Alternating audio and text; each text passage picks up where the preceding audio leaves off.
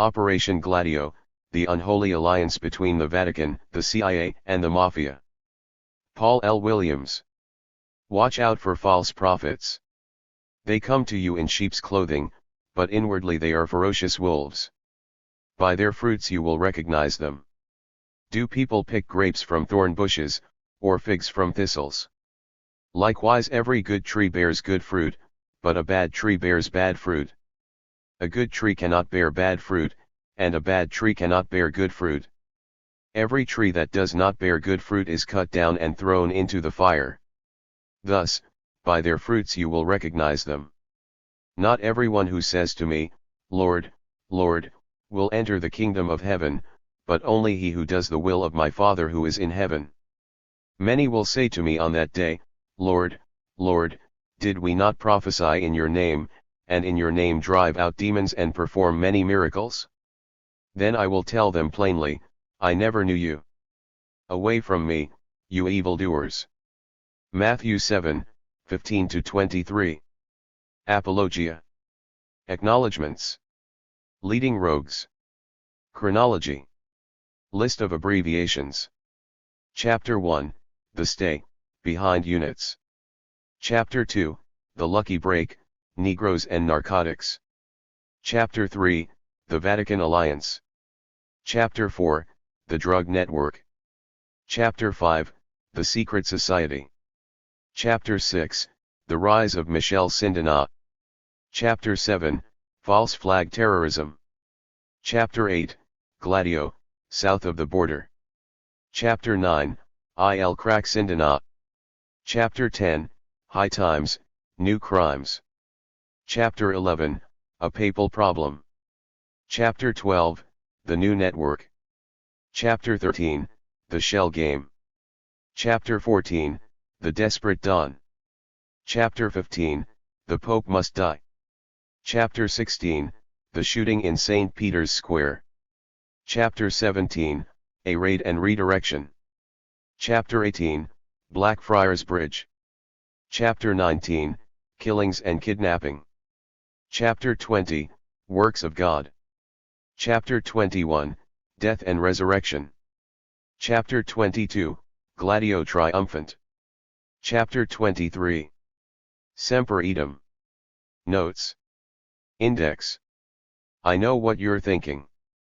The author of this book must be a Baptist. It's a common assumption. Most Welsh people are Baptists and Williams is a Welsh name. But names are deceptive. I was born and raised a Roman Catholic. My parish was St. John the Baptist Church in West Scranton, where I learned by rote the Baltimore Catechism and sang Panis Angelicus with the choir. I wrote JMJ on the right-hand corner of my composition papers, went to confession every Saturday afternoon, and received Holy Communion at Sunday Mass. I participated in all the rites and rituals: the 40-hour devotion to the Blessed Sacrament, the recitation of the litanies to the saints, and the yearly novenas at St. Anne's Basilica. In those Tridentine days, the liturgy was in Latin, which gave the Mass a sense of timelessness and the assurance that the teachings of Holy Mother Church were semper idem, always the same, binding the generations in one system of belief. I had my throat blessed on the feast of St. Blaise and my forehead anointed with ashes on the first day of Lent. I wore a St. Christopher's medal and a scapular. I fasted and abstained on the days appointed and received all the sacraments, save holy orders and extreme unction. As a graduate student at Drew University, my mentor was Friar Gabriel Colas, an Augustinian monk, who provided rigorous instruction in the patristics and medieval Latin. After receiving my doctorate, I taught religion and the humanities at the University of Scranton, a Jesuit institution, and served as the editor of the annual proceedings of the Fellowship of Catholic Scholars. I also penned a number of articles on Vatican II and the effects of aggiornamento for National Review, where I met William Buckley, the celebrated CIA spook. I encountered the wrath of Rome while writing everything you always wanted to know about the Catholic Church for Doubleday. Doubleday, at that time, was a publishing outlet for the Catholic Church through its imprint, Image Books, and an imprimatur was considered a prerequisite for publication. My clerical overseers found no fault with my handling of the evolution of doctrine and the matter of the pontiffs who later were decried as heretics. The problem arose with the subject of the Church's temporalities. I was told to expunge all references to the Vatican Bank, including the donation of Mussolini, the Ambrosiano affair, and the P2 scandal.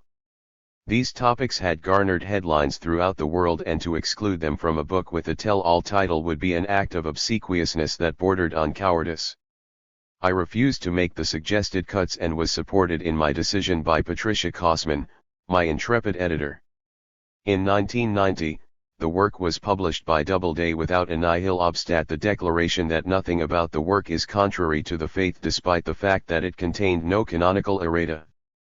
In subsequent years, I probed deeper into the affairs of Vatican Incorporated, during my tenure as the editor and publisher of the Metro, and as a consultant for the FBI. My findings, including the ties between the Vatican and Gambino crime family, constituted the core of the Vatican Exposed: Money, Murder, and the Mafia, which was published by Prometheus in 2001. For the past 14 years, I have been engaged in combing all available government records regarding the Vatican, the CIA, and the Mafia. The task has been grueling, since most of the files, even the files of Pope Paul VI, Michel Sindona, Roberto Calvi, Archbishop Paul Marcinkus, and other individuals long dead, remain classified. Any disclosure of their contents would represent a threat to national security. Fortunately, enough information has come to light in recent years that readers can obtain a complete account of the unholy alliance of Gladio.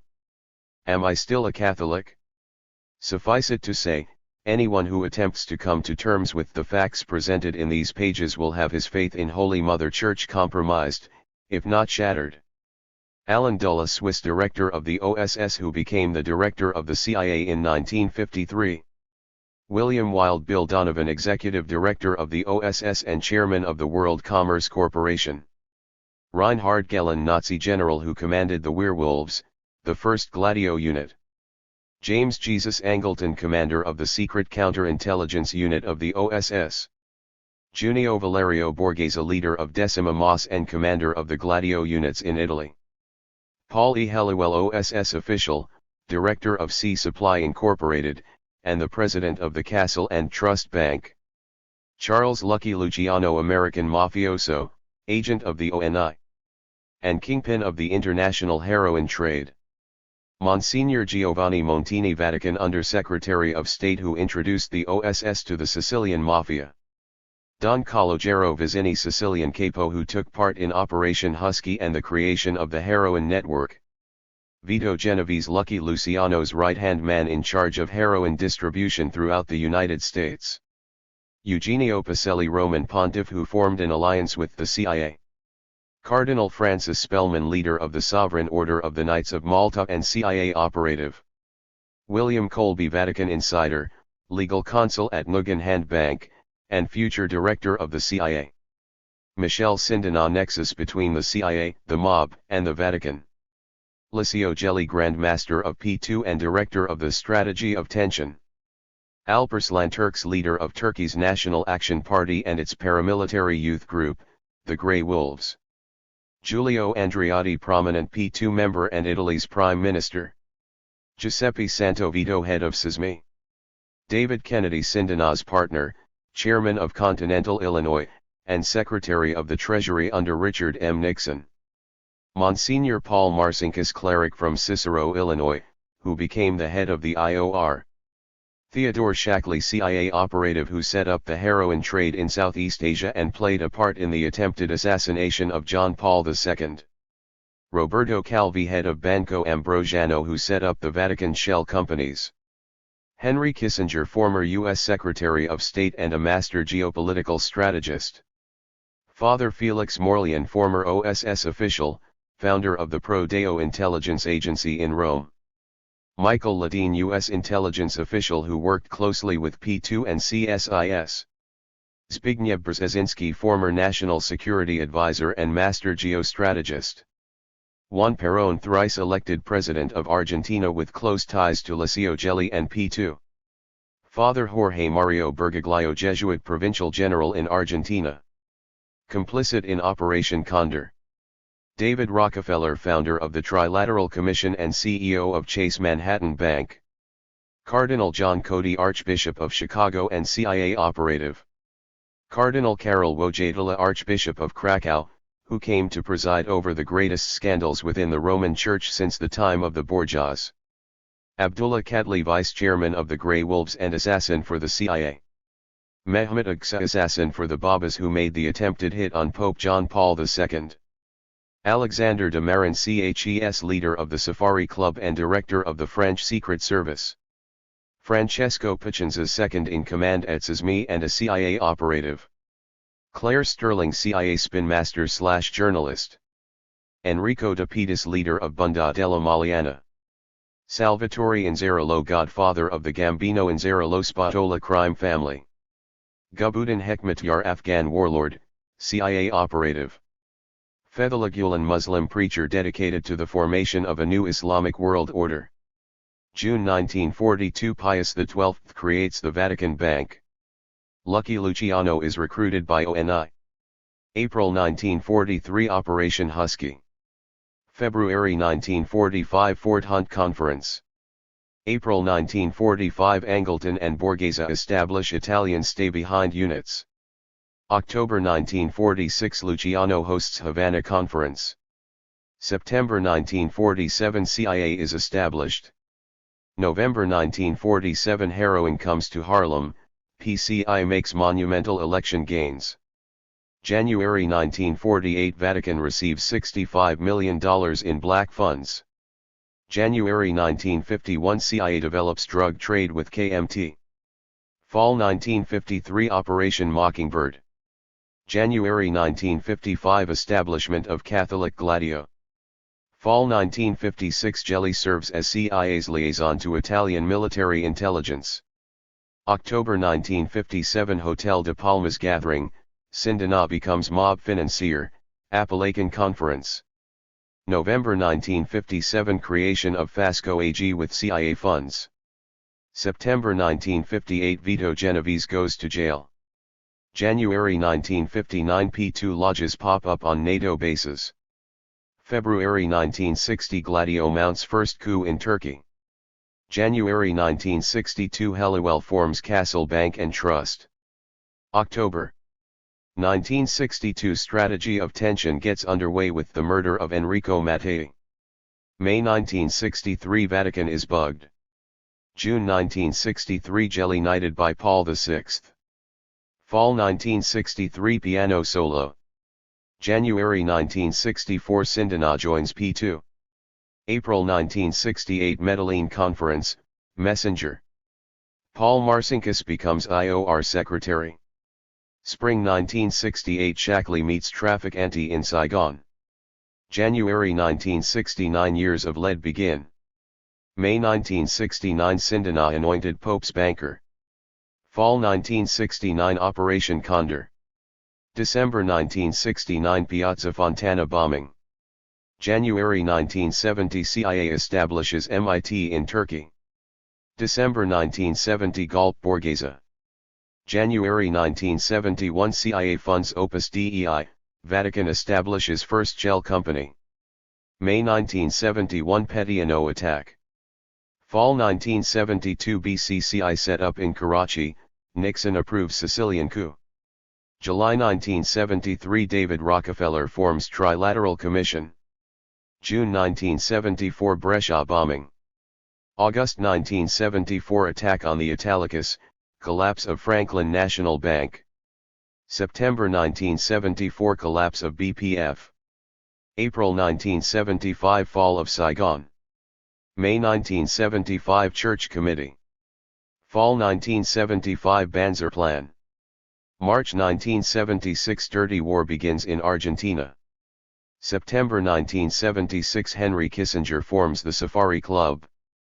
October 1977, conference at Hotel Venetia.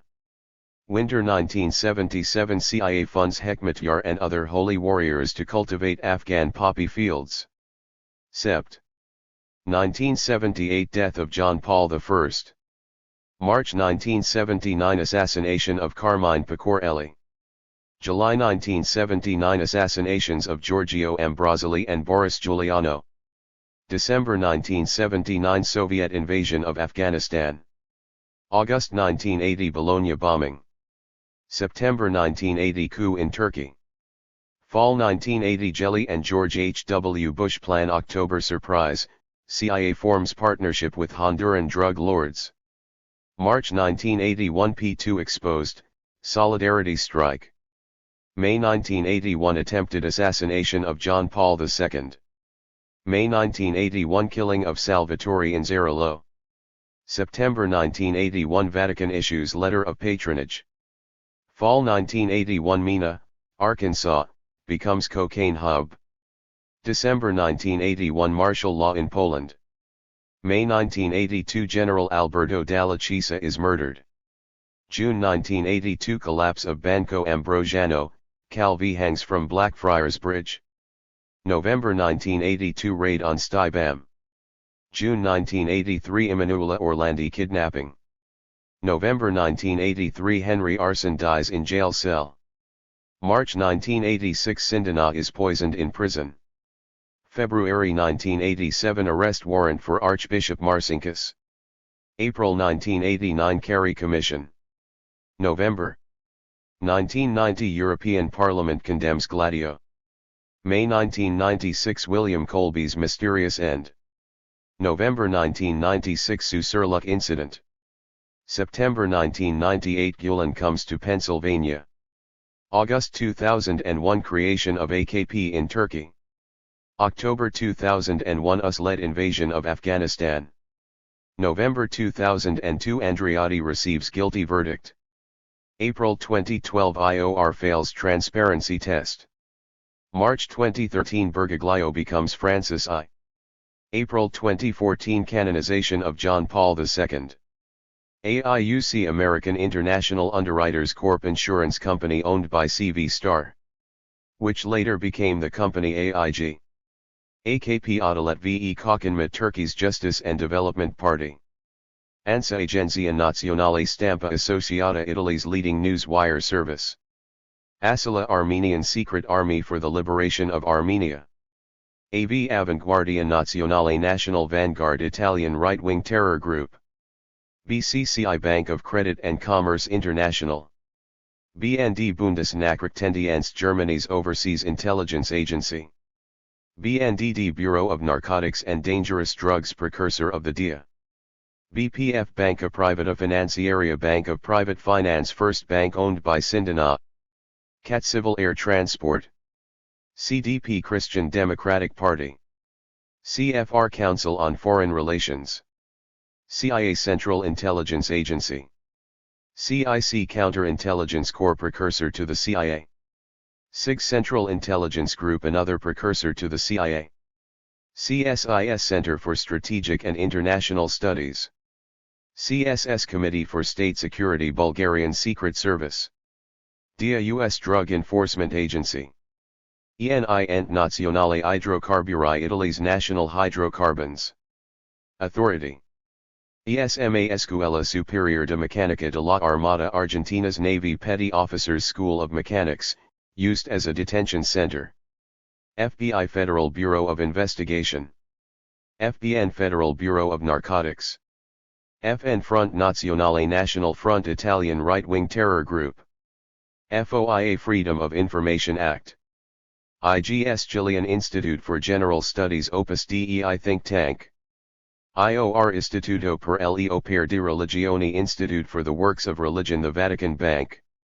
IRA Irish Republican Army. ISI Pakistan's Inter-Services Intelligence. KGB Komitet Gosudurstvennoy Bezopasnosti Soviet Intelligence Service. KMT Kuomintang National Chinese Army. Mar Movimento di Azione Rivoluzzionaria Revolutionary Action Movement Italian right-wing terror group. MIT Milli Istihbarat Teşkilatı Turkey's National Intelligence Organization. MPM Movimento Peronista Montonero Argentine Leftist Urban Guerrilla Group. MSI Movimento Sociale Italiano Italy's National Socialist Movement. NAR Nuclei Armati Rivoluzzionari Armed Revolutionary Nuclei right-wing terror group. NATO North Atlantic Treaty Organization. NSC National Security Council. On Orden Nuevo New Order. ONI Office of Naval Intelligence. OSS U.S. Office of Strategic Services. P2 Propaganda Masso Nica du Liceo Gelli's Masonic Lodge. PCI Partito Comunista Italiano Italian Communist Party. PKK Partiya Karkaran Kurdistan Workers' Party. PLO Palestine Liberation Organization. RICO Racketeer Influenced and Corrupt Organizations Act. PSI Secret Counterintelligence, a unit of the OSS. De Service de Documentation Extérieure et de Contre-Espionnage, France's External Documentation and Counter-Espionage Service. SID Servizio Informazioni Difesa Information Defense Service, Italian intelligence agency. Later split into SIST and SISMI. SIFAR Servizio Informazioni Forze Armate, Italy's Armed Forces Information Service. SIST Servizio per le Informazioni e la Sicurezza Democratica, Italy's Domestic Intelligence Service. SISMI Servizio per le Informazioni e la Sicurezza Militare, Italy's Military Information and Security Service. SMOM Sovereign Military Order of Malta. SS Schutzstaffel Protection Squadron of the Third Reich. SU Strategic Services Unit, American intelligence agency existing between the OSS and CIA. TDBDJ Technischer Dienst der Bundesdeutsche Jugend Technical Service Branch of the League of German Youth.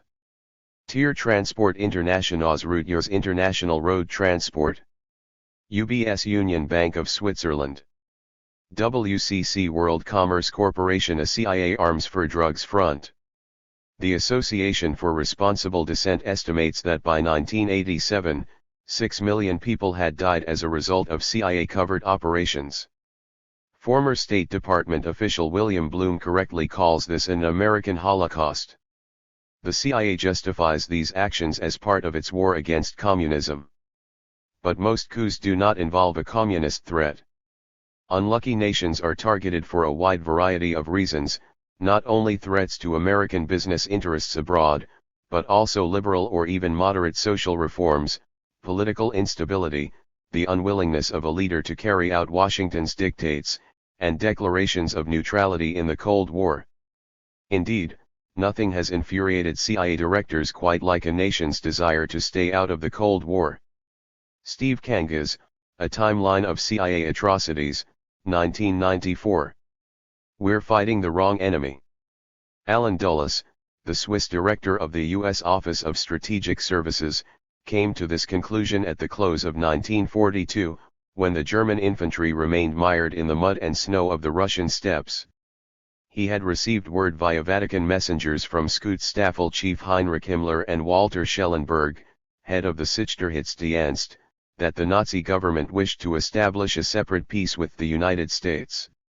Such reconciliation would enable the Third Reich to turn its undivided attention to pulverizing the Soviets. When Dulles expressed his openness to discuss the proposal, the German High Command sent Prince Max von Hohenlohe, a Prussian aristocrat and businessman, to meet with him in Bern. Hohenlohe was surprised to learn that Dulles not only endorsed the Nazi proposal, but also maintained that a strong Germany was necessary as a bulwark against Bolshevism, the Leninist branch of the Communist Party that had seized control of Russia in 1917. Seeing red. In a series of communiques with William Donovan, the OSS chief in Washington, Dulles expressed his eagerness to pursue the peace negotiations, believing that the Soviets posed a far greater threat to the United States and to the stability of the Western world than the Nazis. 3. The Soviets, Dulles maintained, committed acts of genocide that far surpassed the pogroms of the Third Reich. They endorsed a godless ideology that called for world revolution and the collapse of capitalism. They believed that human history was governed by the process of dialectical materialism, the idea that any current economic order would always give rise to its opposite, a process that would terminate in the creation of a stateless state built on the common ownership of goods and property. Dulles had problems with the Nazis, their goal of a 1,000-year Reich and their division of mankind into Übermenschen and Untermenschen. But the Nazis were Christians, they retained a Hegelian sense of history, which explained the rise and fall of governments in terms of a spiritual process, and they shared with Americans a common Western heritage. Even more importantly, the Nazis believed in capitalism and the right of private property. They even had minted the word Reprivatisierung for their policy of restoring to their former owners the properties that had been seized by the government, a policy that went against the leftist trends that were spreading throughout Europe. The Great Seducer. A scion of the Eastern establishment in the United States, Dulles came from a distinguished family of political dignitaries. John W. Foster, his maternal grandfather, had served as Secretary of State under Benjamin Harrison, and Robert Lansing, his uncle by marriage, had been Woodrow Wilson's Secretary of State. A Tweedy, pipe-smoking corporate lawyer, Dulles, with his snake-like charm and Machiavellian ambition, had been credited with seducing over 100 women, including Clare Boothe Luce, the wife of Henry Luce, founder of Time and Life, and Queen Frederica of Greece. 4. Dulles entered the diplomatic service in 1916 and was stationed in Vienna and later Bern. From 1922 to 1926, he served as the chief of the Near East Division of the U.S. State Department. He left this post to join the Wall Street law firm of Sullivan and Cromwell, where his brother John Foster Dulles was a partner. Sullivan and Cromwell floated bonds for Krupp AG, the German arms manufacturer, and managed the finances of IG Farben, the German chemical conglomerate that manufactured Zyklon B, the gas that would be used to murder millions of Jews. 5.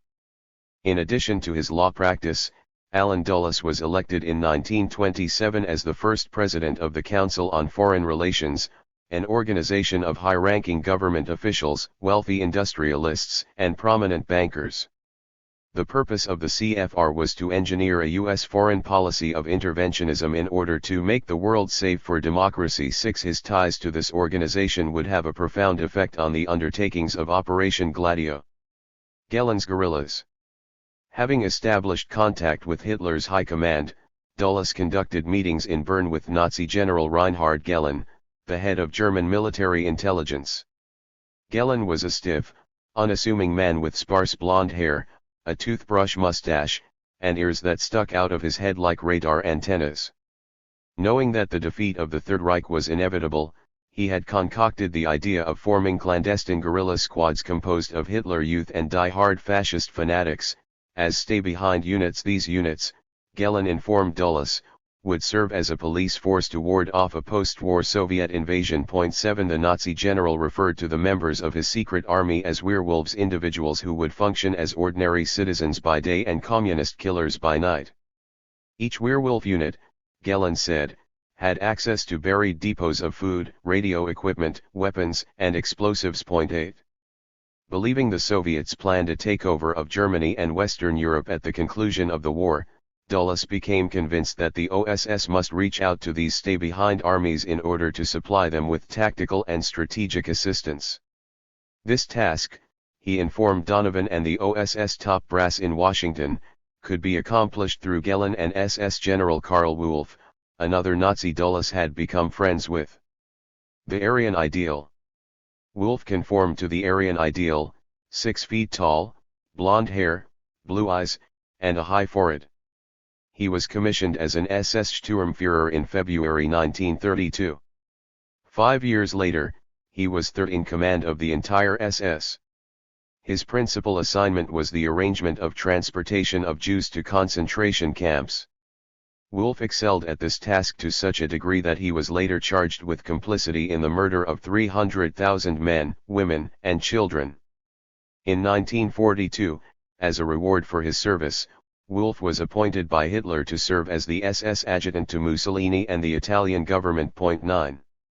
Along with securing and fortifying the werewolves, Dulles busied himself with arranging the separate peace with the Nazis that would exclude the Soviet Union. This undertaking became known as Operation Sunrise. The separate peace should be signed without delay, Dulles informed Donovan, since it would allow the Wehrmacht to deploy 3 divisions from northern Italy to the Eastern Front, where they could combat the Red Army. 10. When Stalin became aware that such negotiations were underway, he went ballistic, accusing his U.S. allies of bad faith and betrayal.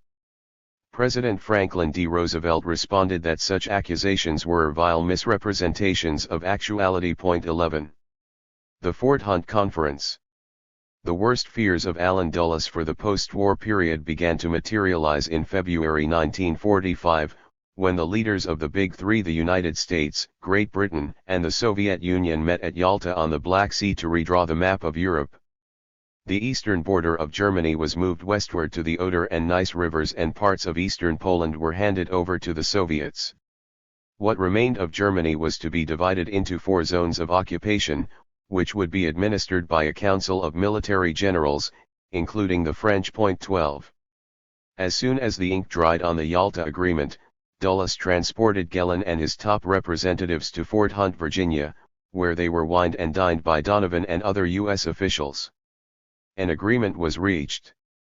Gellin would return to Germany under U.S. protection to establish the Gellin Organization, which would receive full funding from U.S. Army G2 resources. The primary purpose of this organization would be the maintenance of the existing stay-behind armies and the recruitment of new guerrilla soldiers from the ranks of Third Reich veterans with staunch anti-communist credentials. 13. These soldiers would no longer be known as werewolves.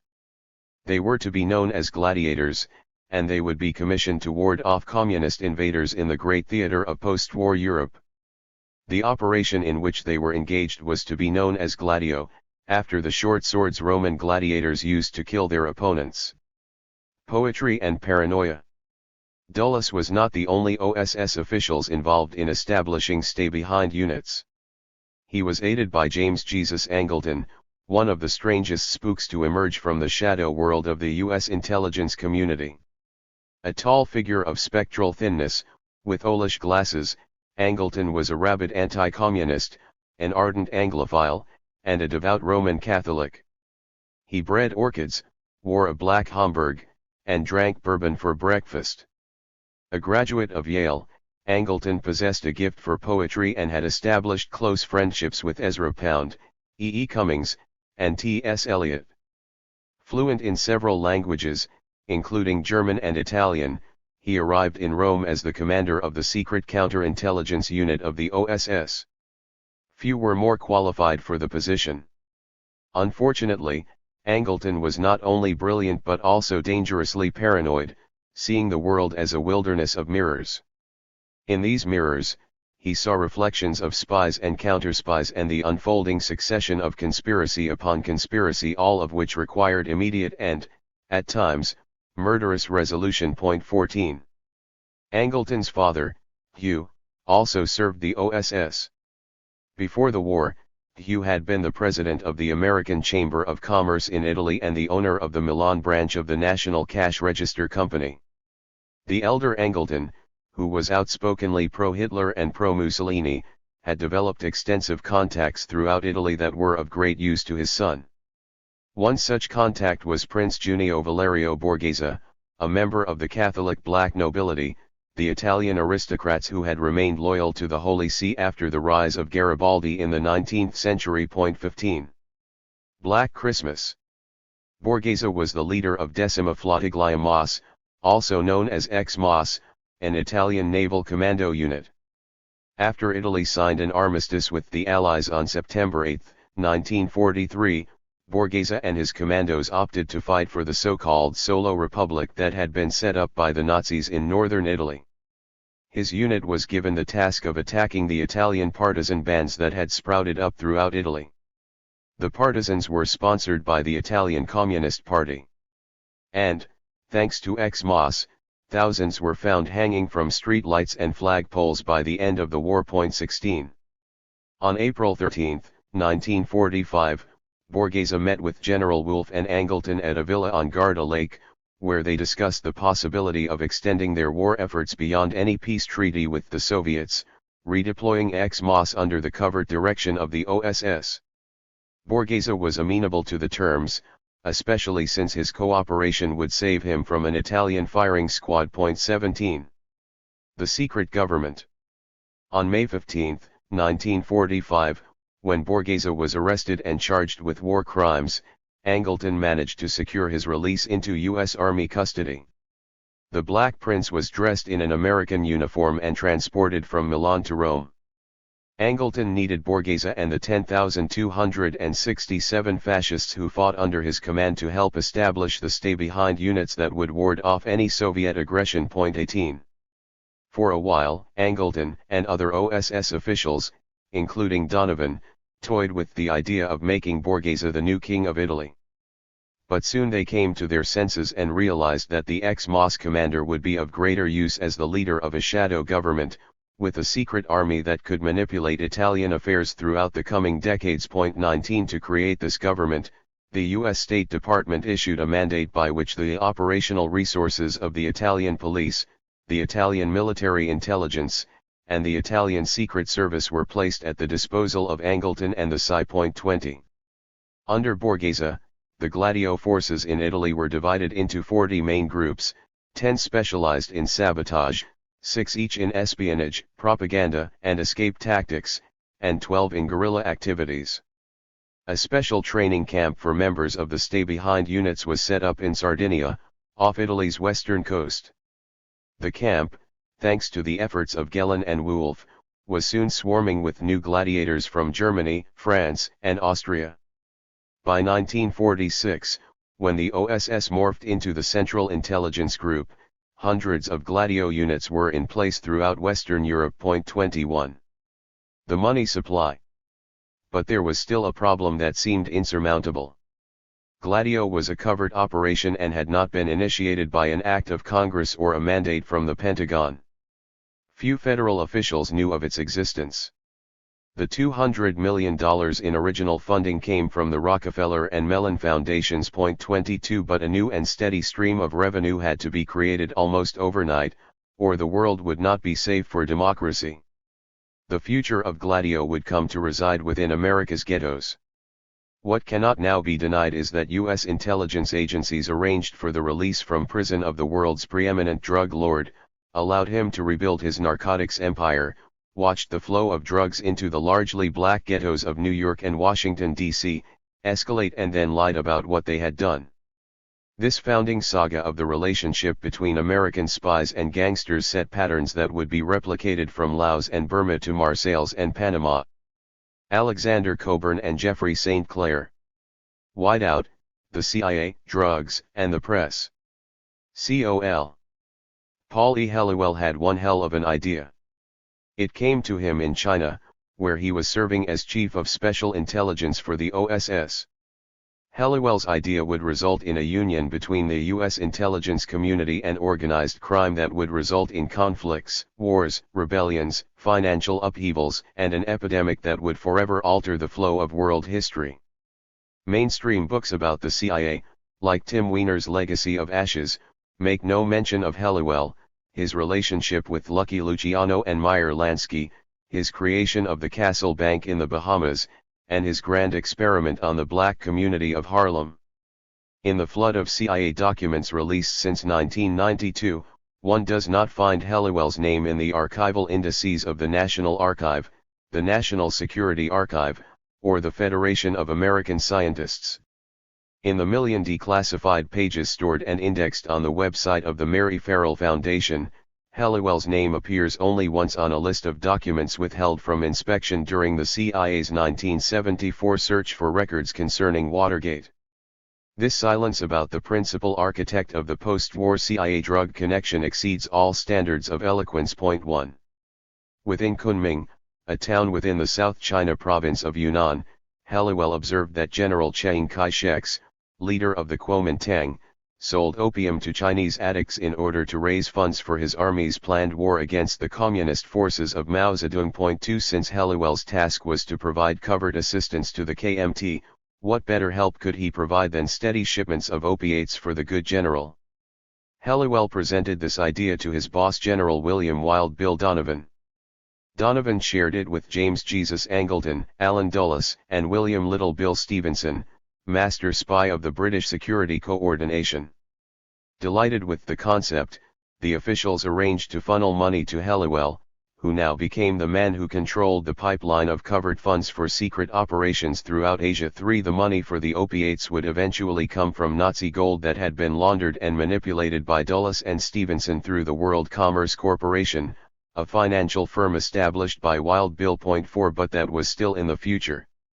By the close of World War II, Helliwell and a number of fellow Army intelligence officers Howard Hunt, of Watergate fame, Lucien Conian, a former member of the French Foreign Legion with strong ties to the Corsican Mafia, Tommy the Cork Corcoran, a lawyer serving the Strategic Service Unit, and Lt. General Claire L. Chennault, the military advisor to Chiang Kai-shek and the founder of the Flying Tigers, had created the civil air transport from surplus aircraft, including C-47 Dakotas and C-46 Commandos. 5 The Cat Fleet transported weapons to a contingency force of the KMT in Burma. The planes were then loaded with drugs for their return trip to China. 6 The pilots who flew these Bush-type aircraft were a motley group of men, often serving as agents or go-betweens with the Chinese national guerrillas and the opium buyers. Some were former Nazis, others part of the band of expatriates that emerges in countries following any war. 7 Helliwell and his compatriots had created a model for trafficking in drugs that would result in the formation of Air America, the CIA fleet of planes that transported opiates and cocaine during and after the Vietnam conflict. Thanks to their efforts, Burma's Shan Plateau would grow from a relatively minor poppy cultivating area into the largest opium-producing region of the world. 8. Ghetto Gold.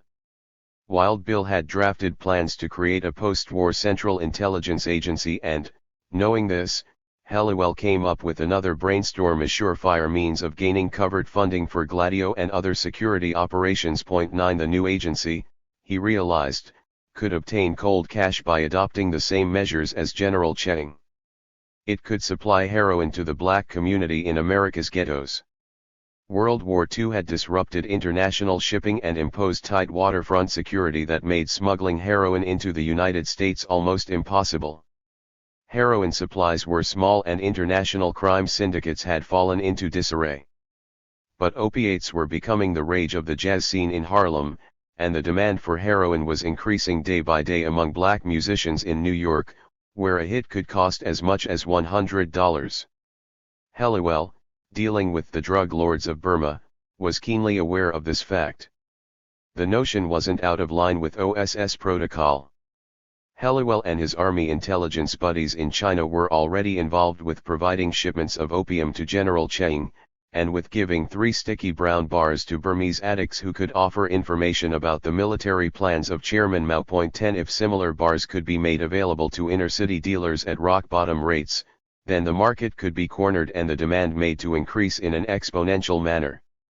Helliwell knew that a drug epidemic might arise.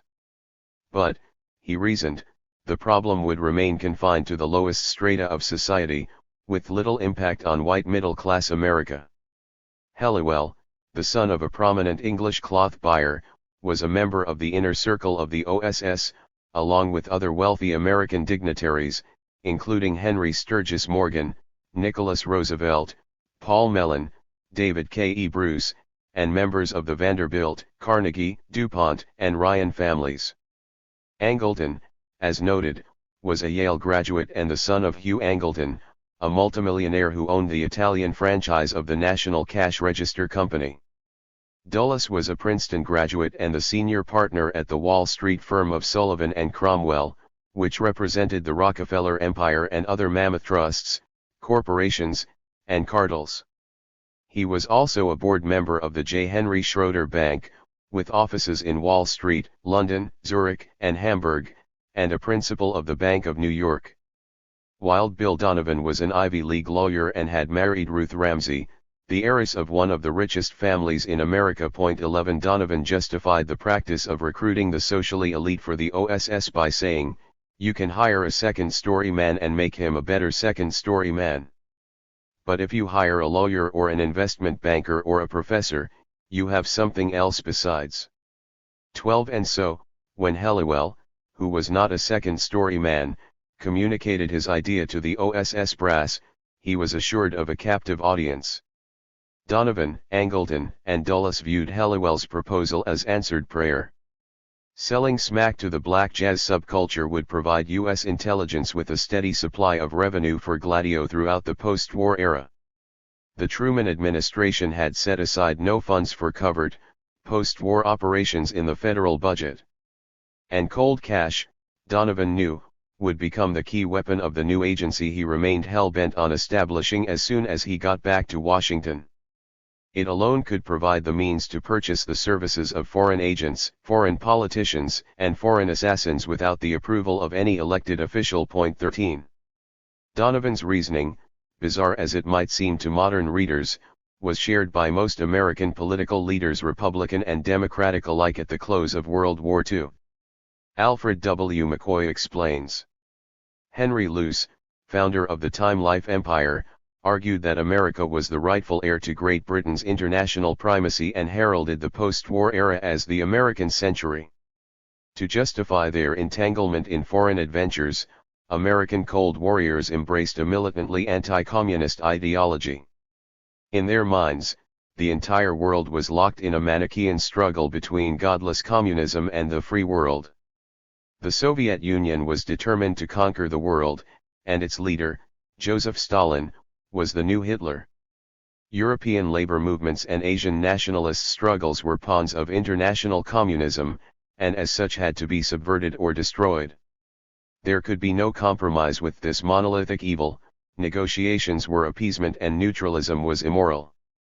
In this desperate struggle to save Western civilization, any ally was welcome and any means was justified. 14. Since any ally was welcome and any means justifiable, Wild Bill decided the implementation of Helliwell's drug scheme would enable him to make use of Charles Lucky Luciano and the Sicilian Mafia. The Commission. Charles Lucky Luciano, born in Sicily as Salvatore Lucania, emerged as America's leading mafioso by creating the Commission with Meyer Lansky, his longtime friend and accomplice, in 1931. The Commission eventually governed organized criminal activity within the United States by establishing territorial boundaries, settling internal disputes, and ruling on in-house killings. 12 mafia bosses sat on the board of directors, with Luciano as the head. 15.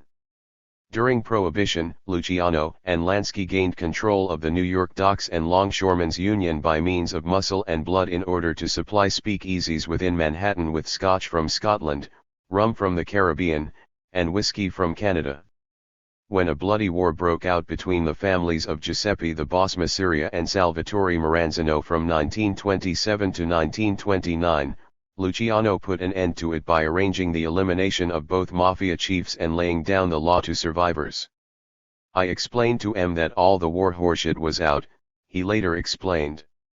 I told M we was in a business that had a keep movin' without explosions every 2 minutes, knockin' guys off just became they came from a different part of Sicily, that kind of crap was givin' us a bad name, and we couldn't operate until it stopped.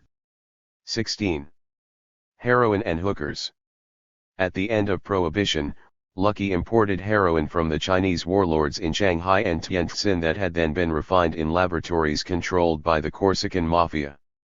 The product that reached the mean streets and opium dens of Boston, New York, Philadelphia, Los Angeles, and San Francisco was less than 3% pure, since it was heavily cut with sugar or quinine. 17. What's more, a surprising amount of the product did not include any heroin at all.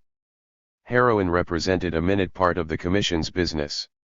Before World War II, America had less than 20,000 heroin addicts and less than 1,000 kilos were produced annually throughout the world. 18. Use of the drug in America remained largely confined to Asian immigrants and black musicians, and most made men. The term for fully initiated members of the mafia shunned drug peddling as an immoral and unmanly activity. 19. My tradition, mafioso Joe Bonanno wrote in his memoirs, outlaws narcotics.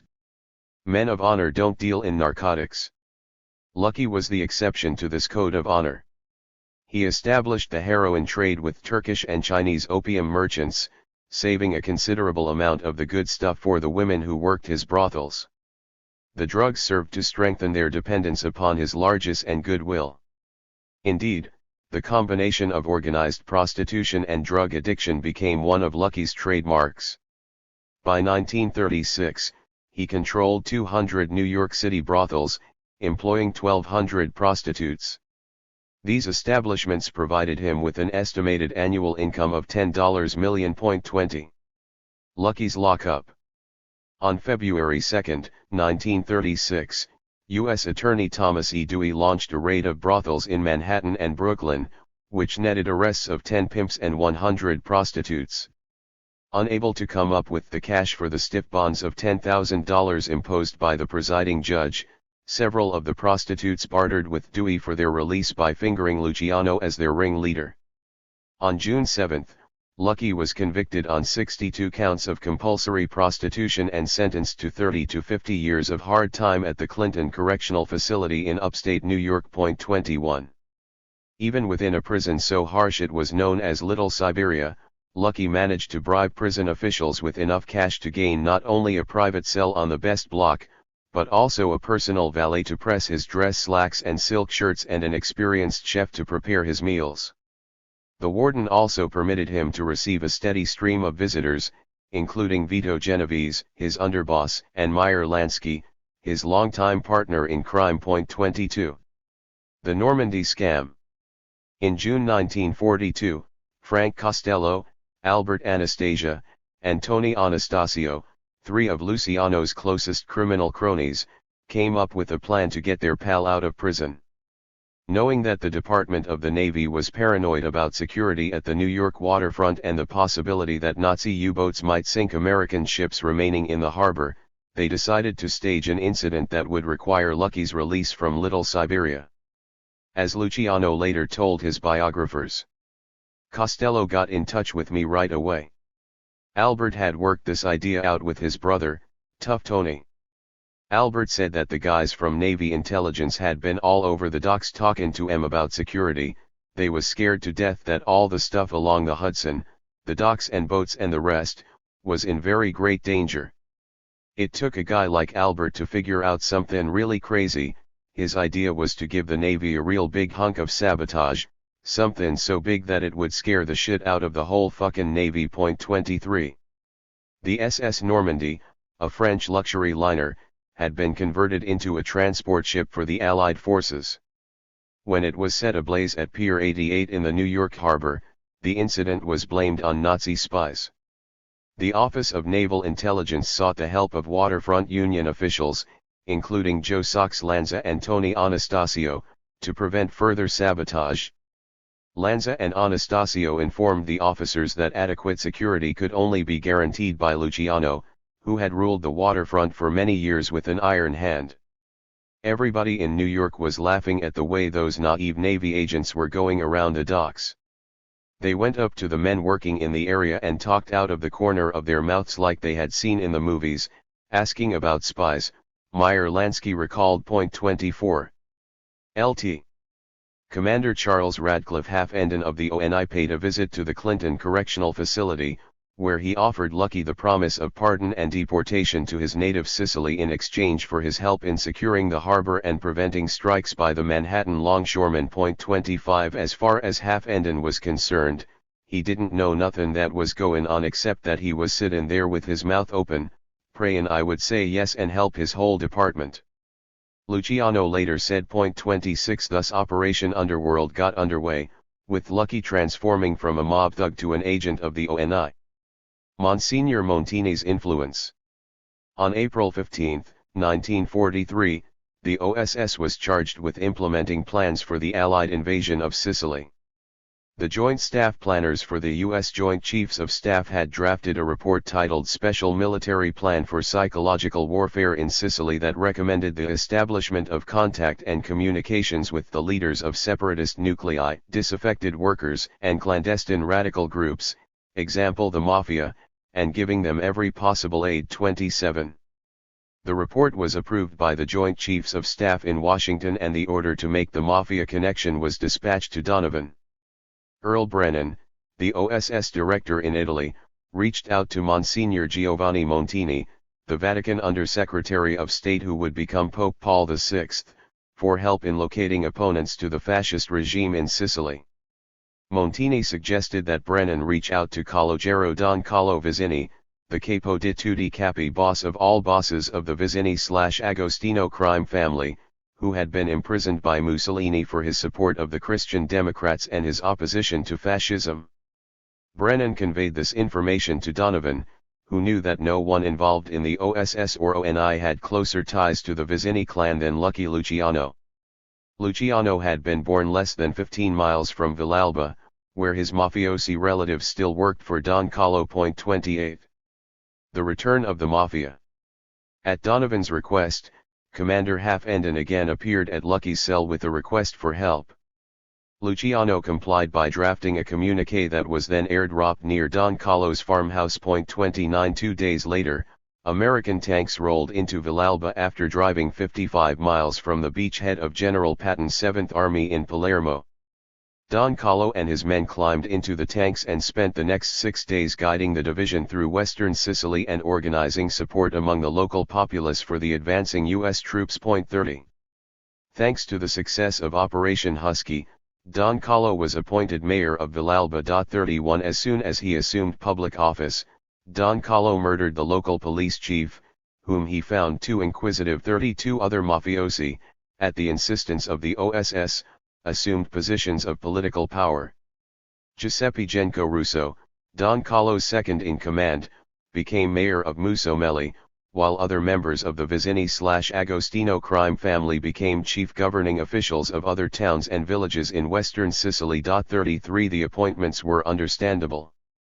Donovan wanted anti-fascists in charge, and the mafiosi were most certainly anti-fascists, since many had spent the war years in Mussolini's jails. 34 Michel Pantaleone, who observed the mafia revival in his native village of Villalba, writes: "By the beginning of the Second World War, the mafia was restricted to a few isolated and scattered groups and could have been completely wiped out if the social problems of the island had been dealt with. The Allied occupation and the subsequent slow restoration of democracy reinstated the mafia with its full powers, put it once more on the way to becoming a political force, and returned to the Onorata Societa, the weapons which fascism had snatched from it. 35. The return of the men of respect became a nightmare for ordinary Sicilians. Shifting from rural to urban crime, the mafia bosses led by Don Carlo graduated from the stiletto to the beretta and the Tommy gun. From 1944 to 1960, the bosses commissioned an average of 3 murders a week. Scarcely a shred of their fabled nightly code of honor remained by the end of Don Carlo's reign of terror. 36. Enter Vito Genovese. The ascendancy of the mafia also became apparent with the appointment of Vito Genovese, Luciano's right-hand man, as chief translator for the U.S. Army headquarters in Naples. New York's former Lieutenant Governor Charles Poletti, whom Lucky described as one of our good friends, was also appointed as military governor in Italy. 37 Thanks to Poletti, Genovese's men controlled the major Italian ports, and thereby most of the black market in American and Sicilian goods such as flour, oil, sugar, beans, salt, and cigarettes. Even Genovese's lowest picciotto, the youngest and most inexperienced men, made a bundle. How did I accumulate my fortune? I did the black market during and after the war, Luciano Leggio, a henchman for Genovese, later explained to a jury in Palermo. 38. Thanks to the success of the invasion, Lucky Luciano became the subject of massive media hype, which culminated in radio broadcaster Walter Winchell proclaiming that the mobster should receive the Congressional Medal of Honor. 39. Making the fix.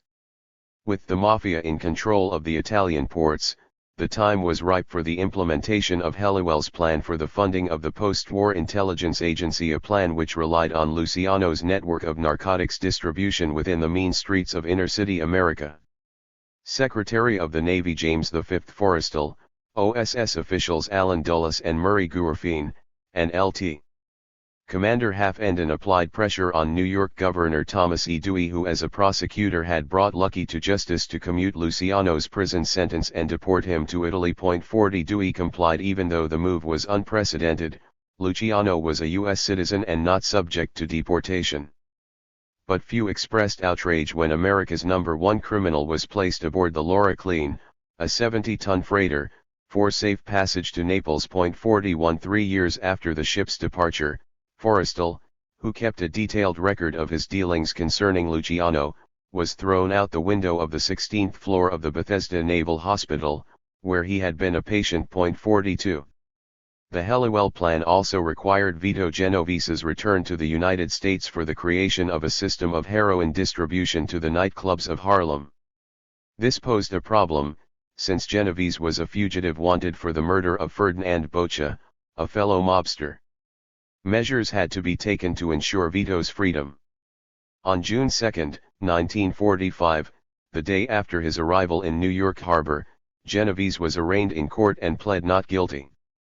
1 week later, Peter Latempa, a key witness for the prosecution, took some medicine for his gallstones and was found dead in his solitary cell, where he had been placed for protection.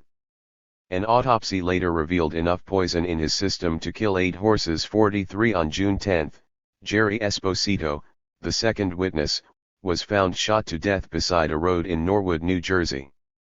All charges against Genovese were dropped. In a memo dated June 30, 1945, Brigadier General Carter W. Clark wrote that the records regarding Genovese from military intelligence were so hot that they should be filed and no action taken. Homecoming and Havana. In the summer of 1946, Luciano arrived in his hometown of Lercara Fritti in Sicily, where he received a hero's welcome. Hundreds of people lined the streets waving small American flags. A 4-piece band played the Stars and Stripes Forever as the mayor, draped in a red sash, ushered the American mobster out of a police car. 44 Half the people I met in Sicily was in the mafia, Lucky later reflected, and by half the people, I mean half the cops, too. Because in Sicily, it goes like this: the mafia is first, then your own family, then your business, and then the mafia again. 45. In October, at the request of U.S. intelligence agents, Lucky traveled to Cuba where he met with Frank Costello, Vito Genovese, Albert Anastasia, and Meyer Lansky to discuss the Helliwell Plan. Also in attendance were Mike Miranda, Joseph Maliaco, Joe Adonis, Tommy Luckes, Joe Profaci, Willie Moretti, the Fischetti brothers, and Santo Trafficante, all important members of the American Mafia. The conference was held at the Hotel Nacional, where Frank Sinatra made his Havana singing debut in honor of Luciano. 46 Several of the mafiosi voiced their opposition to Lucky's plan by maintaining that dealing in junk was beneath them. But, at the end of the conference, all became convinced that providing heroin to blacks was simply giving them what they wanted, and who cared what happened to niggers. 47. The creation of the CIA. On September 20, 1945, President Harry S. Truman abolished the OSS and placed its secret intelligence and counter-espionage branches under the War Department as the Strategic Services Unit. Within months, the SU morphed into the National Intelligence Authority and the Central Intelligence Group, the precursor of the CIA. According to Richard Helms in his memoirs, General Vandenberg, the director of SIG, recruited Allen Dulles, who had returned to his law practice in New York, to draft a proposal for the shape and organization of what would become the Central Intelligence Agency from the outline Wild Bill Donovan had created. 48 The proposal met with Truman's approval. The Central Intelligence Agency was created in 1947, under the National Security Act, to carry out covert operations against hostile foreign states or groups or in support of friendly foreign states or groups, but which are so planned and conducted that any U.S. government responsibility for them is not evident to unauthorized persons. True to Wild Bill's vision, the new agency was exempt from disclosure of its organization, functions, officials, titles, salaries, or numbers of personnel employed. 49 Even its solicitation and distribution of funds was to be concealed from congressional and judicial scrutiny. As Tom Braden, a senior CIA operational official in the early 1950s, explained, the agency never had to account for the money it spent except to the president if wanted to know how much money it was spending. Otherwise the funds were not only unaccountable, they were unvouchered, so there was really no means of checking them, since it was unaccountable, could hire as many people as it wanted. It could hire armies, it could buy banks. 50.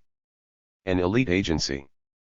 President Truman authorized Dulles to supervise the organization of the new agency.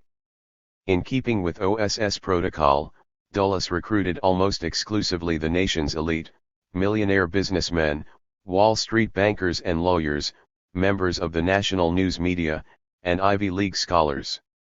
The new recruits included Desmond Fitzgerald, Tracy Barnes, and Tommy the Cork Corcoran, 3 Harvard-trained Wall Street lawyers, Richard Bissell, a Yale economics professor, William F. Buckley, Jr., a Yale graduate and son of a prominent oil baron, Philip Graham, a Harvard graduate and future owner of the Washington Post, William Colby, a graduate of Princeton and the Columbia Law School, and Richard Mellon Scaife, the principal heir to the Mellon banking, oil, and aluminum fortune.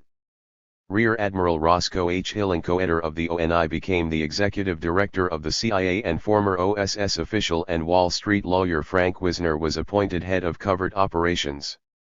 The first concern of the newly created Central Intelligence Agency was funding, which would be solved with the implementation of the brilliant idea of Col. Paul E. Helliwell. 51. The Helliwell Plan hits Harlem. During the summer of 1947, the terms of the working relationship between the CIA and the Mafia were ironed out by Frank Wisner and Angleton.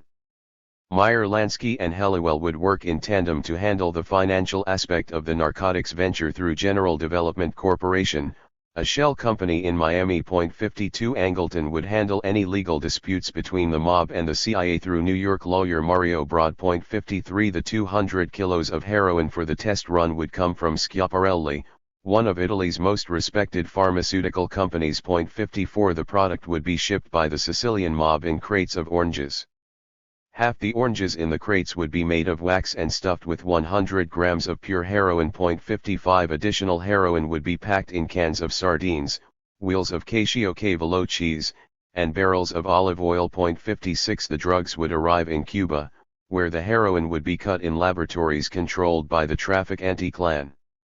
The drugs would then be shipped to New York for distribution in the jazz clubs of Harlem. Operation X got underway at the close of the year and met with incredible success. The future of Gladio and other covert ventures was no longer in jeopardy. Helliwell's analysis had been correct. The jazz clubs were the perfect spots to peddle heroin. Soon some of the country's leading black musicians, Billie Holiday, Theodore Fats Navarro, and Charlie Parker, became hopeless junkies, some of whom would die by overdose. Regarding this development, Harry Anslinger, then head of the Bureau of Narcotics, said, "Jazz entertainers are neither fish nor fowl. They do not get the $1 million protection Hollywood and Broadway can afford for their stars who have become addicted, and there are many more than will ever be revealed. Perhaps this is because jazz, once considered a decadent kind of music, has only token respectability. Jazz grew up next door to crime, so to speak. Clubs of dubious reputation were, for a long time, the only places where it could be heard." 57. Police protection. Col. Albert Caroni, a New York City policeman, served the new drug network as a bagman for the CIA, paying law enforcement officials to look the other way when drugs were being distributed in Harlem and other black communities. 58 A made man within the Genovese crime family, Caroni also collected money for drug payments and, later, for money to be laundered by the Vatican from mafia families in New York, New Jersey, and Pennsylvania. In recognition of his service, the cop-slash-bagman became a Grand Knight of the Sovereign Military of Malta, which has been described as the military arm of the Holy See. 59 Protection of the drug trade would become reflected in the fact that not one major drug bust was conducted by U.S. officials from 1947 to 1967, despite the rise in heroin addicts from 20,000 to 150,000. 60. The success of the drug venture heightened the CIA's concern with secrecy surrounding its ties to organized crime. At the insistence of Rear Admiral Hillenkoetter, the archivists at the Office of Naval Intelligence collected and burned all records concerning Lucky Luciano, including the terms of his parole. ONI agents now insisted that Lucky provided nothing to the war effort. Anyone attempting to unearth the history of the heroin trade in America would be hard-pressed to find facts. In 1954, when William Herlands, the New York Commissioner of Investigations, launched a probe into the matter, he was told that the ONI and the CIA would consent to cooperate under 3 conditions: no classified information would be turned over, ONI and CIA officials could monitor all interviews with former agents, and the final report could not be released to the public. 61. Red Alert. The overriding concern of the new intelligence agency was the situation in Italy, where the Italian Communist Party was poised to take control of the government. Between late 1943 and mid-1944, the PCI had doubled in size and, in the German-occupied northern half of the country, an extremely radical Marxist movement was gathering strength. In the winter of 1944, over 500,000 workers in Turin, waving the red flag, shut down the factories for 8 days, despite brutal Gestapo repression. The Italian underground of communist sympathizers grew to 150,000 armed men. 62. Post-war Italy stood poised to become the first communist country in Western Europe. Hundreds of thousands of Northerners had either actively supported or actively fought for the partisan movement that had finally forced the German army out of Italy. It was the partisans who had captured Mussolini and who had hung him upside down with his mistress. It was the partisans who continued to assassinate fascists after the war ended, and it was the partisans who constituted the PCI. By 1946, the division in the country had become acute, with the people in the north wanting a communist republic and the people in the south wanting a Catholic monarchy. 63. In Sicily, the rise of the PCI was even more disconcerting. Girolamo Licazzi, the island's leading communist, stirred up the masses with his demands for the redistribution of the land's feudal holdings. His words, "We plan no Soviet rule here," did not reassure the mafia and the propertied classes, and they revitalized the longings of the landless poor for economic reform. 64. In 1947, support for the left, never previously strong in Sicily, skyrocketed out of nowhere. All of Italy was stunned by the provincial elections, which produced resounding victories for the communists. With national elections in Italy scheduled for 1948, U.S. officials were faced with the specter of a coalition coming to power under Palmiro Togliatti, leader of the PCI. Togliatti had spent the war in exile in the Soviet Union. 65. The first numbered document of the newly created CIA was a top-secret report titled "The Position of the United States with Respect to Italy." The report, which was issued on November 14, 1947, contained the following quote from a cable sent by George Kennan, director of the U.S. State Department's Policy Planning Staff: "As far as Europe is concerned, Italy is obviously the key point. If communists were to win election there, our whole position in the Mediterranean, and possibly Western Europe as well, would probably be undermined." 66. The dirty money. The heightened paranoia over the possibility of a PCI victory gave rise to the creation of the Office of Policy Coordination within the CIA. This office was authorized to engage in paramilitary operations as well as political and economic warfare. 67. The authorization for such covert action, according to CIA Director Frank Wisner, was included in a catch-all clause to the National Security Act of 1947, which granted the CIA the right to engage in functions related to intelligence affecting the national security. And nothing in 1947 seemed more of a threat to the peace and stability of America and the Western world than the threat of a communist takeover in Italy. In the eyes of Wisner, Dulles, Donovan, and Angleton, the only individuals with the means to ward off this nightmare were Lucky Luciano and Don Carlo, and the new intelligence agency, thanks to Helliwell, now had ample cash to pay them. Of course, the money for the muscle could not be paid to Lucky and the Don Carlo clan directly.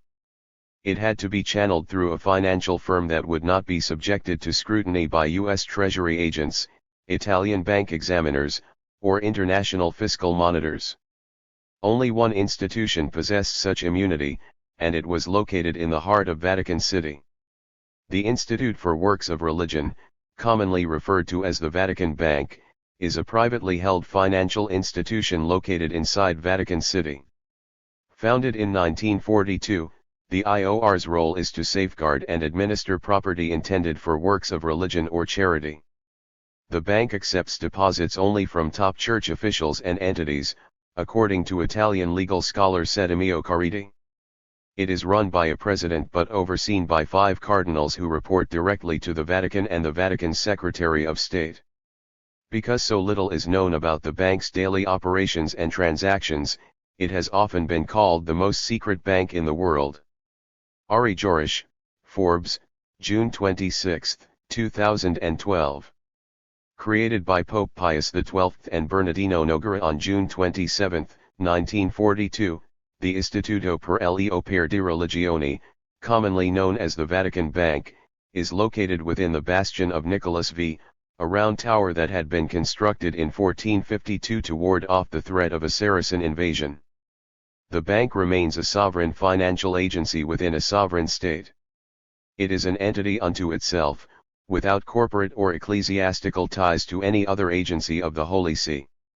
As such, it cannot be compelled to redress wrongs, not even the most egregious violations of international law. Nor can it be forced to release the source of any deposit. The bank resides under the direct jurisdiction of the Pope.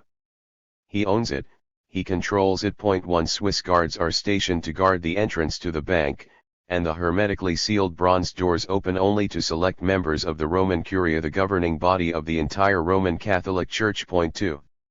Nogara, who became the first president of the IOR, initiated a process of destroying all records of the bank's transactions, including deposits and investments, on a regular basis, so that its operations remain free and clear of public and private scrutiny. Anyone seeking information regarding the dealings of the bank, even its corporate organization, discovers little more than empty file folders within the Vatican archives. The trails of paper flow among 3 separate and distinct boards of directors. One board consists of high-ranking cardinals, the second of international bankers, and the third of Vatican financial officials. But even these records cannot be subpoenaed for inspection. They remain confidential documents of the sovereign state that can only be examined only by special permission from the Pope. 3. Of course, the Holy See dutifully publishes financial reports on a yearly basis. The reports, displaying gains and losses, appear to be exhaustive. They contain meticulous records of the incomes and expenditures of every agency within the Holy See except the IOR. The name of this agency never appears on any balance sheet. From all published reports, this ecclesiastical entity is non-existent and the Roman Catholic Church survives solely as a hand-to-mouth institution. 4. Investigators following the paper trail inevitably come to a dead end. All internal documents and external reports contain statements exempting the Vatican Bank, or IOR, from any ruling or standard of protocol.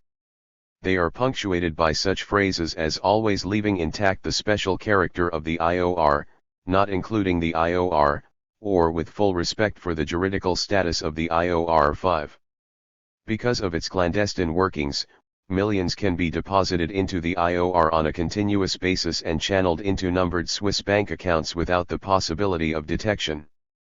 It was the perfect place for the CIA and the Sicilian Mafia to launder their ill-gotten gains of the narcotics trade and for the Roman Church to fund its political mission. 6 And, according to Moneyval, it remains one of the world's leading laundries for dirty cash under Pope Francis. 7. Contributions from Uncle Sam. In 1947, Pope Pius XII was more than willing to allow black money to flow through his bank. The Truman administration already had funneled more than $350 million to the Holy See for economic relief and political payments. 8 The Pope used these funds to reactivate the Christian Democratic Party, which had been dismantled under the reign of Mussolini, and to establish 20,000 CDP cells throughout Italy. 9 The Holy Father also obtained an additional $30 million from Truman's aid package to create Catholic Action, an organization to generate propaganda against the communists. 10. American Cardinal Francis Spellman was now called upon to spearhead the Vatican-sponsored campaign to encourage Italian Americans to urge their relatives in the old country to vote against Togliatti and the other communists. The fate of Italy depends upon the forthcoming election and the conflict between communism and Christianity, between slavery and freedom, Spellman wrote in a pamphlet that was distributed in Catholic parishes throughout the United States. 11. The Cardinal also arranged to bombard Italy with radio messages from American celebrities such as Frank Sinatra, Bing Crosby, and Gary Cooper, urging the people to rise up in support of the Christian Democrats in order to check the growth of communism. 12. Wild Bill's knighthood. Pius XII soon realized he would need millions more in cash from Uncle Sam, since 50% of the Italian people were now aligned with the PCI. He was no stranger to U.S. intelligence agents. At the close of the war, the Pope, along with Monsignor Giovanni Battista Montini, his Undersecretary of State, had worked with Dulles and the OSS to create the ratlins used to help Nazis escape Europe, something he viewed as an essential means to address the threat of communism. 13. Several prominent Nazis, including Walter Roff, who had led an extermination unit of the SS across Italy, still remained sheltered within Vatican City, ready to join in the struggle against the Red Menace. 14. In 1945, the Pope had held private audiences with Wild Bill Donovan to discuss the implementation of Gladio and had decorated him as a crusader against communism with the Grand Cross of the Order of Saint Sylvester, the oldest and most prestigious of papal knighthoods. 15. Now, the Holy Father remained determined to do all in his worldly power to prevent the godless forces of communism from taking control of Rome, the holy and eternal city, including the spilling of blood, cash and candy.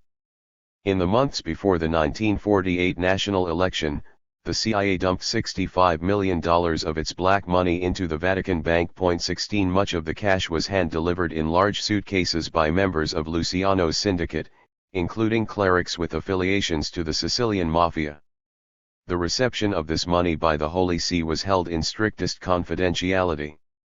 One reason for the secrecy, as Cardinal Francis Spellman of New York later revealed, was that subversive groups in the United States would grasp this as a very effective pretense for attacking the United States government for having released money to the Vatican, even though indirectly conveyed. 17. The heroin, which remained the source for the black money, continued to be supplied to the Sicilian mob by Schiaparelli, the Italian pharmaceutical giant. The drugs were received by a chain of businesses that had been set up in Palermo by Luciano and Don Carlo. These businesses included a candy factory, which produced chocolates that were filled with neither cherries nor cream but nuggets of 100% pure smack. Another company was a fruit export enterprise, which was of integral importance, since the drugs continued to be shipped to Cuba in crates of oranges, half of which were made of wax and stuffed with pure heroin. 18. Trafficante and the Teamsters. In Cuba, Santo Trafficante and his family continued to cut the heroin with sugar before delivering it to distributors in New Orleans, Miami, and New York. 19. The CIA established protected drug routes into these ports by developing close ties to the mafia-tainted International Longshoremen's Association, which remained under the thumb of Rosario Saro Mogavero. 20. The movement of the product throughout the country was facilitated by Jimmy Hoffa and other leaders of the International Brotherhood of Teamsters working with mafia-owned trucking companies, including the Long Island Garment Trucking Company, which was run by John Ormento. 21. This activity was not lost on Harry Anslinger, head of the Bureau of Narcotics and Dangerous Drugs, who noted the sharp rise in the supply of heroin in African American neighborhoods and the subsequent rise in addiction. Hearing from informants that the drugs were coming from Luciano, he sent Charles Siragusa and other BNDD agents to Sicily, where they were ordered to haunt the deported gangsters' every move. It wasn't long before the agents caught Luciano with a half-ton of heroin being readied for shipment to Havana. 22. Siragusa pressed for an arrest, but no action was taken by the Italian government or by the U.S. State Department. Lucky's work in Sicily, the BNDD was informed, remained a matter of national security. 23. Italian election tactics. In the closing months of 1947, hundreds of the mafia's made men began to arrive in Italy from New York, Chicago, and Miami to aid Luciano and Don Carlo in addressing the communist problem. The CIA's black money for mob muscle was paid out by the Vatican Bank from ecclesiastical organizations, including Catholic Action. 24. In this way, the Holy See forged an alliance with the Sicilian Mafia, an alliance that would strengthen throughout the next 3 decades. The force of the mafia was now unleashed upon the Italian electorate. Don Carlo and an army of thugs, including Vito Genovese's cousin Giovanni Genovese, burned down 11 communist branch offices and made 4 assassination attempts on communist leader Girolamo Licazzi. The gang, under Frank Coppola, who had been imported from Detroit by Angleton to work with Sicilian bandit Salvatore Giuliano, also opened fire on a crowd of workers celebrating May Day in Port Ella della Ginestra, killing 11 and wounding 57. The funds for the massacre were provided by Wild Bill Donovan through his World Commerce Corporation. 25 One of Italy's leading labor organizers, Placido Rosato, was found dead at the bottom of a cliff, legs and arms chained and a bullet through his brain. Throughout 1948, in Sicily alone, the CIA-backed terror attacks resulted in the killing of on average 5 people a week. 26. The Vatican Death Squad. In addition to these undertakings, Monsignor Don Giuseppe Bicchieri, acting upon papal authority, assembled a terror gang charged with the task of beating up communist candidates, smashing left-wing political gatherings, and intimidating voters. The money, guns, and jeeps for the Monsignor's terror attacks were furnished by the CIA from surplus World War II stockpiles. 27. On election day, Don Carlo and his men stuffed ballot boxes and bribed voters with gifts of freshly laundered drug money, while Pope Pius remained within his chambers hunched up, almost physically overcome by the weight of his present burden. The coming election 28, the mob's tactics worked, and the Christian Democrats triumphantly returned to power. In his memoirs, William Colby, who would later become the director of the CIA, wrote that the Communists would have gained 60% of the vote without the agency's sabotage. 29. Other Catholic banks. 1 year after the election, renewed fears of a communist takeover of Italy arose from Stalin's creation of the Comecon, the economic union of the Soviet Union, Bulgaria, Czechoslovakia, Hungary, Poland, and Romania to enforce the Soviet dominion of the lesser states of Central Europe. 30. In the face of this development, the CIA opted to extend support for the CDP in Italy and stay behind units throughout Western Europe with billions in covert funding that could only come from the expansion of the drug trade. The CIA funds were deposited by members of Don Carlo's crime family in Catholic banks throughout Italy, including Banco Ambrosiano. These banks, thanks to the Lateran Treaty, were safe from scrutiny by the Bank of Italy and Italy's Treasury Department. A henchman for Giuseppe Genco Russo, Don Carlo's immediate successor as capo, now observed, he is constantly in contact with priests, priests go to his place, and he goes to the bank which is always run by priests. The bank director is a priest, the bank has always been the priest's affair. 31. The Vatican Desk. In 1949, Pope Pius XII issued a solemn decree which excommunicated not only the members of Holy Mother Church who joined or favored the Communist Party, but also all Catholics who read, published, or disseminated any printed material that upheld communist ideology. 32. In an internal memo, the CIA provided the following analysis of the Pope's action. By this action, the two most powerful organizations for moving men to act on behalf of a doctrine are brought into open and basic conflict. The possible long-range ramifications of this conflict cannot be easily or comprehensively defined. The decree will be a very powerful factor in the East-West struggle. In Eastern Europe, it implies a struggle to the bitter end. In many other areas of the world, the decree will exert a powerful and prolonged indirect pressure on both policy and action. Communist governments and communists generally will have to accept the issue as now posed. Although the communist governments would obviously have preferred to carry on their anti-church campaign at their own pace, the power of decision has now been taken from them. The conflict can be pressed on them with a speed and comprehensiveness that may well affect the satisfactory development of other communist policies. 33. Fearful that the decree might be insufficient to crush the forces of godlessness, Pius XII continued to tighten his ties with the CIA into a Gordian knot that no one could unravel. The CDP continued to receive more than $20 million in annual aid from the CIA and, in return, the CIA established a Vatican desk under Angleton. 34. The Vatican desk reviewed all of the intelligence reports that were sent to the Holy See from papal nuncios who were stationed behind the Iron Curtain. During the early years of the Cold War, this became one of the only means for the agency to penetrate the Eastern Bloc. 35 strategies between the CIA and the Church were drafted to undermine left-wing movements throughout Europe and South America. The affairs of politically suspect members of the Curia were monitored by moles. The actions of progressive priests, particularly in Latin America, were thwarted by strong-arm techniques. 36. The Knights of Malta.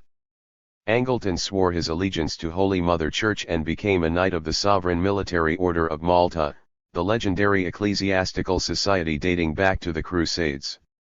Other spooks were also knighted, including William Casey, William Colby, and John McCone, who were all future CIA directors, General Vernon Walters, who would become the deputy director of the CIA under George H. W. Bush, Albert Caroni, CIA Special Agent William F. Buckley, who would become the owner and publisher of National Review, Frank Shakespeare, the director of CIA media outlets Radio Free Europe and Radio Liberty, NATO General and future Secretary of State Alexander Haig, and Wild Bill Donovan. 37 An SMOM Knight of particular interest was General Reinhard Gehlen, who had served as Hitler's intelligence chief for the Eastern Front during World War II.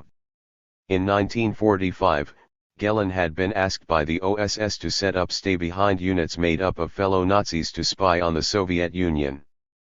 The units, known as the Gehlen Organization, eventually transformed into the Bundesnachrichtendienst or BND under Chancellor Konrad Adenauer in 1956.38. Much of the business between the CIA and the Vatican began to be conducted at the annual gatherings of the SMOM in Rome and New York. Cardinal Francis Spellman presided over the proceedings and sanctioned future strategies against the communist forces in Europe in the name of the Pope. 39 Since the Vatican played such an essential part in Gladio, William Colby, the CIA station chief in Rome, had microphones planted throughout the papal apartments so the agency could monitor the Pope's conversations and those of his staff. This snooping would persist until 1984.40. The Vatican now became a principal depository not only for black funds but also top-secret documents, including CIA files relating to the development of nuclear weapons. One of these documents, never declassified, surfaced in 2006 during the process of discovery in Alperin v. Vatican Bank, a class action suit by Holocaust survivors who claimed the IOR was the repository of gold that had been stolen from them by the Nazi Croatian government. 41. The stumbling block. The Helliwell plan had been implemented. The Mafia connection had been made. The alliance with the Vatican had been forged. But there was a problem. Schiaparelli could no longer meet the agency's increased demand for heroin. The pharmaceutical giant was extended to the limit by providing annual shipments of 200 kilos to the makeshift laboratories of Luciano and Don Carlo. 42 The Sicilian Syndicate and the CIA would have to establish their own drug route in order to meet the current needs and also to develop new markets throughout Europe and the United States. The Sicilians would also have to secure proper facilities and trained scientists to refine the raw product. The heroin that came from the Schiaparelli laboratories was 100% pure and only requiring cutting and packaging. Sources for opium had to be found, the raw product had to be refined into purified No-4 heroin, and new markets in the United States had to be developed. Otherwise, the Cold War could be lost. It goes all the way back to the predecessor organization OSS and its involvement with the Italian Mafia, the Cosa Nostra in Sicily and southern Italy. Later on when they were fighting communists in France and that they got in tight with the Corsican Brotherhood. The Corsican Brotherhood, of course, were big dope dealers. As things changed in the world, the CIA got involved with the Kuomintang types in Burma who were drug runners because they were resisting the drift towards communism there. The same thing happened in Southeast Asia, later in Latin America. Some of the very people who are the best sources of information, who are capable of accomplishing things and the like happen to be the criminal element. Victor Marchetti, the CIA, and the cult of intelligence.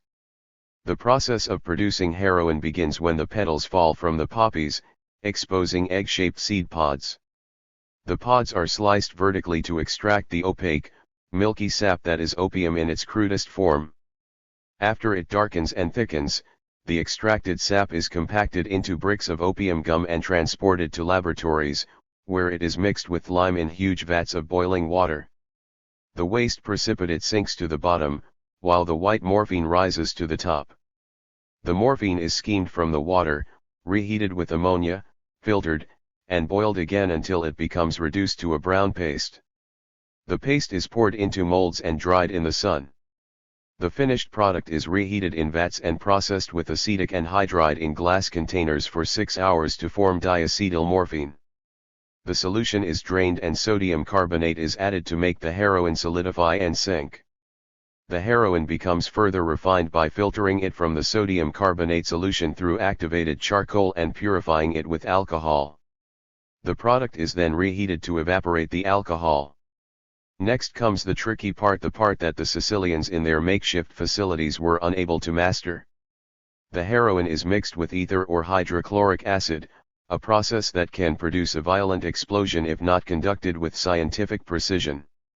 The end product is number 4 heroin, a fluffy white powder usually shipped in 100-kilo packages.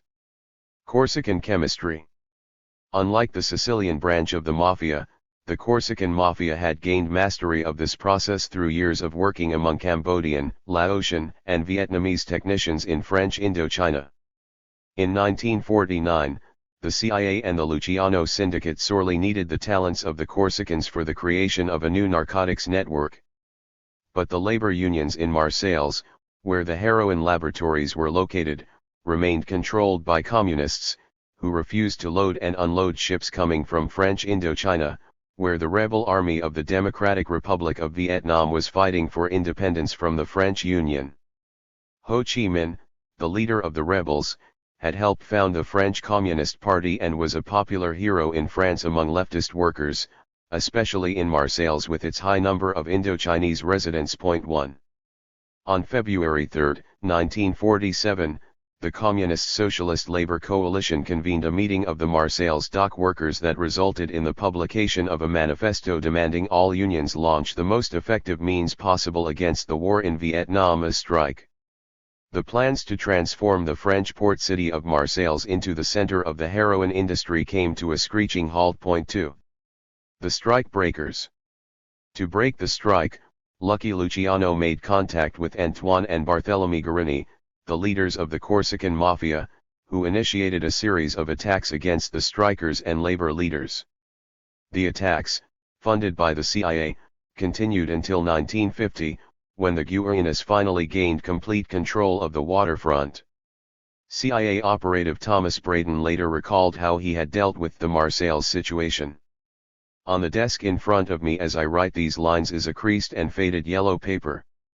It bears the inscription in pencil, received from Warren G. Haskins, $15,000 Norris A. Grambo. I went in search of this paper on the day the newspapers disclosed the scandal of the Central Intelligence Agency's connections with American students and labor leaders. It was a wistful search, and when it ended, I found myself feeling sad. For I was Warren G. Haskins. Norris A. Grambo was Irving Brown of the American Federation of Labor. The $15,000 was from the vaults of the CIA, and the yellow paper is the last memento I possess of a vast and secret operation. It was my idea to give $15,000 to Irving Brown.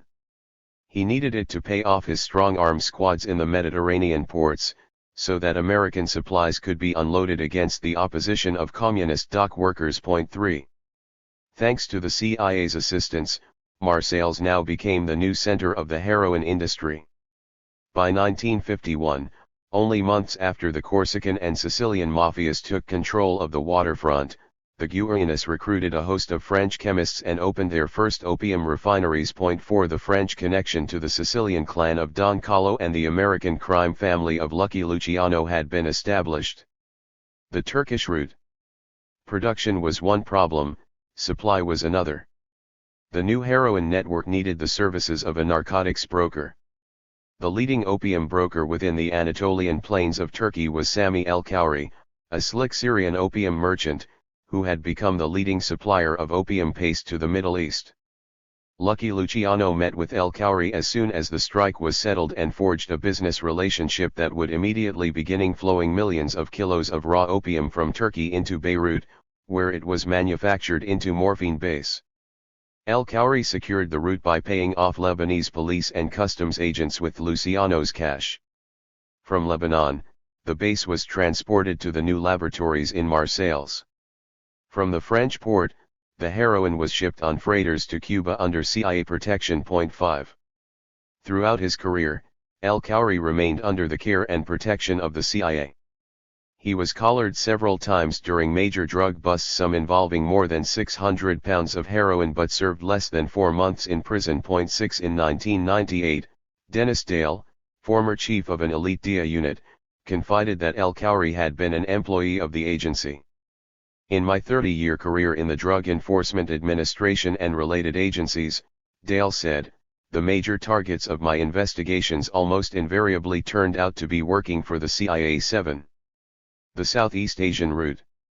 As the opium began to flow from Turkey, the CIA worked with General Chiang Kai-shek and his Kuomintang army to create a supplemental drug route that would lead from Burma to Marseilles. By 1950, thousands of General Chiang's troops had been driven into the Shan states of Burma by the communist forces of Mao Zedong. 8. The troops were mostly members of a Muslim minority, known as the Ha, who were born and bred in southwestern Yunnan, an area dominated by the opium trade. 9. With the hope that the reconstituted KMT, now known as the 93rd Division, still might mount an invasion of China to aid in the Korean conflict by creating a new front, the CIA provided for all the immediate needs of the exiled army. It was an expensive undertaking that could only be offset by cultivation of poppy fields within the mountainous regions of northern Burma and northeastern Laos. By 1951, the CIA began supplying arms and material to the KMT troops engaged in opium cultivation. This venture, known as Operation Paper, became the second example of the CIA conducting off-the-books foreign policy with assets of which the American people and most elected officials remained completely unaware. The decisions concerning this policy were made within the Office of Policy Coordination by a very small group of elite intelligence officials, whose parameters remained undefined. The Office of Policy Coordination would grow into the so-called military-industrial complex, which would rely on privatized military and intelligence contractors, international bankers, and even Washington's most highly organized lobbyists. The World Commerce Corporation.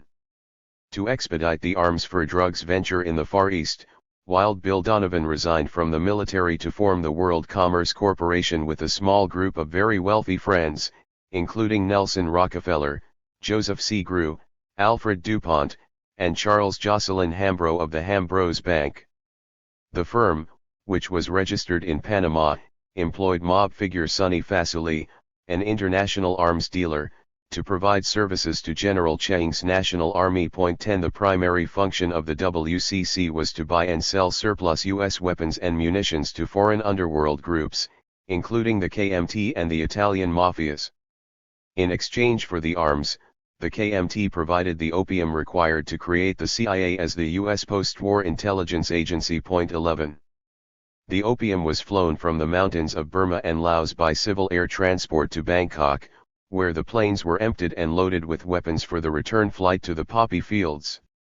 In Bangkok, General Pheo Sriananda, Director General of Thailand's National Police, employed his officers to load the product on the freighters of a mysterious shipping company called Sea Supply Incorporated, a CIA front run by Paul Helliwell, who now served at the Burmese consulate in Miami. 12. In 1954, British Customs in Singapore stated that Bangkok had become the major center for opium trafficking in Southeast Asia. 13. The drug trade became so lucrative that Thailand abandoned the anti-opium campaign it had launched in 1948. 14. Intelligence subculture. General Pheo developed a close friendship with Donovan, who had been appointed U.S. ambassador to Thailand. Indeed, Wild Bill became so enthralled with Pheo that he nominated the Thai general for a Legion of Merit Award. 15. Although he did not win the award, Pheo, by 1953, had received $35 million in aid from the CIA, including gifts of several naval vessels and cargo planes used to transport drugs to Hong Kong, Singapore, and Marseilles. 16 These were given with the expectation that the KMT would launch guerrilla raids into China. The WCC&C supply, like civil air transport, emerged from a subculture within the intelligence community of extremely wealthy and well-connected lawyers and businessmen who, at the time, were not part of any official government agency. 17 This subculture would eventually give rise to a network of banks and proprietary businesses, which were created to support and conceal the flow of money from the heroin trade. 18 Cardinal Spellman's endorsement. By 1958, the opium trade in Southeast Asia became so brisk that a second drug supply line was established by the CIA. This route ran from dirt airstrips within the Annamite Mountains of Laos to Saigon's international airport for transshipment to Europe and the United States. In addition to CAT, the CIA contracted the services of small Corsican airplanes for this transport. 19 The Saigon drop would have been impossible without the cooperation of Ngo Dinh Diem, the president of South Vietnam, and Diem's brother Ngo Dinh Nu, who served as his chief advisor.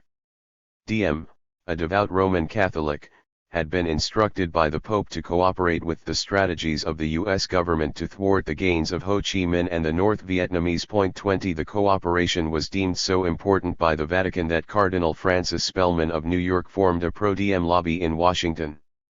Through speeches and pamphlets, Spellman presented the people of Vietnam as a terrified throng cowering before the cruel and bloodthirsty Viet Minh. The Vietnamese independence coalition led by Ho Chi Minh to the God-fearing Diem for salvation. Such tactics raised the ire of British writer Graham Greene, himself a devout Catholic, who dispatched the following from Saigon to London's Sunday Times. It is Catholicism which has helped ruin the government of Mr. Diem, for his genuine piety has been exploited by his American advisers until the Church is in danger of sharing the unpopularity of the United States. An unfortunate visit by Cardinal Spellman has been followed by those of Cardinal Gilroy and the Archbishop of Canberra.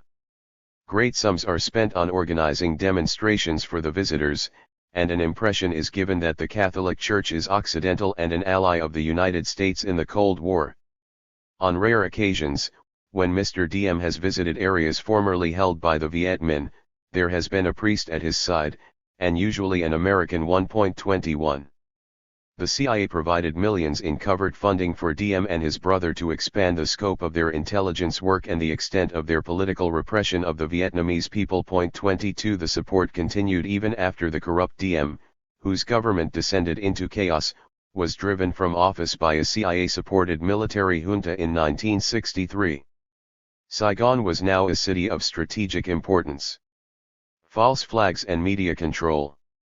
As the Western world became increasingly inundated with heroin, the CIA, through spokesmen such as George White of the Federal Bureau of Narcotics, placed the blame on Chairman Mao and the People's Republic of China, who were accused of orchestrating the movement of between 200 and 400 tons of opium per year from Yunnan to Bangkok. 23 The agency also presented General Fao, the linchpin in the Asian drug connection, as America's best hope in combating this drug menace. Such reports represented the first unfurling of a CIA false flag. Knowing the importance of issuing such false reports, the CIA, under Allen Dulles, initiated Operation Mockingbird in 1953. This operation involved recruiting leading journalists and editors to fabricate stories and create smoke screens in order to cast the agency's agenda in a positive light. Among the news executives taking part were William Paley of the Columbia Broadcasting System, Henry Luce of Time Incorporated, Arthur Hayes Sulzberger of the New York Times, Barry Bingham Sr. of the Louisville Courier-Journal, and James Copley of Copley Press. Entire news organizations eventually became part of Mockingbird, including the American Broadcasting Company, the National Broadcasting Company, the Associated Press, United Press International, Reuters, Hearst Newspapers, Scripps Howard, Newsweek, the Mutual Broadcasting System, the Miami Herald, the Saturday Evening Post, and the New York Herald Tribune. With over 400 journalists now involved, along with mainstream news outlets, the agency could operate without fear of exposure. 24 The Catholic connection. To aid in the process of washing the billions from the heroin trade, the CIA worked in tandem with Henry Manfredi, who established the FBN's first overseas operation in Rome in 1951. Manfredi had established close ties to Monsignor Giovanni Battista Montini, then the Vatican Under-Secretary of State and later Pope Paul VI. 25 Through Montini, the FBN arranged to divert the flow of cash, at first through the Merrill Lynch brokerage house and, eventually, through a host of parochial banks in Italy, before it finally arrived at the IOR. 26. The transactions were supervised by Massimo Spada, a senior official at the Vatican Bank. Spada, a Knight of Malta, chaired or served on the boards of the astonishing array of companies owned by the Holy See, including Società Italiana per il Gas, Reunion Adriatica di Sicurezza Insurance Company, Istituto Bancario Italiano, Credito Commerciale di Cremona, Banca Privata Finanziaria, Banca Cattolica del Veneto, and Finsider, along with producing 90% of Italy's steel. 27 For assistance in managing the billions, Spada turned to tax attorney Michele Cindana, a leading figure in the Sicilian Mafia. 28. Presenting Cindana. A peasant from Patti, Sicily, Cindana earned his degree in tax law from the University of Messina in 1942. Following the Allied invasion, he abandoned his practice to become a leading figure in the black market, delivering lemons to the rural areas of central Sicily and trading them for wheat and other commodities that were in short supply in Palermo and Messina. This venture required the protection of the mafia, which controlled the produce industry and the border guards. Through the intervention of the Bishop of Patti, who had close ties to Vito Genovese, Cindana was able to gain this protection. The bishop used his influence with the Sicilian dons and U.S. military officials to provide Cindana with fresh produce, forged papers, and safe passage through the country. 29 Cindana used a portion of his profits to purchase arms from the Allied military government, which he then provided to Salvatore Giuliano and other members of the movement for the independence of Sicily. 30. By the end of the war, Cindana had become a respected member of the Luciano/Don Carlo crime family and one of the Sicilian Mafia's leading financial advisors. Between 1952 and 1955, he spent a considerable amount of time in New York, acting as Luciano's emissary to Vito Genovese. 31 By 1955, he had also become a CIA operative, providing a steady flow of black funds to leading Catholic dignitaries, including Giovanni Montini, who had by now been appointed Archbishop of Milan. 32 Montini, in turn, introduced the ambitious young lawyer to Massimo Spada. Cindana now formed an integral part of the nexus between the CIA, the mob, and the Vatican, and he would come to play a crucial part in a chain of events that would result in the toppling of governments, wholesale slaughter, and widespread financial devastation. The faithful who enroll in Masonic associations are in a state of grave sin and may not receive Holy Communion. Declaration on Masonic Associations, the Sacred Congregation of the Faith, November 26, 1983. Throughout the 1950s, hundreds of Italian clerics and members of the church's black nobility joined the Mafia in support of Operation Gladio. Paolo Taviani, one of the founders of the Christian Democratic Party and the country's new Minister of Defense, became one of the commanders of the 622 stay-behind units in Italy. Each unit consisted of 12 to 15 troops, all of which were trained by U.S. and British forces at the Capo Marargio base on the northern tip of Sardinia. The units established 139 arms caches, mostly in northeast Italy near the Gorizia Gap, through which any Soviet invasion was expected to come. 1. By 1955, ecclesiastical units of the stay-behind operation known as Catholic Gladio popped up in Friuli Venezia Giulia, a region of Italy bordering the communist bloc. Cardinal Giuseppe Siri and the Italian Episcopal Conference supervised its establishment. 2. The Catholic units were led by Augustin Bea, rector of the Pontifical Biblical Institute, Agostino Casaroli, his privy chamberlain, and Fiorenzo Angelini, master of pontifical ceremonies. These three clerics, who had been dispatched by the Holy Father, were soon joined by Michele Giordano, a diocesan assistant of Catholic Action. 3 All 4 prelates eventually were elevated to the College of Cardinals for their work in the clandestine undertaking. Leading lay figures of the Catholic nobility also became prominent in Catholic Gladio, including Giulio Andreotti, a co-founder of the Christian Democratic Party, and Umberto Ortolani, the secret chamberlain of the papal household and member of the inner circle of the Knights of Malta. 4 Thousands of priests and bishops were now trained not only for the ideological war against communism but also for actual combat in case the Cold War became hot. So many ethnic Slovenes with leftist leanings were terrorized by the antics of Catholic Gladio troops that 2/3 of them moved to more hospitable locations. 5 Throughout the 1950s, money for the activities of Catholic Gladio was provided by the CIA, which annually allocated $30 to $50 million to covert operations in Italy. These funds were not only washed by the Vatican but also funneled by the Pope to groups and organizations that met with his approval. 6 Former CIA agent Victor Marchetti later testified. In the 1950s and the 1960s the CIA gave economic support to many activities promoted by the Catholic Church, from orphanages to missions. Millions of dollars each year were given to a great number of bishops and monsignors. One of them was Cardinal Giovanni Battista Montini. 7 Birth of P2. To protect the clandestine nature of Catholic Gladio and the other stay-behind units, meetings of the anti-communist forces were conducted in Masonic lodges. Eventually, several stay-behind units in Italy evolved into covert Masonic organizations.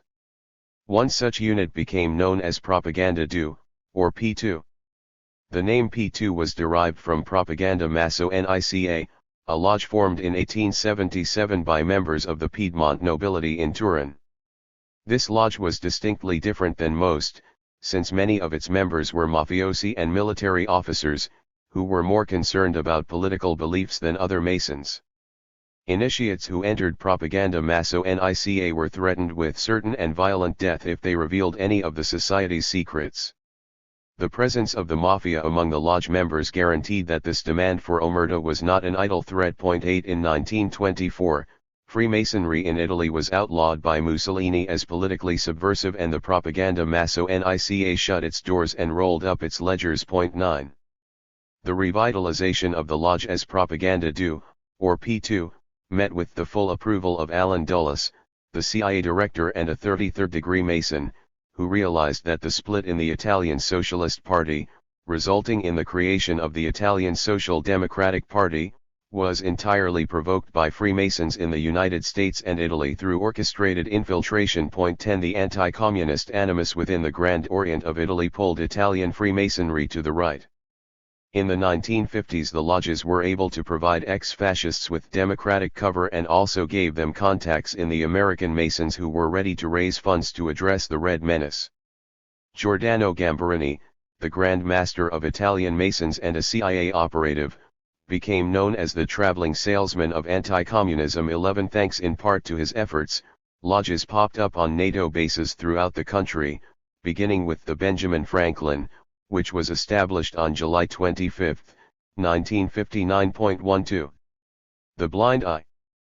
Pius XII, by his silence, appeared to endorse the rise of Freemasonry in post-war Italy. This tacit approval was stunning since the Roman Catholic Church had condemned Freemasonry and banned its members from participating in Masonic rites, under threat of excommunication. 13 The dangerous errors of this fraternal organization had been set forth as follows. God as described in Masonic works is an impersonal great architect of the universe, not the personal God of the patriarchs, the one true God of Revelation, the Father, the Son, and Holy Spirit. Masonic writings specifically deny that God has revealed himself and his truths to us, or that he ever established a church. In Masonry Jesus Christ is portrayed as merely a man, a great teacher, on a par with Buddha or Mohammed, and his divinity is denied. The Trinity is denied and compared to the Trinityacy of pagan religions. Christianity is considered a derivative of ancient pagan religions and like all religions deliberately ladens itself with error.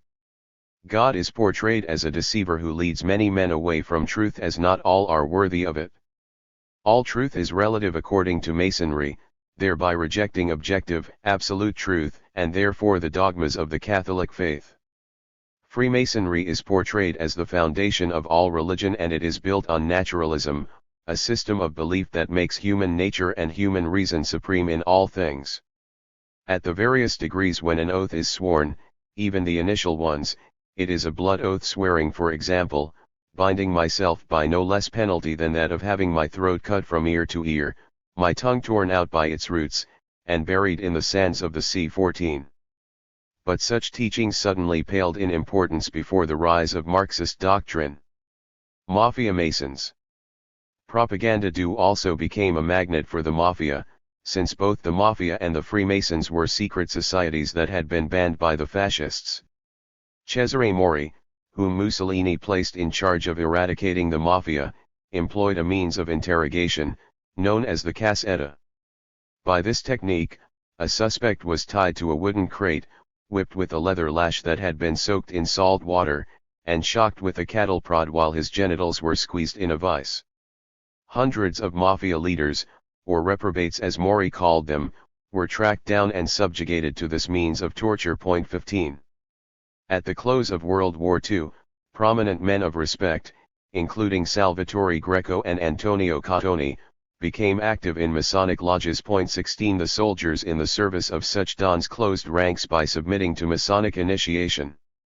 By 1955, the Grand Orient of Italy could boast of such mafiosi Masons as Antonino Salvo, Pino Mandolari, and Giuseppe Pippo Calderone. 17. Over the next 2 decades, 2,411 members of the Mafia took orders within Sicily's 113 lodges.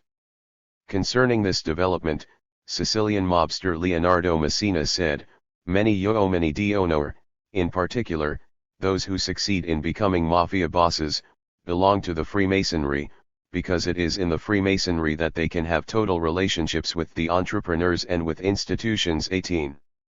By 1960, the 'Ndrangheta, a branch of the Mafia whose criminal activities came to count for 3% of Italy's GDP, had opened their own Masonic lodge in the tiny Calabrian town of Rocella under Baron Pascal Placido, a local aristocrat. 19. This lodge would eventually unite with P2 in an attempt to overthrow the Italian government. 20.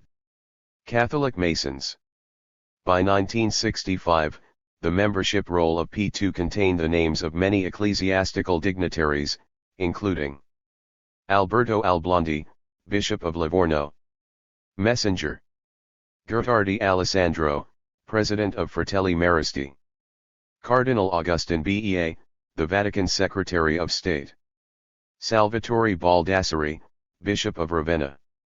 Bishop Annibale Bugnani, Secretary to the Commission on Liturgical Reform. Messenger. Agostino Cacciavillan, Secretary of the Nuncio to the Philippines and Spain. Messenger. Umberto Camilli, Director of the Office of Ecclesiastical Affairs in Italy. Agostino Casaroli, Under-Secretary of the Sacred Congregation for Extraordinary Ecclesiastical Affairs. Bishop Fiorenzo Angelini, Vicar General of Roman Hospitals.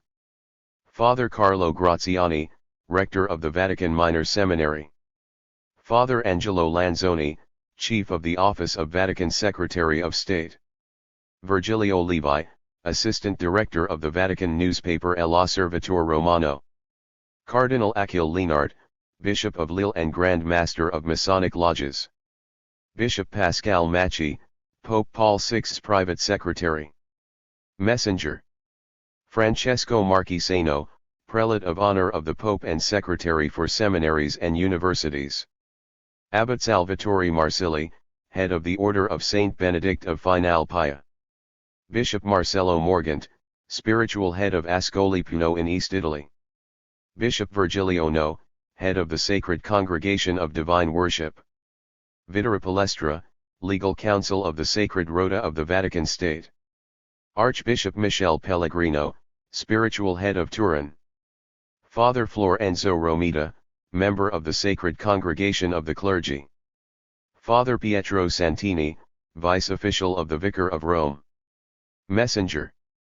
Domenico Semproni, Member of the Tribunal of the Vicariate of the Vatican. Bishop Dino Trabalzani, Bishop of Rieti and Auxiliary Bishop of Southern Rome. Father Vittorio Trucchi, Secretary for the Catholic laity in the Consistory of the Vatican State Consultations. Father Roberto Tucci, Director General of Vatican Radio, and Cardinal Jean-Marie Villot, Secretary of State under Paul VI. 21. Over the next decade, scores of additional Vatican officials, including cardinals, Roman Catholic hierarchs, and prominent bishops and archbishops, would become members of Masonic lodges, many with ties to P2.22. It is difficult to believe that the Supreme Pontiffs were blissfully unaware that so many of the Church's dignitaries were practicing Freemasons. And it remains equally mind-boggling that the pontiffs elevated these clerics to loftier positions upon learning of their membership in P2 and other Masonic lodges. As it transformed into one of the world's richest and most powerful institutions, the Roman Catholic Church shed many of its long-held doctrines for the sake of political expediency and financial gain, including the condemnations of Freemasonry and usury. This transformation crystallized with the Pope's embrace of Licio Gelli, an avowed atheist and the Grand Master of P2 who became a Knight of Malta, one of the favored sons of Holy Mother Church. Gladio exposed. By 1963, when Licio Gelli became a Freemason and Giovanni Battista Montini became Paul VI, Gladio was no longer a clandestine operation. Information about the project had surfaced almost as soon as the secret armies were established. In June 1947, Edouard Depreux, France's Socialist Minister of Interior, announced to the press, "Toward the end of last year, we uncovered the existence of a black resistance movement, composed of resistance fighters of the far right, Vichy collaborators, and monarchists. They had devised a secret attack called Plan Blue, which should have gone into action either by the end of July or on August 6, 1947. Depreux's remarks created a public outcry and the secret army was dismantled, only to be reassembled within the year by Henry Alexis Ribière, the head of Service de Documentation Extérieure et de Contre-Espionnage, France's military secret service. 23. The Austrian Sports Club. In 1947, Theodor Susek and Dr. Hugo Rossner were arrested in Vienna when the Austrian police discovered that they had recruited a secret army of former Nazi soldiers and right-wing partisans to prepare for a Soviet invasion and had amassed a cache of sophisticated weapons that included German rocket artillery. In court, prosecutors argued that Susek and Rossner had concocted plans to attack and kill members of the Communist Party of Austria. Instead of refuting this allegation, the two men presented themselves as defenders of the homeland and maintained that their efforts were funded by the newly created CIA. The realization that a covert army, funded by a foreign government, was operating on Austrian soil sent shockwaves throughout the country. Susek and Rossner were convicted of sedition and sentenced to death in 1949. However, after serving a short stint in prison, they were pardoned by Austrian Chancellor Theodor Korner without reason or explanation. 24. By 1950, Franz Allot, a member of the Austrian parliament, had regrouped the covert unit under the codename Österreichischer Wander- Sport und Geselligkeitsverein, with funding from the CIA. "We bought cars under this name," Allot later said, and installed communication centers in several regions of Austria. He added that the army of a couple of thousand people was trained in the use of weapons and plastic explosives. 25. Otto's outburst. The presence of Gladio in Germany came to light in 1952 when Hans Otto, a former SS officer, walked into a police station in Frankfurt and announced that he belonged to a political resistance group, the task of which was to carry out sabotage activities and blow up bridges in case of a Soviet invasion. He said that, although the initiative was made up of former Nazis, new recruits were not expected to espouse neo-fascist beliefs but only to manifest a deep-seated hatred of communism. Otto added that the unit, which bore the name Technischer Dienst der Bundesdeutschen Jugend, the technical service branch of the League of German Youth, had amassed a black list of hundreds of leftists who were to be assassinated in case of emergency. 26. Upon questioning, Otto told the Hessian authorities that the TDBDJ received millions in funding from an American citizen, Sterling Garwood, whom, he identified, as an agent of the CIA. 27. He further said that the unit had been organized by Nazi General Reinhard Gehlen, who remained sheltered within Vatican City. George August Zinn, the Hessian Prime Minister, became so alarmed by Otto's testimony that he ordered the arrest of 100 members of the TDBDJ and called for a full-scale investigation of the resistance group. Zinn's request was denied by the Bundesgerichtshof, the country's highest court, and all members of the secret army were released without comment. Baffled by the High Court's decision, the Prime Minister said, "The only legal explanation for these releases can be that the people of Karlsruhe declared they acted upon American Direction 28. Sweden's Secret Army." In 1953, additional information about Gladio surfaced in Sweden with the arrest of Otto Hallberg, a notorious racist and former SS commander, on charges of promoting terrorism. Hallberg openly admitted that he was the leader of a covert army named Sveaborg that had been created by U.S. intelligence officers to ward off any Soviet plans for the annexation of Scandinavia. Relaxed and confident, the former Nazi commander rightfully predicted that any investigation into his unit and any police charges raised against him would be squashed by higher authorities, since no Swedish official wanted news to surface concerning the extent to which the Swedish government remained under the direct sway of the CIA and NATO. 29. Gladio's first coup.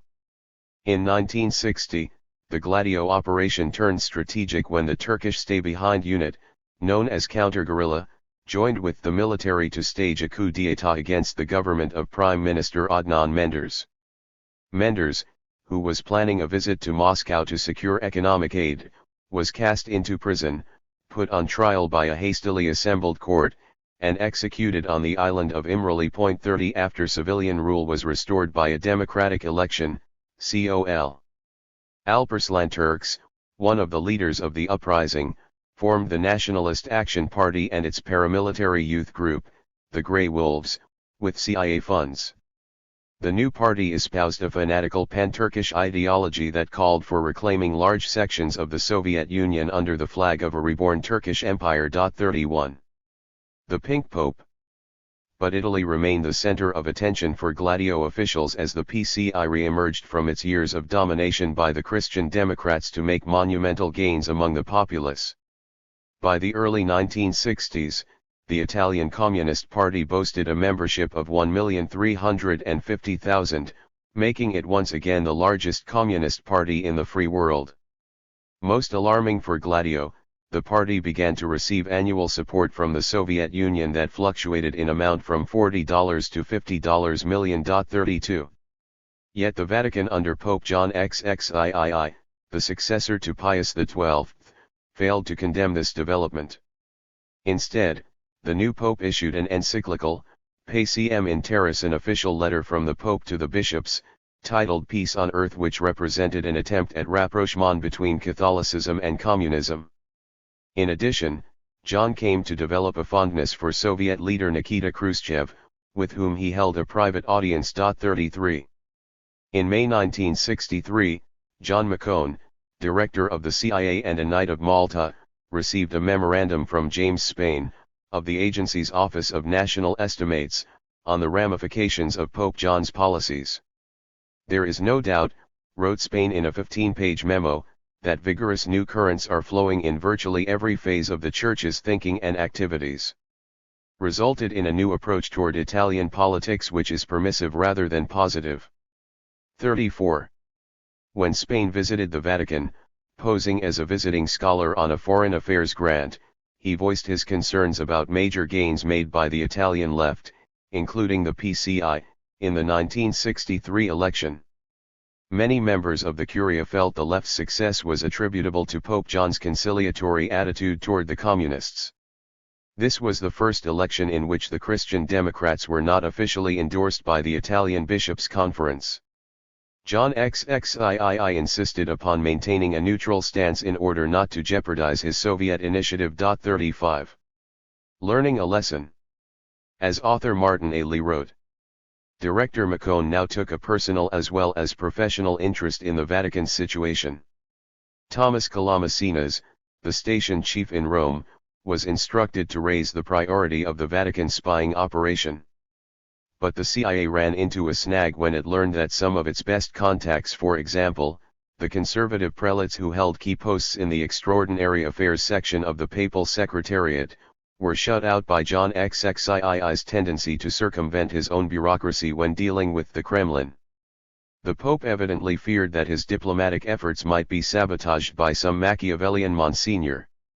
For this reason, he pursued his goal outside the normal channels of the Curia. A small group of trusted collaborators served as couriers for the Pope, who rarely used the telephone to speak with anyone outside the Vatican for fear that the line might be tapped. 36. When John XXII died of stomach cancer on June 3, 1963, the CIA under Macron became intent upon influencing the outcome of the conclave so that another pink pope would not ascend to the throne of St. Peter. The agency's favored candidate was Cardinal Giovanni Battista Montini, the former Bishop of Milan, whose father had been the director of Catholic Action and a member of the Italian Parliament. 37. The rigged papal election. Montini was an ardent supporter of Catholic Gladio. He had served the OSS during World War II in the so-called Vessel operation and had received millions in black funds from the CIA for his charitable work as the Archbishop of Milan. 38. The relationship between Montini and the U.S. intelligence community was so close that his ascendancy to the See of St. Peter may have been rigged. Time correspondent Roland Flamini uncovered evidence that showed CIA officials were able to confirm the election of Montini in advance of a puff of white smoke emanating from the chimney of the Sistine Chapel and expressed their pleasure that the conclave had proceeded according to plan. 39. One of Montini's first acts as Pope Paul VI was the appointment of Gelli as Equitum Ordinis Sancti Silvestri Papae, one of Catholicism's highest awards. 40. The knighting was extraordinary since Gelli remained an avowed atheist who had never performed an act in the service of Holy Mother Church. Nevertheless, the ceremony was of profound significance to Gladio operatives, since it served to confirm the close ties between the Vatican and P2, as well as the Holy See's reliance on Gelli and other CIA agents to maintain its privileged place of power and independence within Italy. The Rat King. The son of a Tuscan miller, Gelli was born in Pistoria on April 21, 1919. At the age of 17, he enrolled as a volunteer in the 735th Black Shirts Battalion and went to fight in Spain, where his brother Raffaele was killed by communist forces at Malaga in April 1938. Upon his return to Italy, he became the key liaison officer to the elite SS division under Field Marshal Hermann Göring. During the Allied occupation in 1943, he escaped incarceration by volunteering to serve with the Counter-Intelligence Corps of the Fifth Army. 41. In this capacity, he worked in close contact with William Colby, the OSS agent in France, and Alan Dulles, the OSS director, in the establishment of the Office of Reserve Affairs. This shadowy agency, located on Rome's Via Sicilia, was manned by a secret force of the Carabinieri under the command of Federico Umberto D'Amato, a former member of Decima Mas. Its sole purpose was to exercise control over the most delicate activities of the state. 42. Through Colby, a devout Roman Catholic, Gelli gained entry to the Vatican, where he united with Friar Krunoslav Draganovic, a Franciscan monk and member of the Ustashi, to set up the ratlins by which war criminals, including members of the Nazi High Command, could escape to South American and other havens of refuge. 43. Many of the escapees were issued Vatican passports and traveled to their new hiding places in clerical garb. 44. A memo from an intelligence official working at the U.S. State Department in 1947 explained that the Vatican justifies its participation by its desire to infiltrate not only European countries, but Latin American countries as well, people of all political beliefs as long as they are anti-communists and pro-Catholic Church. 45. New Nazi havens. The management of the Ratlin required Gelli to make frequent visits to Argentina, the favored country of Nazi fugitives, where he became a confidant of President Juan Perón. 46. By the early 1950s, the South American country was swarming with Nazi criminals, including Adolf Eichmann, the SS officer responsible for carrying out the final solution to the Jewish problem. The situation caused U.S. Ambassador Spruey Braden to say, "There is no country in the world where the Nazis find themselves in such a strong position as Argentina." 47 Thanks in part to Jelly, over 1,600 Nazi scientists and their dependents made their way to the United States to inaugurate the space age. Many of these Nazis ended up working as aircraft designers and engineers at the Glenn L. Martin Company and Republic Aviation. 48. The efforts of Jelly and Father Draganovic were supported by counterintelligence corps officials, who realized that many of the Nazi scientists, doctors, intelligence officers, and engineers could be of critical importance in the battle against communism. By 1947, the CIC was shelling out $1,400 to Father Draganovic and Jelly for each war criminal who was sent to their care. 49. Klaus Barbie. One of the most notorious Nazis to come under the care of Jelly and Father Draganovic was Klaus Barbie. The so-called Butcher of Lions was responsible for 4,342 murders and 7,591 deportations to death camps during his 2-year posting in the French city. After the war, U.S. intelligence placed him in a safe house in Augsburg, provided him with a sanitized identity, and granted him a generous stipend of $1,700 a month. In 1983, the Justice Department belatedly admitted that U.S. intelligence officials had arranged for Barbie's escape to Bolivia, and that they had lied by denying to French Nazi hunter Serge Klarsfeld that he was under their protection. 50. Throughout his 20-year stay in South America, Barbie proved to be of crucial importance to the CIA by forging close ties to La Mafia Cruzana, and, thereby, securing a new source of funding for mounting attacks against leftist regimes. 51. The Nazi Gold. The operation of the Ratlin brought Jelly in close contact with the future Pope Paul VI. At the close of the war, Monsignor Montini had been placed in charge of Caritas Italiana, a Vatican charity that provided protection for German soldiers and Nazi sympathizers.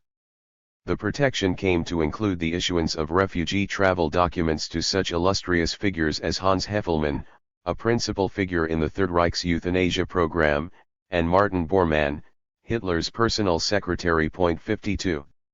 In addition to the Ratlin, Jelly played a key role in the smuggling of over $80 million in gold and silver bars from the Ustashi treasury in Croatia to the Vatican Bank. Holy Mother Church was very pleased to receive the deposit for safekeeping, even though Jelly squirreled away 150 gold bars for himself. 53. New Vatican friends. Jelly, after making the gold deposit, became a frequent guest at dinner parties hosted for Vatican dignitaries at the palatial home of Count Umberto Ortolani, the former head of military intelligence in Italy and Rome's most powerful layman. At these affairs, he befriended Cardinal Giacomo Lercaro, who became one of the 4 moderators of the Second Vatican Council, Monsignor Agostino Casaroli, who would become the Vatican's Secretary of State under John Paul II, Giulio Andreotti, the co-founder of the Catholic Democratic Party, Massimo Spada, the lay delegato of the IOR, and Michel Sindenat, Spada's financial assistant. 54 At this time, Sindenat, as previously noted, was the principal bagman for the Sicilian Mafia and the CIA. His duties included not only depositing drug money for the Genovese and other crime families in the IOR and parochial banks throughout Italy, but also conveying satchels of cash to prominent Catholic clerics, including Archbishop Montini. 55. Through Sindenat, Jelly strengthened his ties not only to the IOR but also the Sicilian Mafia, the Camorra of Naples, and the Ndrangheta of Calabria. Jelly proved to be of inestimable value by introducing Italy's leading men of respect to his old friends in South America, including Klaus Barbie. The scenario was now set for the development of the cocaine trade, an undertaking in which the CIA took a keen interest. Operation Demagnetize. In 1956, Jelly returned from Argentina to his native Italy, where he opened a mattress factory in Pistoria and became a director of Permindex, a CIA front organization that was set up in Basel. Permindex, managed by CIA operative Frank Wisner, represented a branch of Gladio that provided arms to Imre Nagy and his rebel forces in communist Hungary. New Orleans businessman Clay Shaw, who was arrested and questioned in connection with the JFK assassination, was a member of the Permindex American Board. 56. In Italy, Gelli served as the CIA's liaison to General Giovanni Di Lorenzo, who, upon the recommendation of U.S. Ambassador Claire Booth Luce, had become the head of the Servizio Informazioni Forze Armate, Italy's Armed Forces Information Service. SIFAR was the clandestine agency that coordinated the activities of Gladio units throughout the country. With the appointment of General Di Lorenzo came a directive from William Harvey, chief of the CIA station in Rome, initiating Operation Demagnetize, and authorizing SIFAR to make use of all possible tactics, political, psychological, and paramilitary, to diminish the power of the Italian Communist Party. The directive represented an authorization of the strategy of tension, which would get underway on October 27, 1962, with the assassination of Enrico Mattei, the founder of Italy's largest oil concern Eni. 57 Such attacks, Gelli later told BBC correspondent Alan Frankovic, were conducted in accordance with U.S. Army Field Manual 30-31B, which outlined the new tactics to be employed by the Gladio units. 58. Piano solo. On Election Day in April 1963, the CIA nightmare materialized. The Communists gained strength, amassing 25% of the vote, while all other parties lost seats, and Prime Minister Aldo Moro of the Christian Democratic Party, in an effort to assuage the growing number of leftists in his government, named socialists to cabinet posts. But the Communists were not pacified by Moro's appointments. They too wanted key government positions. In May 1963, the large Union of Construction Workers, under the influence of the PCI, held a demonstration in Rome.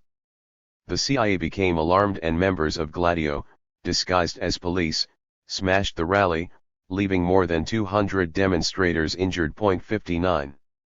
SIFAR now sought a means to install a government of public safety consisting of right-wing Christian Democrats, top political managers, and high-ranking military officials. General Di Lorenzo, together with 20 other senior army officers, drafted the plan for a silent coup d'état in close cooperation with CIA secret warfare expert Vernon Walters, William Harvey, chief of the CIA station in Rome, and Colonel Renzo Rocca, director of the Gladio units within the military secret service. 60 To implement the coup, SIFAR recruited 4,000 agents provocateurs to work with Rocca and his Gladio army. The recruits came to include members of the Mafia, Italian street gangs, and neo-fascist organizations such as Movimento Sociale Italiano, Italian Social Movement, Ordine Nuovo, New Order, and Avanguardia Nazionale, National Vanguard. They were trained at a Gladio base near Capo Marargio, which was accessible only by helicopter. Upon completion of the training in terrorism and sabotage, they were provided with weapons and explosives. 61. Piano solo was to have concluded with the assassination of Prime Minister Aldo Moro and the installation of Christian Democrat Cesare Merzagora as Italy's new president. But the coup was called off at the final moment when a compromise was reached between the socialists and right-wing Christian Democrats. 62. Mysterious deaths. When news of the formation of a terrorist squad emerged in 1968, Colonel Rocca was found dead within his office in Rome of a gunshot wound to the head. His death was ruled a suicide despite the fact that Rocca's hands bore no trace that he had fired a weapon, and the bloodstains indicated that he must have been lying flat on the floor while pulling the trigger. Such findings prompted General Carlo Siglieri, the former head of the Carabinieri, to commission an investigation into SIFAR. On April 27, 1969, General Siglieri was found dead on a dirt road outside Padua, the victim of a mysterious car accident. General Giorgio Manis, who was to provide evidence to the commission, dropped dead on the streets of Rome on June 25, 1969. His assistant, Colonel Remo D'Addario, shot himself in the heart a month later. 63. The 33rd degree. The compromise with the socialists was a setback and pointed to the necessity of creating a state within the state, an organization that could control the Italian government by money, murder, and mayhem. To accomplish this objective, Jelly, at the bidding of Vernon Walters and other CIA officials, underwent the initiation rite of Freemasonry and joined the Romagnosi Lodge in 1963. Almost overnight, he rose to the 33rd degree of membership, which permitted him to serve as the leader of a lodge. At the start of 1964, Jelly was appointed secretary of P2 under Giordano Gambarini, another CIA contractor, Vatican insider Count Ortolani, and Giulio Andreotti. 64 By the end of the year, Michel Sindona was inducted into the lodge in an elaborate ceremony held within a villa in Tuscany. 65. The Grand Master. By 1970, Jelly had emerged as P2's new worshipful master and became known by the code name Filippo 66. The lodge now received massive infusions of cash estimated at $10 million per month from the CIA's black funds. This money was used to purchase the weaponry and material necessary to mount terrorist attacks throughout Italy, Greece, Turkey, and South America. By 1969, Jelly's lodge could boast of such members as Italy's Armed Forces Commander Giovanni Torrisi, Secret Service Chiefs Giuseppe Santovito and Giulio Grassini, Orazio Giannini, the head of Italy's Financial Police, Italy's Chief Surgeon Dr. Joseph Missili Crimi, General Vito Missili of the CID, General Raffaele Giudici of the Financial Guard, Supreme Council Magistrate Ugo Zilati, and Vatican banker Michel Sindona.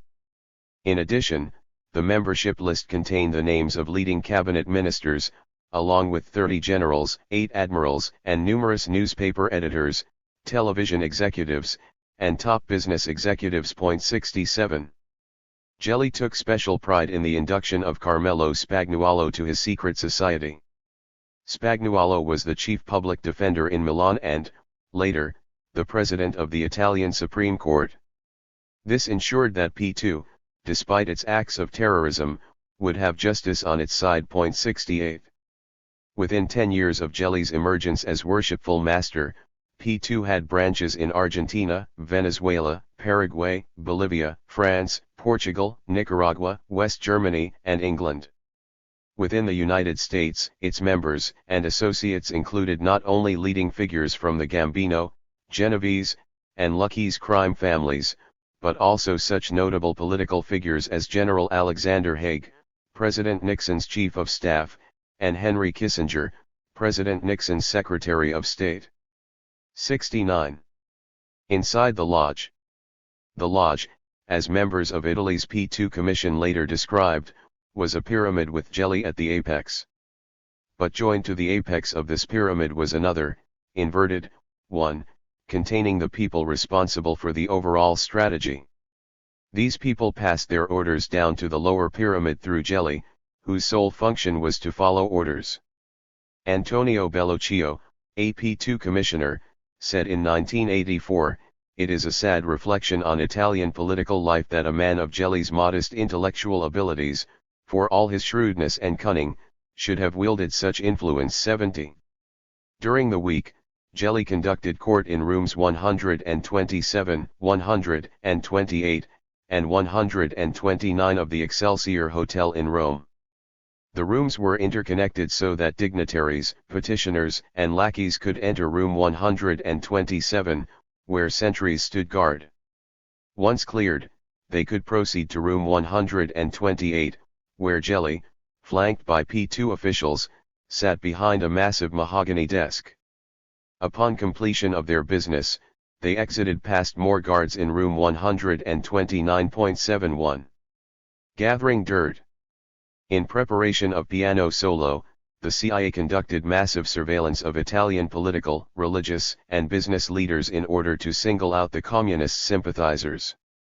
Once the new military order was established, these sympathizers were to be rounded up and shipped off to concentration camps on the island of Sardinia. 72 As a result of this surveillance, Jelly and General De Lorenzo compiled files on more than 157,000 people of prominence, including tapes and photographs that could be used for blackmail or simple coercion. 73 Copies of these files, some of which were as thick as dictionaries, were sent to the Vatican and to CIA headquarters in Langley, Virginia. 74. Nude photos of John Paul II. As the new leader of P2, Jelly continued to amass telling documents not only on leftist officials but also members of his lodge.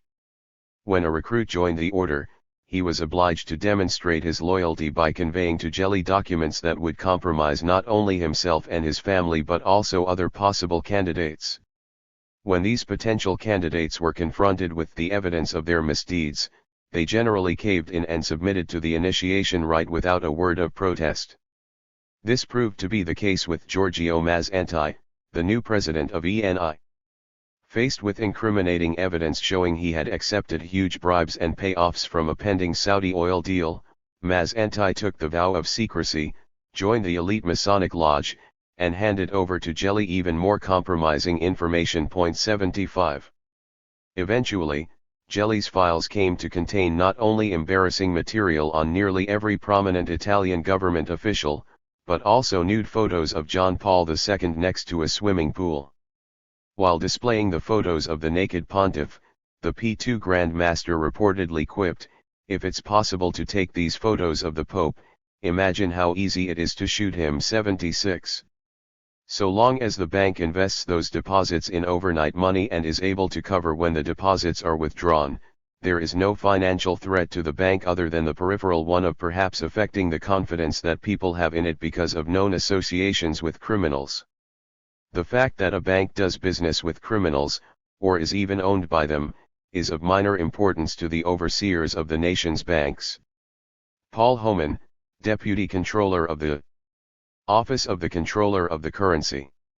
In 1957, Michel Sindona attended a mob gathering at the Grand Hotel de Palmas in Palermo with such criminal luminaries as Lucky Luciano, Joseph Bonanno, Carmine Galante, Frank Costello, Don Giuseppe Genco Russo, Salvatore Cescatetta Greco, and the La Barbara brothers.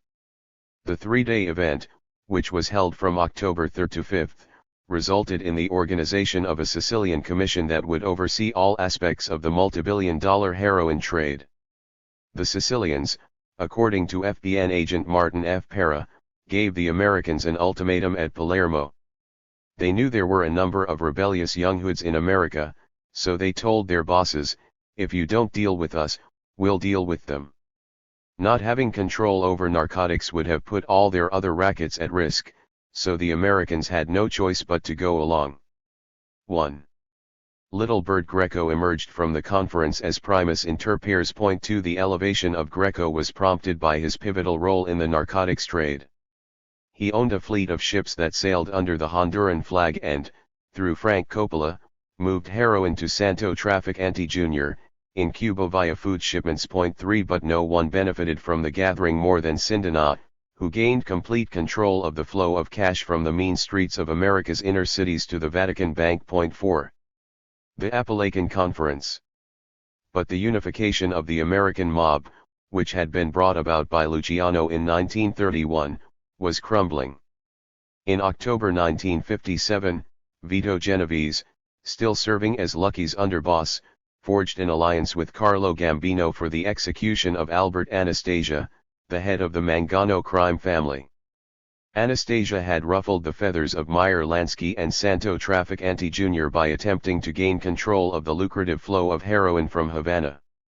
1 month after Anastasia's murder, Genovese presided over the Apalacan Conference, a follow-up American Mafia summit to the event in Palermo, in which he anointed himself boss of all bosses, appointed Carlo Gambino the new head of the Mangano clan, and ruled that the mob should not be involved in trafficking in narcotics outside of Harlem and other black neighborhoods. 5. In the midst of the conference, the Pennsylvania State Police staged a raid that resulted in the arrest of Carlo Gambino.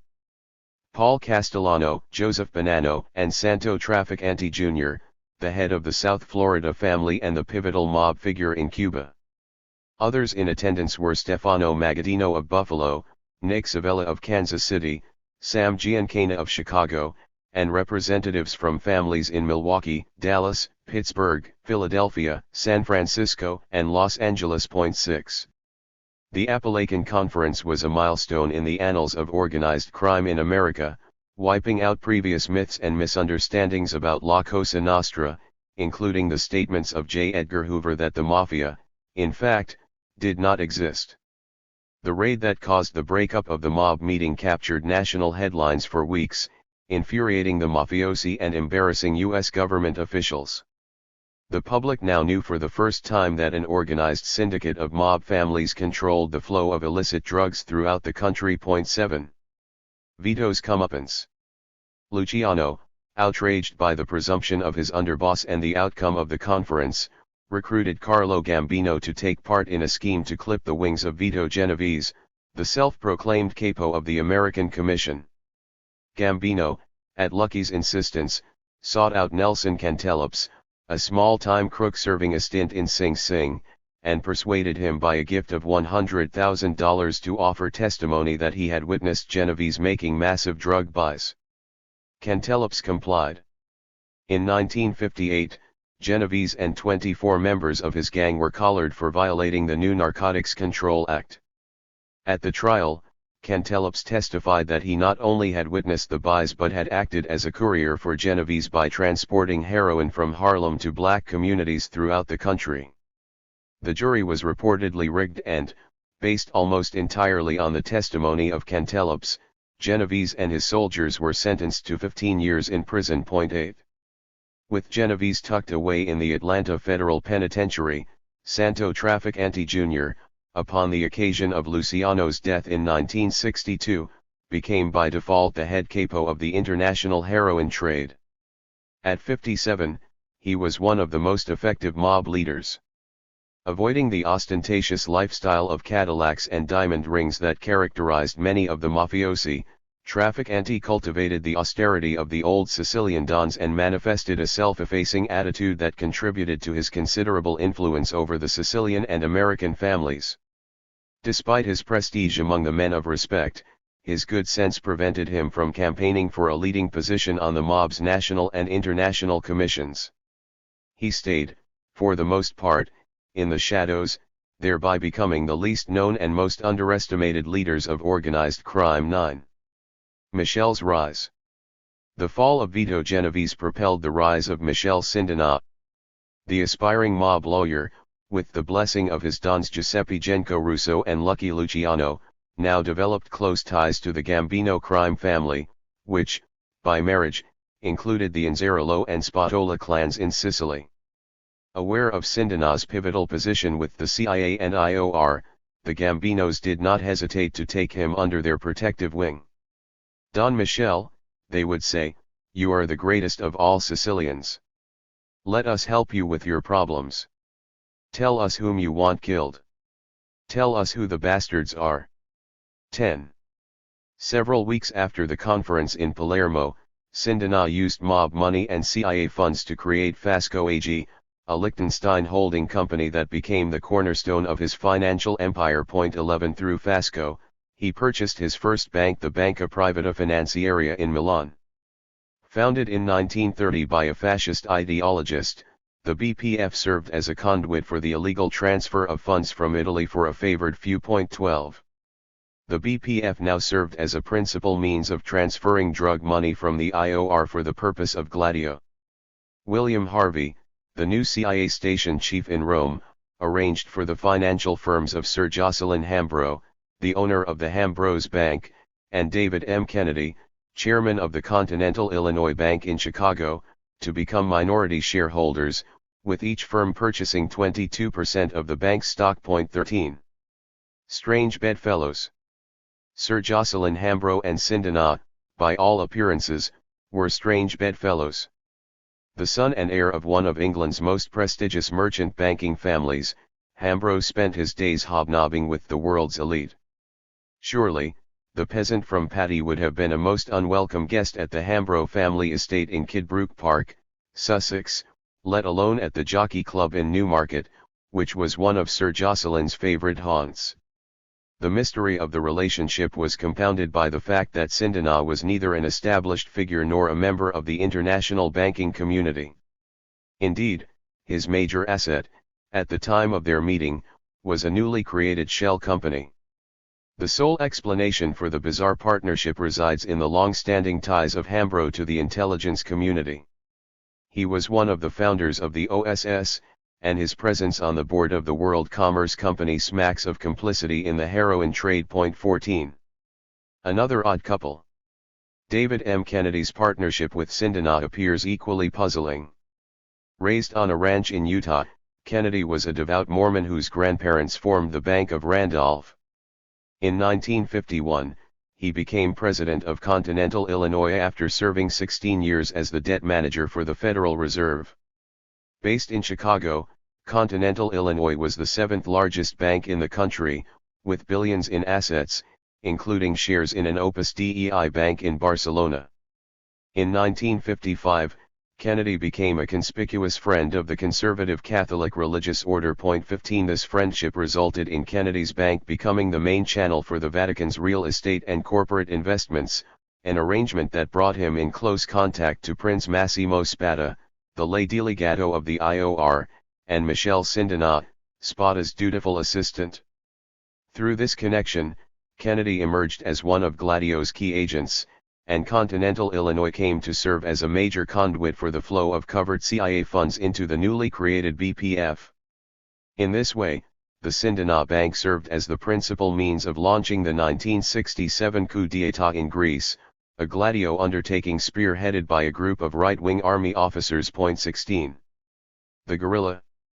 Through Kennedy, Sindana developed a close friendship with Monsignor Paul Marcinkus, an up-and-coming cleric from Cicero, Illinois, the hometown of Al Capone. Known as the guerrilla, Marcinkus stood 6 feet 4 inches in his stocking feet. He was a scratch golfer, a gifted street fighter, and a lover of good bourbon, fine cigars, and young women. Marcinkus had worked closely with Kennedy in overseeing the Vatican's American investments through Continental Illinois and became a director of the bank's branch in Nassau. Within the effete and rarefied environment of the Vatican, Marcinkus was singled out to serve as Paul VI's protector. On one occasion, the guerrilla picked up the tiny Pope and carried him through an overly enthusiastic crowd that threatened to trample him to death. 17 On another, he saved the Holy Father from an attack by a knife-wielding Bolivian artist by breaking the would-be assailant's arm. 18. Sindana was instrumental in getting the guerrilla the position as head of the Vatican Bank. This position made Marcinkus a bishop, a prelate d'honneur, and he was assigned as a special assistant to Cardinal Alberto Di Giorgio. The gruff cleric from Cicero was now responsible for more than 10,000 accounts belonging to religious orders and to private Catholic dignitaries, including the Pope. 19 Sindana's ties to the new bishop were tightened by the fact that Marcinkus, in defiance of Canon 2335, was a fellow Mason who had submitted to initiation on July 2, 1963. The guerrilla's Masonic code name was Marpa 20. A new bank. Sindana next acquired the Banca di Messina, which gave the Gambino, Inzerolo, and Spatola crime clan unlimited access to a financial firm in Sicily. The Sicilian financier went on to buy a third bank, the Banque de Financement in Geneva, which was largely owned by the IOR and, like the BPF, used as a conduit to move money out of Italy. 21 After Sindana's purchase of majority interest, the Vatican retained a 29% share based on its awareness of the benefits of owning a Swiss bank for the transfer of laundered funds. 22 Hambro and Kennedy, on behalf of their financial firms, gobbled up the remaining shares.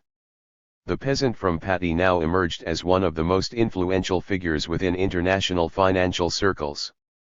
Working with the important Banque de Paris et de Pays Bas, Sindana bought controlling interest in Libby, McNeil, and Libby Incorporated, the massive American food processing chain with over 1,300 workers in the Chicago area. 23.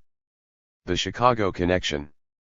Family Jewels, a set of CIA reports recently released under the Freedom of Information Act, shows that Sam Giancana, a mafia capo from Chicago, became one of the agency's underworld agents in the 1960s and one of the pivotal figures in the money laundering process. 24 Members of the Giancana family made deposits in Continental Illinois that were transferred to Sindana's banks and enterprises in Liechtenstein and Milan. More money was transported by Giancana's men to Washington, D.C., where it was converted into bonds and forwarded to Fina Bank in Geneva. Still more money was transported from Chicago to Mexico in suitcases carried by thugs dressed as Catholic priests. The money was then sent to a string of shell companies in Panama before arriving at the Vatican Bank. Throughout this process, the CIA, with the cooperation of Harry Hank Anslinger of the Federal Bureau of Narcotics, worked closely with Archbishop Marcinkus. 25 According to Tullius Tully Acampora, a former CIA operative, Hank was so close to Marcinkus that he could get Anslinger's friends an audience with the Pope. 26. Banking on losses. Sindana's banking enterprise flourished as billions of dollars from the narcotics trade flowed from Sicily to Switzerland. At the same time, he was learning one of the cardinal rules of theft: the best way to rob a bank is to buy it. Much of the stolen money, however, did not end up in Sindana's wallet or a safe within an Italian-American club in Brooklyn. Used to mount Gladio's strategy of tension and other covert ventures that would erupt in the coming decade, the $22 billion eventually lost by Sindana and his compatriots in their banking ventures seemed to vanish into thin air. Financial analysts, to this date, remain mystified by the missing money. 27. Few have come to realize that the purpose of acquisition of banks by CIA operatives, including Paul Helliwell, William Colby, Donald Beasley, David Kennedy, and Sindana, was not to produce dividends for shareholders but rather to chalk up losses in a bewildering array of bogus ventures. 28 Other bankers who shared Gladio's vision of a new world order created through the dissolution of political ideologies hostile to American capitalism were willing to have their institutions undergo financial hemorrhages for the cause. David Rockefeller, chairman of the Council on Foreign Relations, appears to fall into this category as suggested by the hundreds of millions of dollars in losses that came from Chase Manhattan's investments in South America at the behest of the CIA. 29 As Gladio emerged into an international operation, the billions from the drug trade proved insufficient to provide for the mounting expenses. While Sindana was purchasing banks with funding from the Mafia, the Vatican, and the CIA, Paul E. Helliwell and Meyer Lansky were setting up Castle Bank and Trust in Miami and the Bahamas. 30 Unlike Sindana's banks, which were used to mount attacks in Italy, Turkey, and Western Europe, Castle Bank and Trust became the conduit for millions of dollars earmarked by the CIA for the funding of clandestine operations directed at countries in Latin America and the Far East. Spread of the plague. The appearance of these firms testifies not only to the expanding covert activities of the CIA but also the enormous growth of the heroin industry. In 1967, the Haight-Ashbury Medical Clinic in San Francisco opened a special section for heroin addicts. Of the addicts served by the clinic, about 25% had first used heroin before January 1964, about 20% first used heroin between then and January 1967, and the remaining 55% or so were new junkies, who began to use heroin after January 1967. 31 Heroin was also the drug at the heart of the problem that President Nixon cited in 1969, when he laid out a 10-point plan for reducing illegal drug use, an effort for which New York was the proving ground. New York City alone has records of some 40,000 heroin addicts, and the number rises between 7,000 and 9,000 a year, Nixon wrote in his July 14, 1969, message to Congress. These official statistics are only the tip of an iceberg whose dimensions we can only surmise. 32. Inside Sindana's bank. Sindana was more than a CIA operative and Vatican financial advisor. He was also a thief. In 1966, Carlo Bordoni, a financier with mafia connections and years of experience in making multimillion-dollar foreign exchange deals, examined the activities at the BPF and was overwhelmed by his discoveries. 12 years later, Bordoni related these discoveries to authorities in Milan from a prison hospital in Caracas. In a sworn affidavit, he wrote, "When I started to go to the BPF during the summer of 1966, I was deeply affected by the chaos that reigned in the various sectors. It was a tiny bank that was able to survive only thanks to the margins that emanated, duly masked, of course, from a myriad of black operations which BPF effected on behalf of Credito Italiano, Banca Commerciale Italiana, and other important national banks. These foreign currency black operations, a vast illegal export of capital, took place daily and large figures were involved. The technique was really the most coarse and criminal which can be imagined. 33. Bordoni found a vast number of overdrawn accounts without any real guarantees and for amounts far in excess of the legal limit of a fifth of the capital and reserves. He also found massive incidents of theft. The staff at the BPF was transferring large amounts of money from the accounts of depositors without their awareness. These sums were funneled into an account held by the Vatican Bank. The Vatican Bank, in turn, transferred the amounts, minus a 15% commission, to Sindina's private account at Fina Bank in Geneva, which was named Mani for his two sons. Ma stood for Marco, Ni for Nino. 34. If a client at the BPF complained that a check had bounced or that his account should contain more than was listed, he was told to take his business elsewhere. If he continued to complain, a manager would appear and say, "It's simply an accounting error that we shall rectify." If he threatened to contact the authorities, he would spend his last moments swimming with the fishes. Standard operating procedure. For Bordoni, the activities at Banque de Financement in Geneva were equally hair-raising. Mario Olivero, the general manager, and other bank managers and IOR officials, spent all day playing the stock, commodity, and currency markets. If they lost, the losses were transferred to the accounts of the clients. If they won, they transferred the earnings to their personal accounts. 35. The Vatican Bank, in addition to owning 29% of the bank, maintained several accounts at the Banque de Financement. Upon investigation, Bordoni discovered that these accounts reflected exclusively gigantic speculative operations that resulted in colossal losses. 36. A shell company called Liberfinco had financed these losses, along with the losses of other major speculative investors.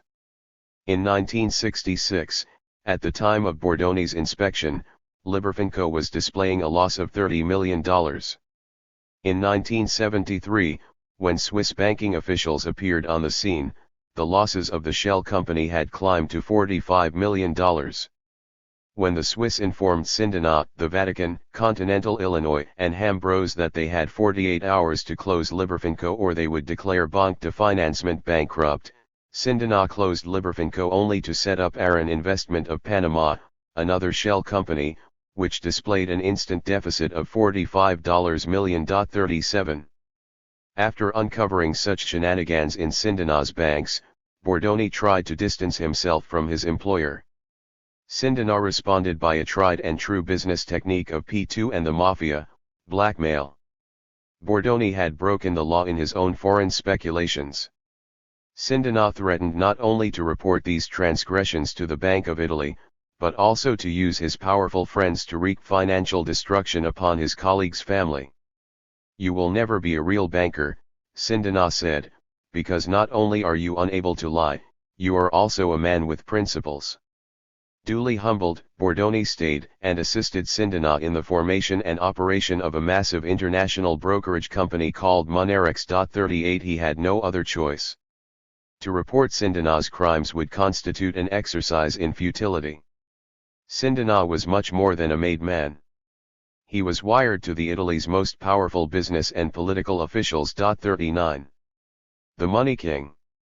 Created in 1964, Monerex established relations with 850 client banks throughout the world and conducted business in excess of $200 billion a year. 40. Through this brokerage firm, Italy's richest and most powerful individuals could squirrel away enormous fortunes illegally and safely in foreign banks. Sindina performed this service for a commission that fluctuated between 15 to 20%. He also kept a private ledger that incriminated his confidential clients. 41. This list would serve as his lifesaver when his bloated corporate vessel sank. In June 1967, Internal Revenue Service agents became aware that Sindina was involved in the drug trafficking of the Gambino and Zerolo Spatola clan. The case came to center not on heroin but the illicit movement of depressant, stimulant, and hallucinogenic drugs between Italy, the United States and possibly other European countries. 42. But the investigation, thanks to the CIA's intervention, came to a dead end. Sindina and Saigon. Southeast Asia continued to remain of critical importance to the global narcotics market. Sindana developed a friendship with Chiang Kai-shek and members of the general's family. 43 On several occasions, he traveled to Formosa to provide funds to Chiang and the remnants of the KMT, who continued to cultivate the poppy fields of Laos and Thailand with members of the Hmong people. In 1967, CIA operatives Theodore Shackley and Thomas G. Kleins were assigned to establish heroin refineries with the aid of the Corsican mafia who permeated Saigon's underworld. In 1968, Shackley arranged for Santo Traficante Jr. to visit Saigon and meet with drug lord Vang Pao in the Continental Palace Hotel. 44 The meeting concerned Vang's ability to provide the supply for the ever-increasing demand. During his stay, Traficante also met with prominent Corsican gangsters to assure them of increased shipments to their laboratories in Marseille. 45 When the old Bureau of Narcotics and Dangerous Drugs launched Operation Eagle in 1968, it found itself arresting scores of CIA employees, many of whom were working directly for Traficante. But although it arrested several of his deputies, the BNDD could not get the Johnson or Nixon administrations to go after Traficante directly. 46 By 1971, Congress was getting so many complaints about GIs returning home addicted that the BNDD began to investigate. This investigation, too, went nowhere. The CIA insisted on loaning some of its select special agents to the BNDD as investigators. The agents turned out to be the same men who had assisted in setting up the Laotians and ties in the heroin business in the first place. 47 A papal problem. 1969 proved to be a banner year for Sindana. He stood as the most powerful financial figure in Italy. The Gruppo Sindana included 6 banks, the international Siga hotel chain, and 500 other companies. He controlled the stock market in Milan, where 40% of the shares traded on any given day were under his control. His ability to influence Italy's financial condition was so profound that former Prime Minister Giulio Andreotti, a former member of P2, proclaimed him the savior of the Lira. 48 In the spring of that year, Sindana was summoned late at night to the Pope's private study on the 4th floor of the Apostolic Palace. The short, slender, and well-spoken mafia don wore a meticulously tailored navy blue suit, a white shirt with gold cuff links, and a gray silk tie. He appeared fresh and confident. The Pope was seated in one of his satin-covered chairs. His body was bent forward, and he appeared tired and ill. The Holy Father did not offer his ring for Michelle to kiss, instead they greeted each other with the handshake of old friends. 49 There is a terrible problem, Paul VI told Sindana. He was referring to the collapse of the First Republic and the long reign of the Christian Democratic Party. The new government had moved to discard the Lateran Treaty of 1929 and the tax-exempt status of Catholic holdings throughout the country. The measure spelled financial destitution for the church and an annual tax bill in excess of $250 million. Even worse, the measure could prompt other countries to follow suit, leaving the Holy Mother Church stripped naked of her vast wealth. No matter, the Pope said, is of greater importance. 50 Sindana replied by proposing a strategy to move Vatican resources out of Italy into the United States and the tax-free eurodollar market through a network of offshore financial firms. 51 This move would not only cloak the Vatican's holdings in Omerta, a quality the Holy See valued as much as the Mafia, but it would also demonstrate to other countries that the Roman Catholic Church was financially powerful and that any interference with the Vatican's finances could produce dire consequences for national economies. 52 The Papal Commission.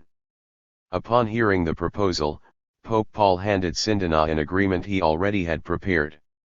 The agreement was even more than the mafiosi could hope for or dare to suggest. It named Sindana Mercator Senesis Romatam Curiam, the leading banker of the Roman Curia, and granted him complete control over the Vatican's foreign and domestic investment policy. 53 In accordance with the agreement, Sindana would work closely with Bishop Marcinkus, who now became Secretary of the IOR, and Cardinal Sergioger, Governor of Vatican City. However, both clerics remained merely his advisors. The agreement placed the Vatican's billions at Sindina's disposal. When the Mafia chieftain turned to the last page, he looked up at the Holy Father and smiled. The Pope already had signed and sealed the document. It was the highest display of trust anyone could hope to receive from the Vicar of Christ. 54 Such trust, of course, was not blind. It was based on the Pope's awareness that Sindina remained in almost sole control of the billions in black funds that were flowing into the Holy See. The Vatican's assets. Before Sindina took control of its assets, the Vatican held major interests in the Rothschild Bank in France, the Chase Manhattan Bank with its 57 branches in 44 countries, the Credit Suisse in Zurich and also in London, the Morgan Bank, the Bankers Trust, General Motors, General Electric, Shell Oil, Gulf Oil, and Bethlehem Steel. Vatican officials sat on the board of Finsider, which, with its capital of 195 million lire spread through 24 companies, produced 90% of Italian steel. The Holy See controlled 2 shipping lines and the Alfa Romeo car manufacturing company. What's more, controlling shares of the Italian luxury hotels, including the Rome Hilton, were in the Vatican portfolio. 55. But the Vatican's central holding was Società Generale Immobiliare, a construction company that had produced a fortune in earnings for the Holy See since it had been acquired in 1934. In 1969 Immobiliare shares were selling for 350 lire.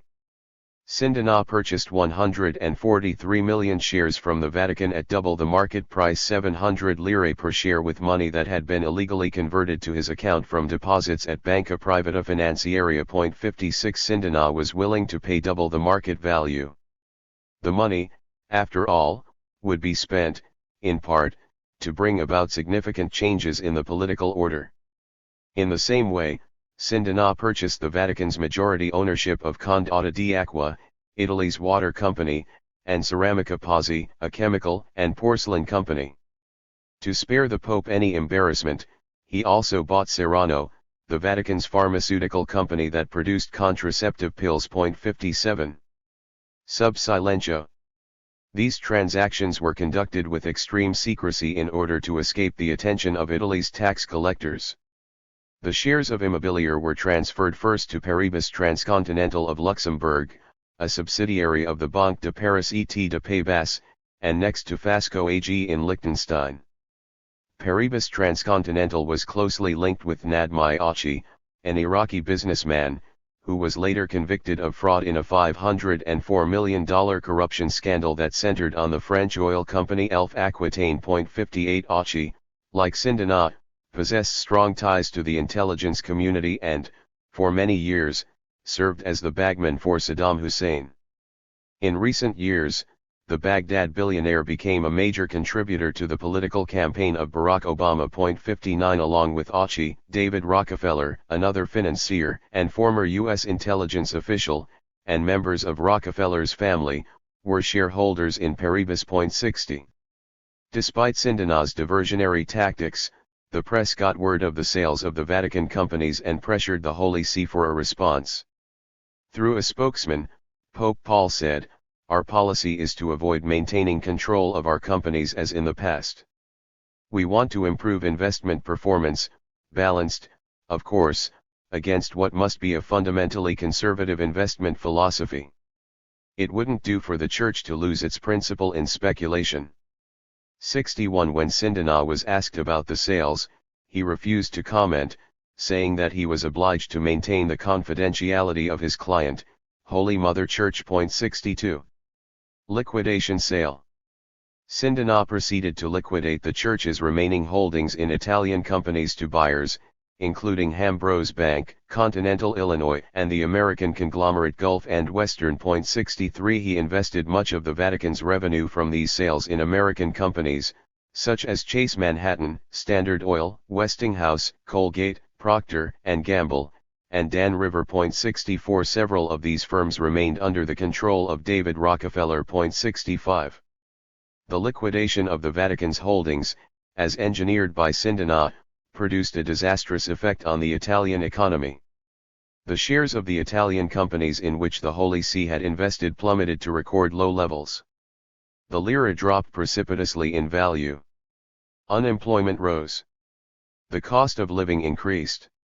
The savings of millions of families were wiped out almost overnight. 66.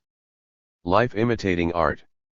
During this time, Sindana developed a close relationship with Charles Bloodern of Gulf and Western. The two men engaged in trading worthless stock back and forth at face value to create a false market. In 1972, the U.S. Securities and Exchange Commission demanded a halt to the ceaseless exchange of securities between the two associates. Also during this time, Gulf and Western, through its motion picture company, Paramount Pictures, was filming The Godfather, a glamorous look at life in the mafia. Immobilier, the giant real estate and construction firm Sindana had purchased from the Vatican, owned Paramount Studios in Hollywood, where the film was shot. Through arrangements with Bloodern, profits from the Coppola epic flowed into Sindana's banks and holding companies, along with billions from the heroin trade. 67 Life was imitating art. The world without limits. The rise of Sindana, the father of the financial mafia, was made possible by the combination of the following factors. The global economy had yet to emerge, and there existed an almost complete lack of central control over international banking activities. The Agreement of Basel, which established a number of rules, 68, did not come into effect until May 1983. In spite of some exceptions, bank secrecy a basic rule. Moreover, the tendency to liberalize the service supplies on the one hand, and the increasing privatization of financial activity on the other, contribute to a lack of clarity regarding banking transactions. A complex of credit instruments and intermediaries complicated accounting and made instances of money laundering particularly difficult to control. The presence of various tax havens allow the possibility of tax evasion, financial juggling, and sheltered interpenetrations between licit and illicit activities. Such havens were not mere byproducts of financial conjuring, they play a basic role within the financial world. The combination of economic interests with politico-military ones was a new development. Gladio thrived because few world leaders were aware of the scope of the operation and the threat that it posed to sovereignty and independence. Another new friend. In 1969, Sindana made another new friend, a mousy accountant with a dark mustache and brooding black eyes. Roberto Calvi, a fellow member of P2, served as the assistant manager of Banco Ambrosiano, a wealthy, parochial bank in Milan. Few banks were more prestigious. Established in 1894, Banco Ambrosiano operated to provide credit without offending the ethical principles of Christian teaching, an explicit rebuke to lay lending institutions. 69 To ward off the interests of outsiders, the statutes of the bank required shareholders to produce a voucher of their good character from their parish priest. In addition, no shareholder could own more than 5% of the bank's wealth. 70. Sindana realized that the priest's bank would be an ideal complement to his growing financial empire. Nothing he controlled could match Ambrosiano for resources or its standing in Milan. Best of all, it had no dominant shareholder, so that those who ran it had an unfettered hand. Sindana and his new friend quickly came up with a plan to gain control of Ambrosiano through the creation of a series of shell companies in Panama, the Bahamas, and Luxembourg. The scheme would require the participation of Archbishop Marcinkus, since the Catholic nature of the companies would have to be verified. The Archbishop, of course, was most pleased to cooperate and arranged for Calvi to be appointed as Ambrosiano's new Direttory General. 71. Time for action. 1969 was also a banner year for Operation Gladio. The radical left was on the rise throughout Italy and the Western world. The momentum was provided by the reaction against NATO's involvement in Vietnam, the breakdown of traditional Catholic doctrine in the wake of Vatican II and the implementation of aggiornamento, and the rise of a counterculture that viewed Che Guevara and Chairman Mao as folk heroes. In the national election, Italy's Communist Party gained 27% of the overall vote. To make matters worse, the country established regional elections, which enabled the Communists to gain control of Bologna, Florence, Tuscany, Umbria, Liguria, the Marches, Piedmont, and Emilia-Romagna, and to form a coalition government with the Christian Democrats and the Italian Socialists in Rome, Milan, and Turin. 72. The time was right for the CIA to unleash the full force of Gladio through a strategy of tension, which would cause the people of Italy to view the Communists as a threat to their lives and well-being. Such a strategy would serve as an antithesis to the prevailing zeitgeist and the means of inaugurating a new world order. The official figures say that alone in the period between January 1, 1969 and December 31, 1987, there have been in Italy 14,591 acts of violence with a political motivation. It is maybe worth remembering that these acts have left behind 491 dead and 1,181 injured and maimed, figures of a war without parallel in any other European country. Giovanni Pellegrino, President of Italy's Parliamentary Commission investigating Gladio. The strategy of tension gained increased impetus after U.S. President Richard Nixon took office in 1969. Henry Kissinger, Nixon's national security advisor, issued orders to Lucio Gelli through his deputy, General Alexander Haig, for the implementation of terror attacks and coup attempts. Kissinger was deeply concerned about the monumental gains made by the Italian Communist Party in national and regional elections. The financial spigots were opened without concern of leakage. In addition to the millions being channeled to P2 by CIA officials, millions more were funneled to Sindona for the implementation of the strategy through U.S. Ambassador Graham Martin. In 1970 alone, Sindona received more than $10 million from the ambassador. 1. The first major attack occurred on December 12, 1969, when a bomb exploded in the crowded lobby of the Banca Nazionale dell'Agricoltura in Milan's Piazza Fontana. 17 people were killed and 88 injured. The victims, for the most part, were farmers who had deposited their meager earnings in the bank. Within an hour, 3 bombs exploded in Rome, one in a pedestrian underpass, which injured 14 people, and 2 on Victor Emmanuel's monument, which houses Italy's unknown soldier. 2. Arresting anarchists. The acts of terrorism were attributed to left-wing radicals, and 80 suspects were rounded up, including Giuseppe Pinelli, an anarchist railway worker. In the course of the interrogation, Pinelli died, falling from the 4th-floor window of the police station. Despite serious discrepancies in the official police account, an Italian court ruled that Pinelli's fall had been caused by a sudden loss of consciousness. 3. Pietro Valpreda, another anarchist, was also taken into custody for the Piazza Fontana bombing, after a taxi driver identified him as a passenger he had transported to Banca Nazionale that day.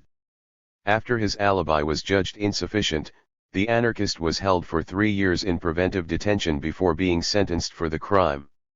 16 years later, Valpreda was exonerated, after evidence established that the attack had been conducted in accordance with Operation Gladio. 4.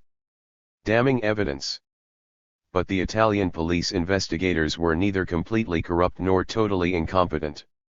Months after the Piazza Fontana bombing, Ordine Nuovo, a neo-fascist organization founded by Pino Rauti, came under suspicion. On March 3, 1972, Giovanni Ventura, Franco Frida, and Rauti were arrested and charged with planning the terrorist attack. The evidence against them was compelling. The composition of the bombs used in Piazza Fontana was identical to the explosives that Ventura hid in a friend's home a few days after the incident. The bags in which the bombs were concealed had been purchased a couple of days before the attacks in a shop in Padua, Frida's hometown. 5. Despite such findings, the 3 men were acquitted. During the trial, alarming claims were made. Ventura told the court that he was an agent of the CIA. In support of the claim, he directed court officials to a safety deposit box he had opened at Banca Popolare in the names of his mother and aunt. Within the box were confidential CIA files. One document, dated May 4, 1969, listed a number of detailed steps to be taken, including a possible wave of terror attacks to convince public opinion of the dangers of maintaining the alliance with the left. 6. When asked if he had been manipulated by the CIA or an outside intelligence agency, Franco Freda said, "The life of everyone is manipulated by those with more power. In my case, I accept that I have been a puppet in the hands of an idea, but not the hands of men in the secret services here or abroad. That is to say that I have voluntarily fought my own war, following the strategic design from my ideas. That is all." 7. Sworn testimony. 30 years after the Piazza Fontana massacre, during the trial of 3 other operatives, General Giandelio Malati, former head of Italian counterintelligence, said that the massacre had been carried out by the Italian stay-behind army and right-wing terrorists on the orders of the CIA. In his sworn testimony, Malati told the court, the CIA, following the directives of its government, wanted to create an Italian nationalism capable of holding what it saw as a slide to the left, and, for this purpose, it may have made use of right-wing terrorism. 8. He added, "Don't forget that Nixon was in charge, and Nixon was a strange man, a very intelligent politician, but a man of rather unorthodox initiatives." Similarly, Paolo Emilio Taviani, the Christian Democrat in Italy, told investigators that the Italian military intelligence service was about to send a senior officer from Rome to Milan to prevent the bombing, but decided to send a different officer from Padua in order to put the blame on left-wing anarchists. In an August 2000 interview for Il Secolo 19 newspaper, Taviani said, "It seems to me certain, however, that agents of the CIA were among those who supplied the materials and who muddied the waters of the investigation." 9. The American commander. In the course of the 30-year investigation, Italian officials were able to put into place the key planners of the Piazza Fontana bombing. Hung Fendwich, a leading engineer for Selenia, oversaw the proliferation of attacks and coup preparations. Selenia, with offices in Rome, specialized in electronic security and defense. The company was owned by Finmeccanica, a conglomerate with a long history of ties to the CIA. Fendwich was a typical eminence grise. He studied and refined plans, drew up analyses of the political situation, and left the dirty work of execution to the UN and other neo-fascist groups in service to the agency. 10. The bombing was allegedly commandeered by Navy Captain David Carrot, a CIA operative attached to the NATO command in Verona. 11. Carrot worked in tandem with Gladio commander Sergio Minetto and Carlo De Giglio, the CIA mole within Ordine Nuovo. Preparations for the bombing had been made at an isolated house near Treviso. 12. The Golpe Borghese. On December 7, 1970, the Feast of the Immaculate Conception, the Gladio unit launched the Golpe Borghese, an attempt to topple the Italian government. Named after Junio Valerio Borghese, the Black Prince, the coup attempt involved hundreds of gladiators, along with members of the Corpo Forestale dello Stato. The planners intended to kidnap Italian President Giuseppe Saragat and to murder Angelo Vicari, the head of the National Police Department. At the last minute, the plans were cancelled. News arrived that Saragat's Christian Democratic government knew of the plan and stood ready to declare martial law. 13. Borghese had been busy during the Cold War. He continued to recruit former members of Decima Mas and right-wing activists, including Stefano Del Che, for Gladio, and helped to establish Front Nazionale, an organization designed to subvert the institutions of the state by means of a coup. 14. He set up his military headquarters for the coup in Rome at a shipyard owned by Remo Orlandini, one of the country's leading industrialists. According to newspaper accounts, Jesus James Angleton arrived at the shipyard before the coup attempt and left as soon as the planned attack was cancelled. 15. Borghese's farewell. When Borghese died in Spain in 1974, Del Che said the Black Prince had been poisoned because investigations into the 1970 coup had begun in Italy and too many people wanted him dead. 16. 30 years after the Golpe Borghese, French investigative journalist René Monzat uncovered evidence that the military attaché at the U.S. Embassy in Rome was intricately involved in the plot. Monzat also discovered that President Nixon had carefully monitored the preparations and remained constantly informed of the developments by CIA officials. These findings were confirmed through a Freedom of Information request from La Repubblica in December 2004.17. The Petiano attack. On May 31, 1971, a car bomb exploded in a forest near the Italian village of Petiano. The explosion gravely wounded 1 and killed 3 members of the Carabinieri, Italy's paramilitary police force. The Carabinieri had been summoned to the site by an anonymous phone call. Inspecting an abandoned Fiat 500, one of the policemen opened the hood and triggered the bomb. 2 days later, another anonymous call implicated the Red Brigades, the far-left communist group that had engaged in assassinations and kidnappings. 200 communists with an affiliation to the group were rounded up and held in custody. 18. The arms dump. The case against the brigades was eventually weakened by a discovery made near Trieste by the Carabinieri on February 24, 1972. The Italian officers stumbled upon an underground arms dump containing automatic rifles, grenades, and composition C4, the most powerful plastic explosive in the world at that time. 19 The officers initially thought that the cache must belong to a criminal group such as the Camorra or the Ndrangheta if it did not belong to the brigades. But the C4 baffled the investigators. The mafias and the brigades relied on explosives made of gelignite. C4 was an explosive that was used almost exclusively by NATO and US forces. 20. A week later, more arms were found in a nearby cave. This second discovery prompted General Gerardo Serravalle, the commander of Gladio and Italian military intelligence, to order the dismantling of all the arms dumps in forests, meadows, church basements, and cemeteries throughout Italy. In addition to explosives, the dumps contained portable arms, ammunition, hand grenades, knives, and daggers, 60mm mortars, several 57mm recoilless rifles, sniper rifles, radio transmitters, binoculars, and various tools. 21 The weapons were removed from the 137 burial sites and transported by the Secret Service plane to the Gladio base in Sardinia. The aircraft exploded in flight on November 23, 1973, and may have been sabotaged by aggrieved gladiators.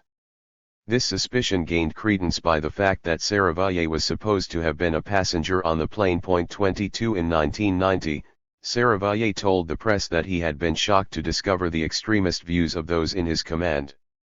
"I found myself an officer in the service of the Italian Republic at the head of an armed band," he said. 23. The caged bird sings. In 1984, after 12 years of intense investigation, Vincenzo Vinci Guerra, a leader of ON, was taken into custody and questioned about the Petiano incident. After confessing in court that he had planted the car bomb, Vinci Guerra said, "With the massacre of Petiano, and with all those that have followed, the knowledge should by now be clear that there existed a real live structure, occult and hidden, with the capacity of giving a strategic direction to the outrages, lies within the state itself. There exists in Italy a secret force parallel to the armed forces, composed of civilians and military men, in an anti-Soviet capacity, that is, to organize a resistance on Italian soil against a Russian army. A secret organization, a super-organization with a network of communications, arms, and explosives, and men trained to use them. A super-organization which, lacking a Soviet military invasion which might not happen, took up the task, on NATO's behalf, of preventing a slip to the left in the political balance of the country. This they did, with the assistance of the official secret services and the political and military forces. 24. Following his conviction and sentence to life in prison, Vinci Guerra, in an interview with The Guardian, said, "The terrorist line was followed by camouflaged people belonging to the security apparatus, or those linked to the state apparatus through rapport or collaboration. I say that every single outrage that followed from 1969 fitted into a single, organized matrix. The Avanguardia Nazionale, like Ordine Nuovo, were being mobilized into the battle as part of an anti-communist strategy originating not with organizations deviant from the institutions of power, but from within the state itself, and specifically from within the ambit of the state's relations within the Atlantic Alliance. 25. The Brescia Blast. Despite the setbacks, including the discovery of the arms dump, the attacks continued. On May 28, 1974, a bomb exploded within a garbage container that had been placed in the midst of Piazza della Loggia in Brescia. The incident took place during a demonstration against the Movimento di Azione Rivoluazionaria, yet another neo-fascist group. 3 weeks before the bombing, Carlo Fumagalli, a CIA operative and the founder of MAR, had been arrested for starting a fire at the Pirelli Bicocca tarpaulin depot. The damage was estimated at 1,000 million lire at the time, and a 30-year-old worker lost his life in the blaze. Years later, Gaetano Orlando, a MAR spokesman, admitted, the MAR group's plan was that the attack should be put down to the Red Brigades, which were on the rise at the time. 26 Brescia, where the bombing took place, was the town in which Fumagalli and the MAR had established their headquarters. The Brescia blast killed 8 people and wounded 100 more. The attack, it was later learned, had been led by Pino Rauti, the founder of ON, who had been receiving regular paychecks from the U.S. Embassy in Rome. 27 an hour and a half after the bombing, the local police chief ordered firemen to hose down the square. This order caused, in the words of examining magistrate Domenico Vino, the possible loss of vital evidence and raised alarming questions as to the haste of the operation. 28. Following the attack, a series of anonymous callers to the police and the press attempted to implicate Lotta Continua, a militant communist organization, in the incident. Members of the group were rounded up and placed in custody only to be acquitted due to lack of evidence. 29. Terror on a train. On August 4, 1974, another major terrorist incident occurred when a bomb exploded on the Italicus Rome-Munich Express, as the train pulled out of a tunnel near the village of San Benedetto Val di Sambro. 12 people were killed and 105 injured. This attack represented a reaction to the May 12 vote that abolished Italy's arcane divorce laws. The outcome represented a sharp rebuke to the Vatican and the Christian Democratic Party. Following the election, Gelli funneled black funds to Augusto Cocci, who had commandeered the bombing. 30 When the police traced the evidence to Cocci, he fled, with Gelli's assistance, to Argentina. 16 years after the incident, Mario Tutti and Luciano Franci, 2 members of Cocci's criminal clan, received life sentences for their part in the train attack. 31. The Master Plan. In 1976, Gelli and other P2 officials drafted documents outlining their plans for the democratic rebirth of Italy. The plans called for the infiltration and control of all state institutions, all opposition groups, the trade unions, the leading daily newspapers, and the national television stations. The drafters of the plan believed that this takeover could be accomplished by the expenditure of 40 billion lire in black funds. The overall objective was the establishment of a club where the best level of industry and financial sector leaders, members of the liberal professions, public officials, and magistrates, as well as very few, selected politicians are represented, men who would constitute a real committee of trustees respecting those politicians who will take on the honor of implementing the plan. 32 The club would implement a series of electoral, judicial, and constitutional reforms in order to make the country more governable. National political life would be subordinated to an oligarchy with no formal political accountability, represented by the secret P2 Lodge. Here, and not in state institutions, decisions would be made. Gelli and his Masonic brothers could pull a string and everything would fall into place. Once this system was established, Italy could be steered in the direction determined by P2's American controllers. The plans, as outlined in the P2 documents Memorandum sulla Situazione Italiana and Piano di Rinascita Democratica, were found by the Italian police at the Fiumicino airport in Rome. They had been concealed within the false bottom of a suitcase belonging to Gelli's daughter. 33 Also in the suitcase was a top-secret U.S. military dossier entitled Stability Operations Intelligence Special Fields, that had been published under the authority of General William Westmoreland, the U.S. Army's Chief of Staff. The dossier informed intelligence operatives of appropriate means of response to communist insurgencies. 34. The Moro kidnapping. On March 16, 1978, Aldo Moro, Italy's prime minister, was kidnapped while on his way to Parliament for the opening of debate on the newly formed Government of National Unity, a coalition of communists, socialists, and Christian Democrats. The incident occurred when a white Fiat with diplomatic plates pulled in front of his black limousine, forcing the driver to slam on the brakes. Two men from the Fiat and four other assassins who had been waiting on the sidewalk in Alitalia pilot uniforms, opened fire on Moro's bodyguards, killing all five of them. Moro's policy of working with and bringing the communists into the government was denounced both by the USSR and the United States. But no one had been more outraged at the Italian Prime Minister's attempt at rapprochement than U.S. Secretary of State Henry Kissinger. In 1974, when Moro paid a visit to the United States, Kissinger warned him, "You must abandon your policy of bringing all the political forces in your country into direct collaboration, or you will pay dearly for it." 35. Kissinger's threat had such a profound effect upon Moro that the Prime Minister became physically ill and contemplated retirement from government. 36. The Military Secret Service and acting Prime Minister Giulio Andreotti immediately blamed the left-wing terrorist organization Red Brigades for the kidnapping and proceeded to crack down on the left. 72,000 roadblocks were erected and 37,000 houses were searched. More than 6 million people were questioned in less than 2 months. While Moro was held captive, his wife Eleonora spent the days in agony together with her closest family and friends, even asking Pope Paul VI for help. 37. The Crisis Committee. Steve Pieczenik, a former U.S. State Department hostage negotiator and international crisis manager, claimed that he played a critical role in Moro's fate. He had been sent to Italy on the day of the kidnapping by Zbigniew Brzezinski, President Jimmy Carter's national security advisor, who viewed Moro's project of accommodation with the communists with great disdain. 38. In Rome, Pieczenik worked with a crisis committee, headed by Francesco Cossiga, Italy's interior minister.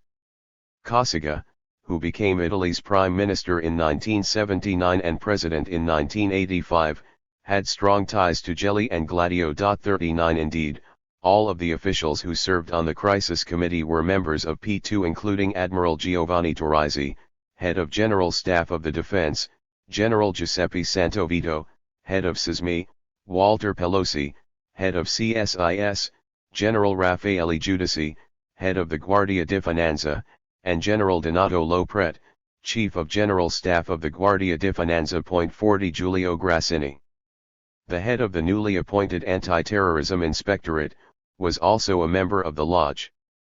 Throughout the investigation, Grassini remained in constant contact not only with the committee but also Gelli. 41. On May 9, 1978, the committee forged a memo, attributed to the Red Brigades, stating that Moro was dead. 42. Pieczenik said that the memo, which was leaked to the press, served a dual purpose: to prepare the Italian public for the worst and to let the Red Brigades know that the state would not negotiate for Moro and considered him already dead. The decision was made in the fourth week of the kidnapping, when Moro's letters became desperate and he was about to reveal state secrets, Pieczenik later testified. It was an extremely difficult decision, but the one who made it in the end was Interior Minister Francesco Cossiga, and, apparently, also Prime Minister Giulio Andreotti. 43. When pressed about the committee's action, Pieczenik added, "We had to sacrifice Aldo Moro to maintain the stability of Italy." 44. A stone in the mouth. In a cryptic article, appearing in a May 1978 issue of Osservatore Politico, investigative journalist Carmine Mino Pecorelli drew a connection between the death of Moro and Gladio. Moro's body, he noted, had been left in the trunk of a car parked next to an ancient Roman amphitheater where runaway slaves and prisoners fought to the death in gladiatorial combat. Who knows what there was in the destiny of Moro that his death should be discovered next to that wall? Pecorelli wrote. The blood of yesterday and the blood of today. 45. In another article, Pecorelli wrote that Moro's kidnapping had been carried out by a lucid superpower and was inspired by the logic of Yalta.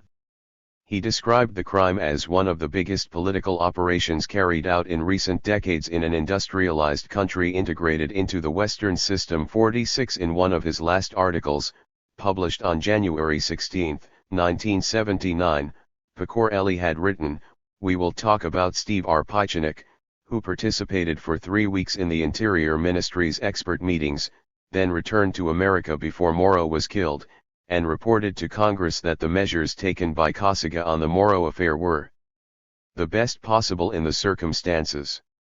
47. Several months after making these claims, Pecorelli was gunned down near his office on Via Orazio in Rome. The barrel of a gun had been shoved down his throat and the trigger pulled twice. As a classic gesture of the mafia's practice of sasso in bocca, police officers discovered a stone within Pecorelli's mouth as an announcement that the journalist never again would divulge a secret. 48. The Hyperion Language School. The fact that the Red Brigades had been infiltrated by the CIA and the Italian secret services remains no longer contested. The purpose of the strategy of tension was to encourage violence from the radical left in order to convince the Italian people of the need to repress the rise of communism. The brigades were a perfect foil. With unflinching radicalism, they considered the Italian Communist Party too moderate and Moro's opening too compromising. Thanks to the infiltration, which occurred in 1973, the brigades began to work closely with the Hyperion Language School in Paris, with most brigadiers unaware that it had been founded by the CIA.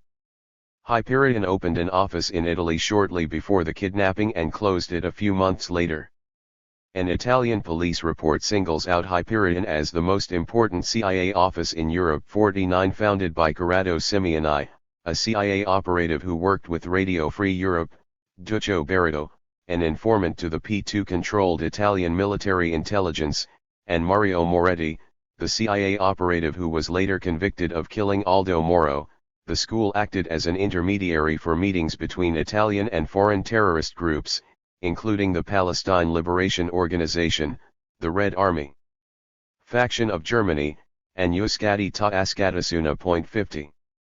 The Red Brigade Mystery. In 1974, 4 years before the kidnapping, Red Brigade founders Renato Curcio and Alberto Franceschini had been arrested in Rome. Franceschini immediately accused Mario Moretti of turning them in, stating that Moretti and Giovanni Centini, another leading Red Brigade member, were, in fact, CIA spies. 51 From a military point of view, Franceschini told an Italian parliamentary commission, "Those of you who know the people who were supposed to have carried out the operation will be perfectly aware that they were not capable of it." Franceschini's testimony is supported by the several facts. The gunmen who mowed down Moro's bodyguards were highly trained assassins with skills that far exceed those of known brigadiers. The assassins were obliged to wear Alitalia uniforms in order to identify each other. Moro had been held captive in an apartment complex owned by SISMI, Italy's military agency, and the bullets that riddled Moro's body were treated with a special preserving paint that characterized the ammunition found in the Gladio arms dumps. 52. In 1981, Moretti was arrested, apparently by accident, and eventually confessed to the kidnapping. He received 6 life sentences for the murder but never cooperated with investigators. Cossiga, when he became president of Italy in 1985, pressed for a pardon. Moretti was paroled after 15 years and presently resides in Milan. 53 His early pardon by the Italian court has never been explained. Vatican pieces of the puzzle. Father Felix Morlian, a Belgian priest, was affiliated with the Hyperion Language School and served to establish a branch of the school in Rome. 54 During World War II, he had worked closely with Wild Bill Donovan and the Office of Strategic Services by creating Pro Deo, a Catholic intelligence agency. When the Nazis seized control of Western Europe, Donovan relocated Morlian and his agency from Lisbon to New York. 55 In 1945, the priest relocated to Rome, where he became the private emissary of Pope Pius XII and 4 of the Pope's successors. Throughout the 1960s, he remained a pivotal U.S. intelligence agent, as witnessed by his key role in the Cuban Missile Crisis. 56 At JFK's urging, the Dominican priest had attended a strategic meeting in Andover, Massachusetts, where he established a communication channel between Moscow and Washington, mediated by Pope John XXIII, through whom messages were passed that brought an end to the threat of a nuclear war. In 1966, Morlian established, with funding from the CIA, the Pro-Deo University, which became Libera Università Internazionale degli Studi Sociali. As president of the new university, Morlian became a force in the formation of the right-wing policies of the Italian government. He also reportedly began recruiting of terrorists and assassins, including Moretti and Mehmet Ali Agca. 57. Questions about Morlian's involvement in the Moro matter first arose from the discovery of photos, taken by Pecorelli, of the prominent priest in the company of leading Italian military intelligence officials at the time of the kidnapping. Such questions became more pressing when the Rome office of the Hyperion School, which Morlian helped to establish, opened shortly before the Moro kidnapping, only to close the following autumn. 58 Even more puzzling is the fact that the Pro-Deo founder received prominent mention in the secret files of Liceo Gelli. 59. Father Antonio Menini, a Vatican official, served as the intermediary between Moro and his family during the time of the captivity. How Father Menini came to serve in this capacity raises questions about the extent of the Vatican's involvement in the crime. Father Menini, who claimed to have heard Moro's last confession, was the son of Luigi Menini, who served under the direct supervision of Archbishop Paul Marcinkus. Why would the brigadiers of out atheists employ the services of a priest? And why would they seek the service of the son of a high-ranking IOR official? Were Luigi or Antonio somehow in league with the kidnappers? Father Menini, following Moro's death, rose through the ranks of Holy Mother Church and presently serves as the papal nuncio to Great Britain. And the Vatican, to this day, continues to shield Moro's confessor from ever having to testify in state hearings concerning the Prime Minister's abduction and death. 60. The Bologna bombing. Gladio's role in the strategy of tension might have gone undetected save for the massacre in Bologna. At 10:25 a.m. on August 2, 1980, a time bomb within an unattended suitcase exploded in the crowded, air-conditioned waiting room of the central station in Bologna, destroying most of the main building. 84 people were killed in the bombing and more than 200 wounded, making it the most savage attack to take place on Italian soil since World War II. 61. Blame, of course, was placed on the Red Brigades and the radical left.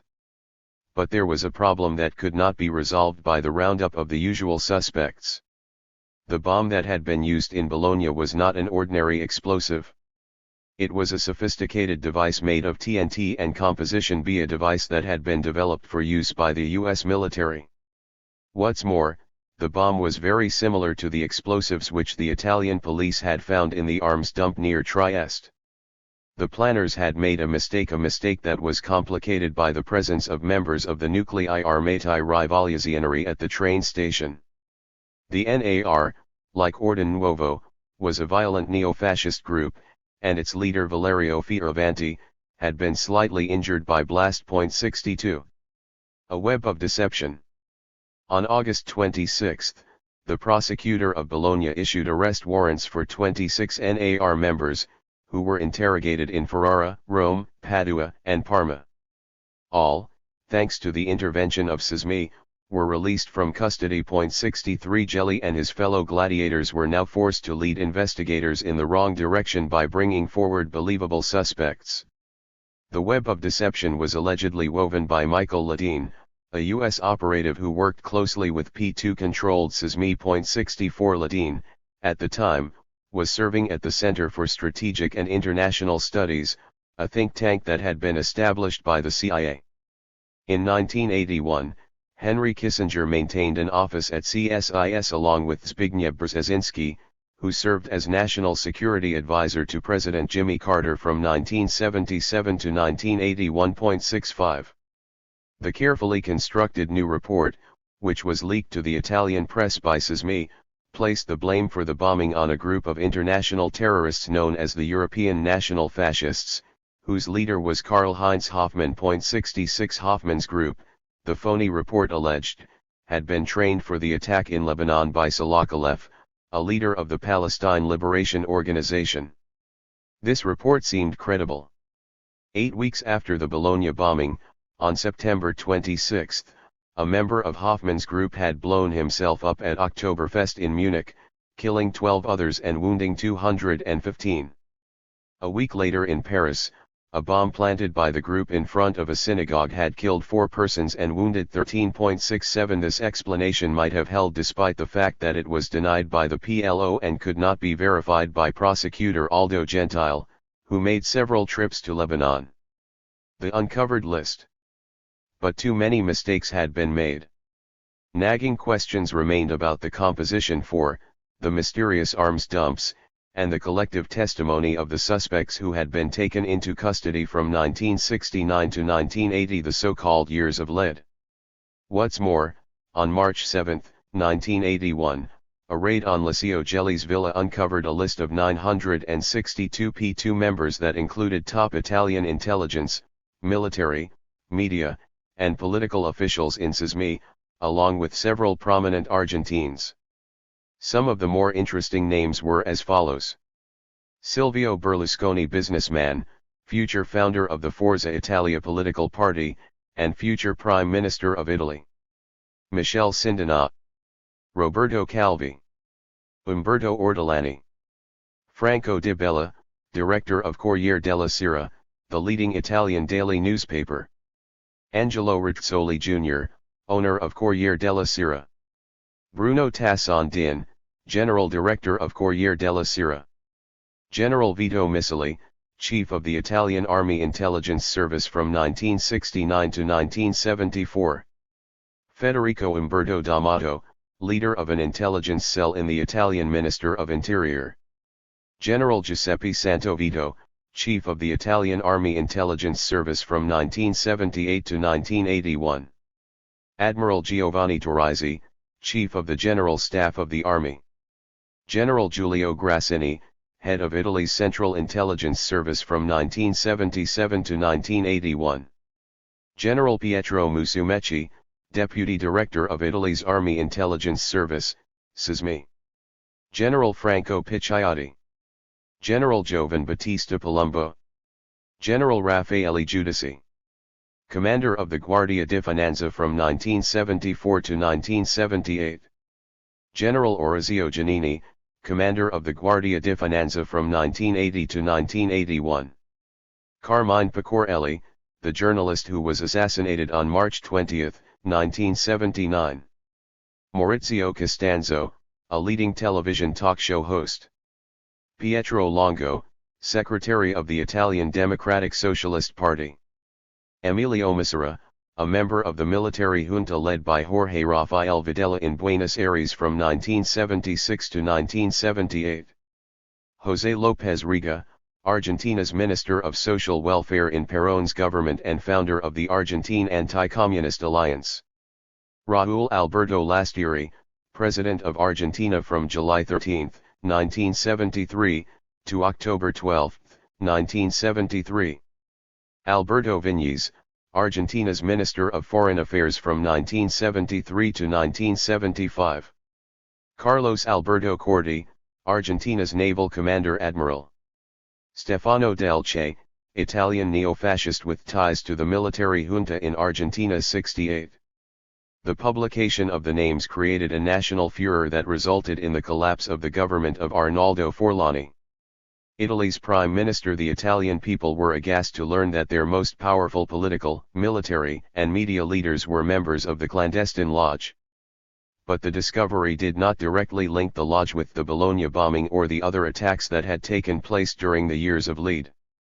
That link would be eventually found in the Rome airport within the suitcase of Gelli's daughter. The two documents outlining the master plan of the Masonic group, coupled with the top-secret U.S. Army document, were enough to convince Judge Felice Casson and his team of investigators that P2 had been involved in the attacks and that the secret society was acting as a proxy for the CIA. 69 What's more, the investigators realized that the secret society, acting under orders of U.S. officials, had been initiating acts of terror throughout the Western world, and most particularly in Argentina. Under the watchful eye if not the blessing of Jorge Mario Bergoglio, who would ascend to the papal throne as Pope Francis I.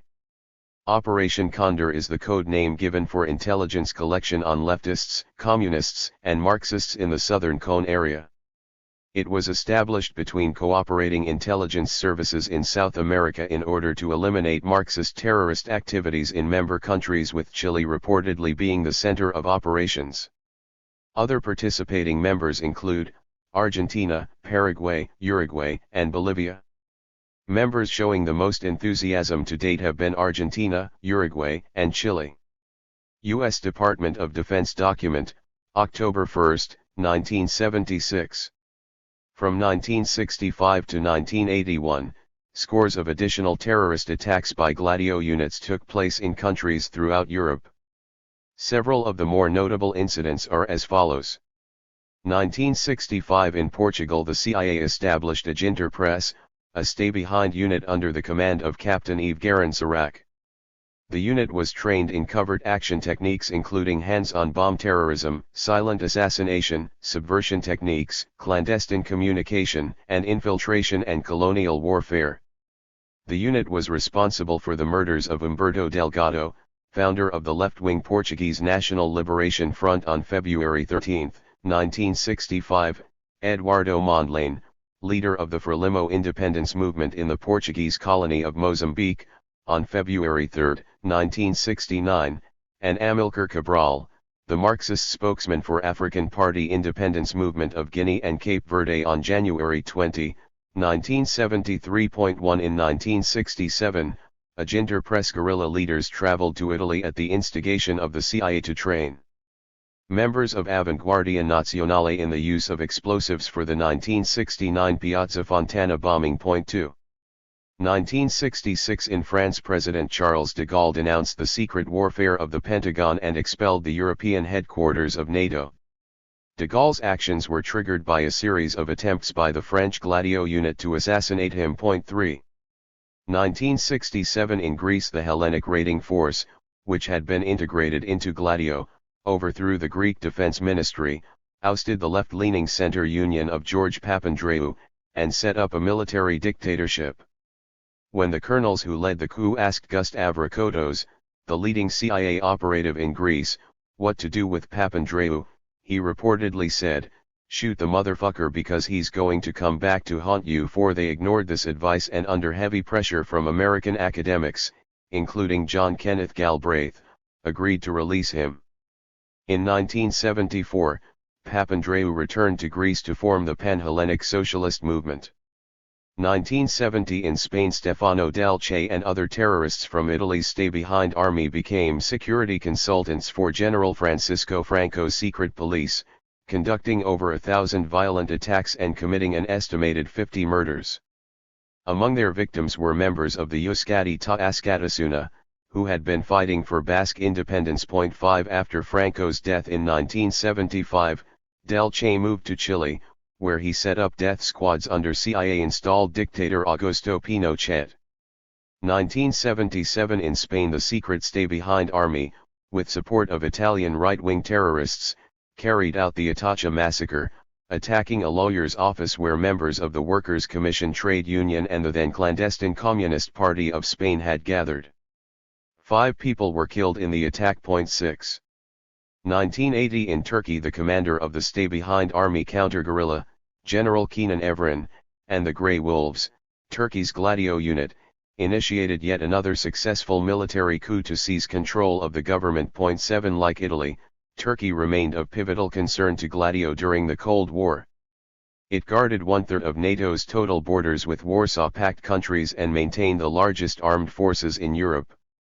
Knowing that a communist takeover of Turkey would be catastrophic, the Gladio forces, at the instigation of the CIA, opened fire on a rally of 1 million trade union supporters in Taksim Square.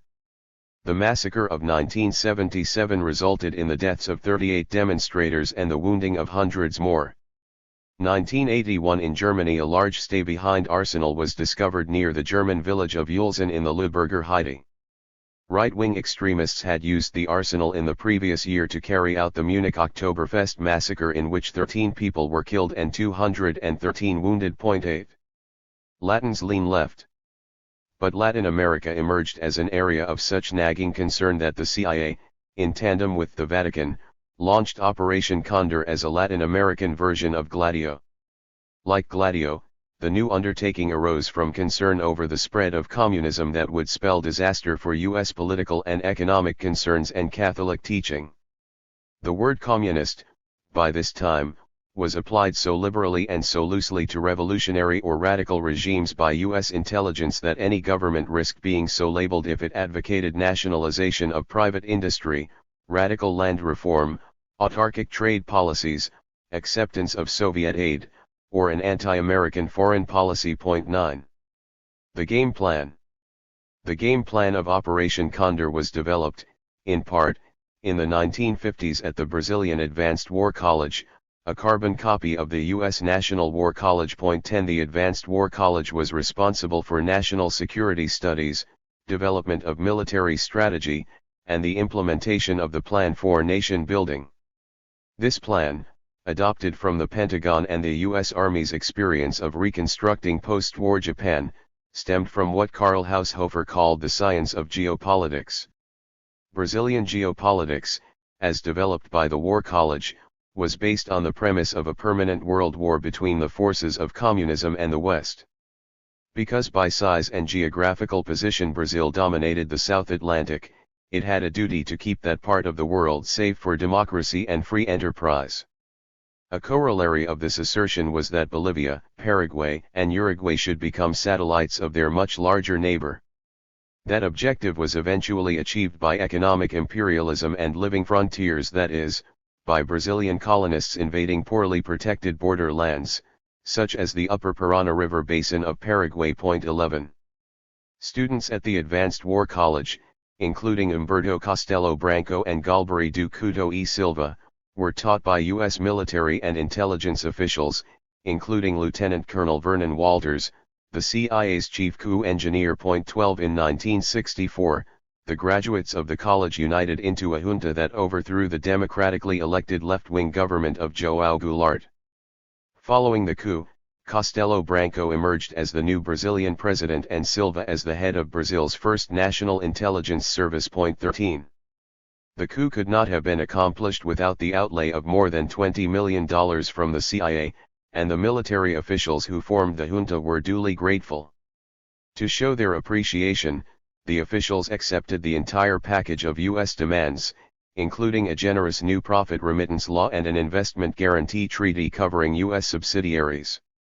Within 2 years of Goulart's overthrow, thanks to these concessions, foreign companies gained control of 50% of Brazilian industry, often through the expediency of what the Brazilian Finance Ministry called constructive bankruptcy, a combination of fiscal and monetary measures that forced local firms to sell to foreign interests or go broke. By 1971, 14 of the country's 27 largest companies were in foreign hands. Of the remainder, 8 were state-owned and only 5 were private Brazilian firms. 14. Perón and P2. When Condor was launched in 1969, Argentina, unlike Bolivia, Colombia, Peru, and Uruguay, posed no real problem. The majority of the country remained deeply conservative and devoutly Catholic. Juan Perón had returned from exile to defeat President Hector Cambora in the general election. This, for the Church and the CIA, was a happy development.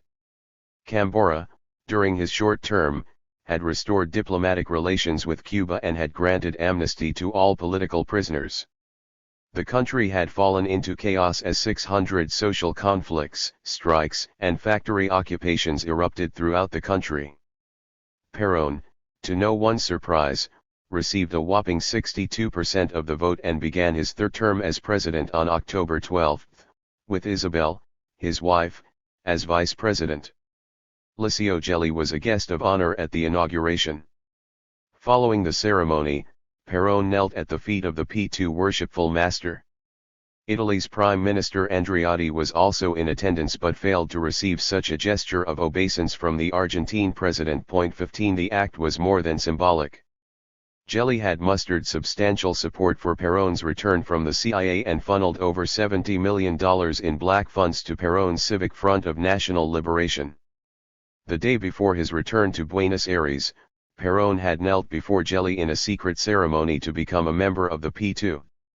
The rite was performed within Perón's villa in the Puerta de Hierro district of Madrid. 16 Following the ceremony, Perón boarded an Alitalia plane that had been chartered by Gelli for his triumphant return to his native land. 17 In 1974, Perón issued a decree granting Gelli the Gran Cruz de la Orden del Libertador, Argentina's highest honor, and appointing him the honorary ambassador to Italy. 18 By this time, a P2 lodge had been established in Argentina. Among its charter members were Admiral Emilio Massera, Raúl Alberto Lastieri, former Argentine President, José López Rega, Perón's Minister of Social Welfare and the founder of the Argentine Anti-Communist Alliance, Alberto Viñez, Perón's Minister of Foreign Affairs, and Naval Commander Carlos Alberto Corti. 19 The Communist Uprising. But 13 months after his return to office, Perón died after suffering a series of massive heart attacks. He was succeeded by Isabel, who proved to be incapable of coping with mounting resistance from the Guevarist ERP, which continued in the tradition of Che Guevara, the Argentine Marxist revolutionary who had been killed in 1967 by CIA-assisted forces in Bolivia, and the Montoneros, a group of indigenous people who opposed the Spanish colonization of their land. Throughout 1974, the two left-wing groups launched attacks on business and political leaders throughout the country, killing executives from General Motors, Ford, and Chrysler, and raiding military bases for weapons and explosives. By 1975, the guerrillas had conducted ambushes on the police and pitched battles against the army. An estimated 10,000 Argentines were killed in the struggle. 20 But along with the bloodshed came something from Argentina that was infinitely more sinister in the eyes of the Vatican, an ideology that threatened not only the fundamental purpose of U.S. imperialism but also the very core of Roman Catholic doctrine: the new heresy. This ideology first reared its hoary head at a conference of Latin American bishops in Medellin, Colombia in 1968, when the bishops, instead of upholding the latest encyclicals from Pope Paul VI, called upon the Vatican in their official proclamation to defend the rights of the oppressed and to uphold a preferential option for the poor in the struggle for social justice. The bishops condemned the Holy See's alignment with the powerful elite and denounced the oppression of the Latin American people not only by strong-arm dictators but also by the United States and other First World countries. The most pressing issue of the day, they declared, was not economic development but political oppression. What's more, in an official proclamation known as the Medellin document, the clerics declared that violence is sometimes necessary when directed against the government and social institutions. 21 New York Governor Nelson Rockefeller foresaw the danger of the new theology. After his 1969 tour of Latin America on President Nixon's behalf, he warned the U.S. business community of the anti-imperialist nature of the Medellin document.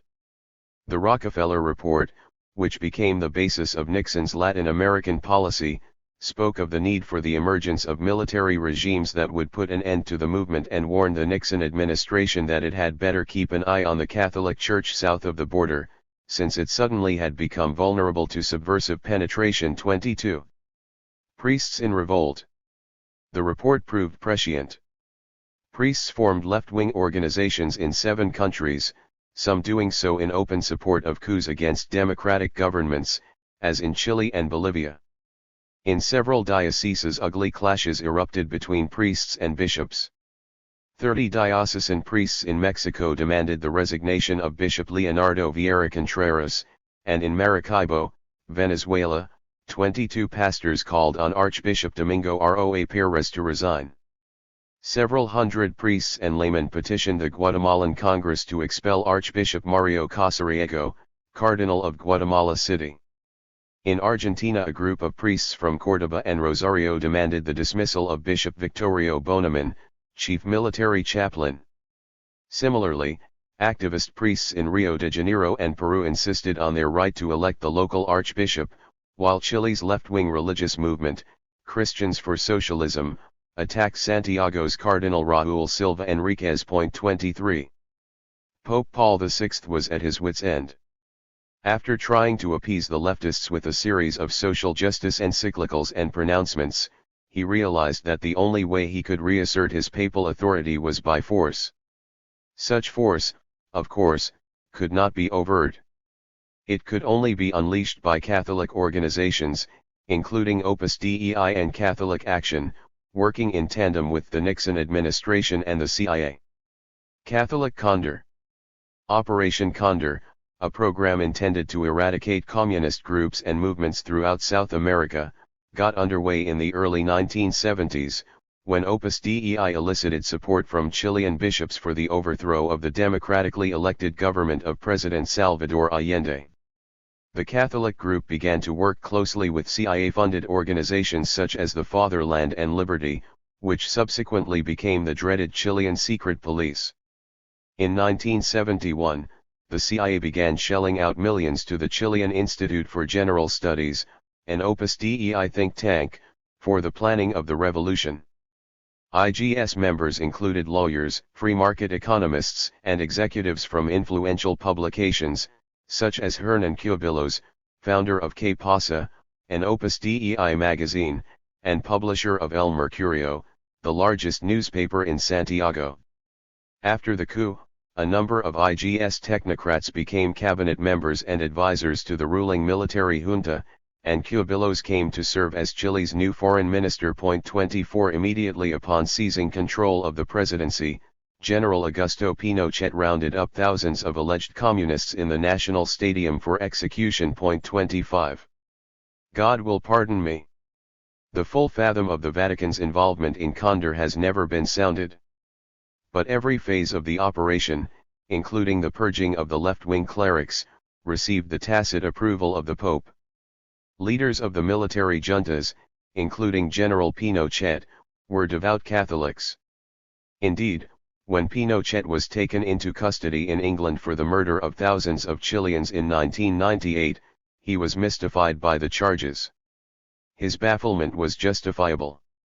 When Pinochet initiated his pogrom, Archbishop Alfonso López Trujillo, General Secretary of the Latin American Episcopal Conference, said, "The military junta came into existence as a response to social and economic chaos. No society can admit a power vacuum. Faced with tensions and disorders, an appeal to power is inevitable."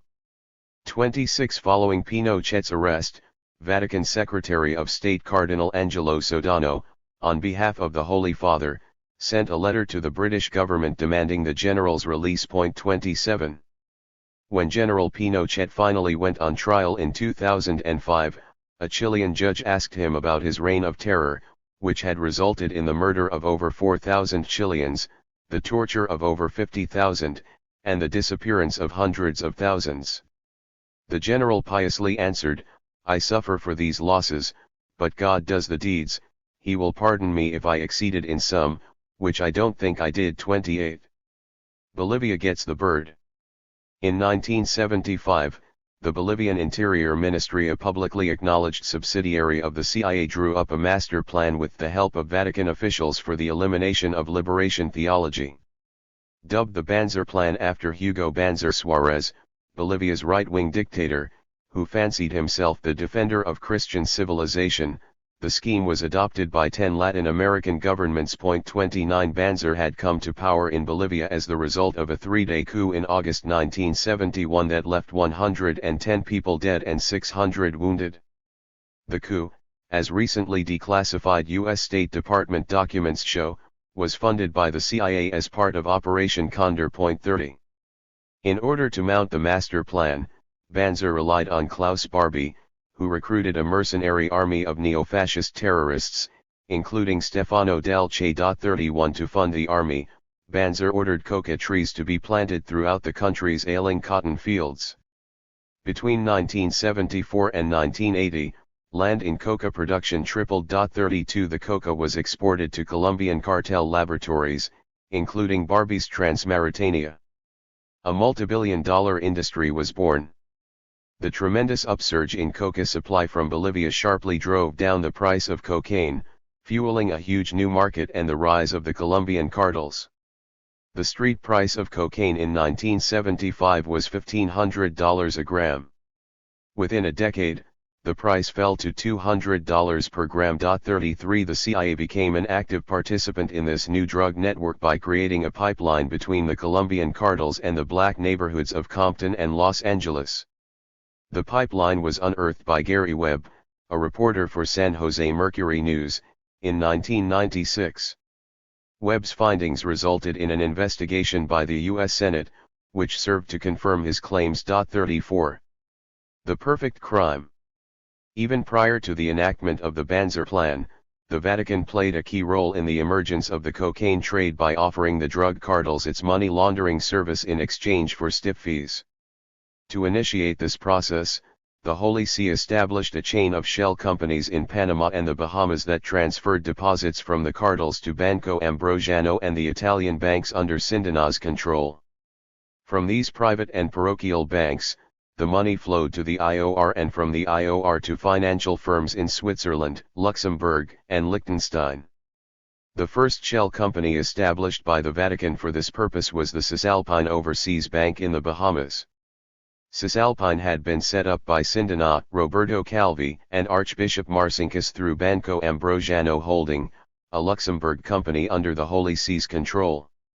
By the time Operation Condor got underway, Cisalpine was receiving regular deposits of millions in cash from Pablo Escobar and other Latin American drug chieftains.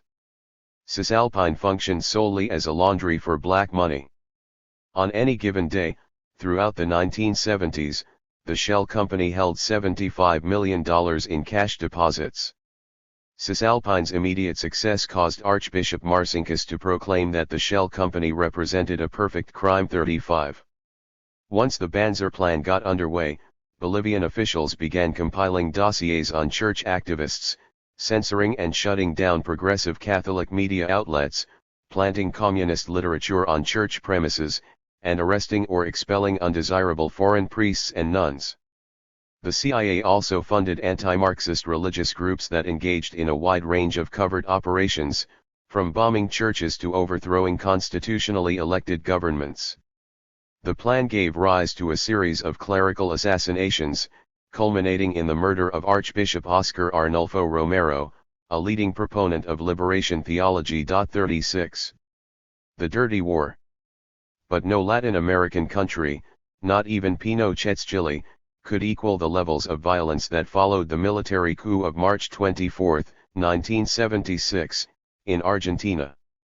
Indeed, the only regime to create a state of fear approximating that of Argentina was Hitler's Germany. 37 As many as 30,000 political prisoners were killed or disappeared during the 1976–1983 Dirty War, which was fully endorsed by the Ford, Carter, and Reagan administrations. 38 Political killings took place on the average of 7 a day in 1977. Nor were Argentines the only victims. An estimated 14,000 refugees from other South American military regimes were told to leave the country or face the possibility of arrest. Torture was automatic for anyone arrested, according to a spokesman for the World Council of Churches. 39. The U.S. endorsement. Recently declassified national security documents show that the CIA and the U.S. State Department remained primary sponsors of the military junta, which was led by General Jorge Videla. On February 16, 1976, 6 weeks before the coup, Robert Hill, the U.S. ambassador to Argentina, reported to Secretary of State Henry Kissinger that the plans for the coup were underway and that a public relations campaign had been mounted that would cast the new military regime in a positive light. Hill added that even though some executions would probably be necessary, the leaders of the junta remained determined to minimize any resulting problems with the U.S. 40. On March 25, 1979, 2 days after the coup, William Rogers, Assistant Secretary for Latin America, advised Kissinger that the military takeover of Argentina would result in a fair amount of repression, probably a good deal of blood. To this warning, Kissinger responded, "Yes, but that is in our interest." 41. On March 30, 1976, Ambassador Hill sent a 7-page assessment of the new regime to Kissinger. In the report, Hill wrote, "This is probably the best executed and most civilized coup in Argentine history."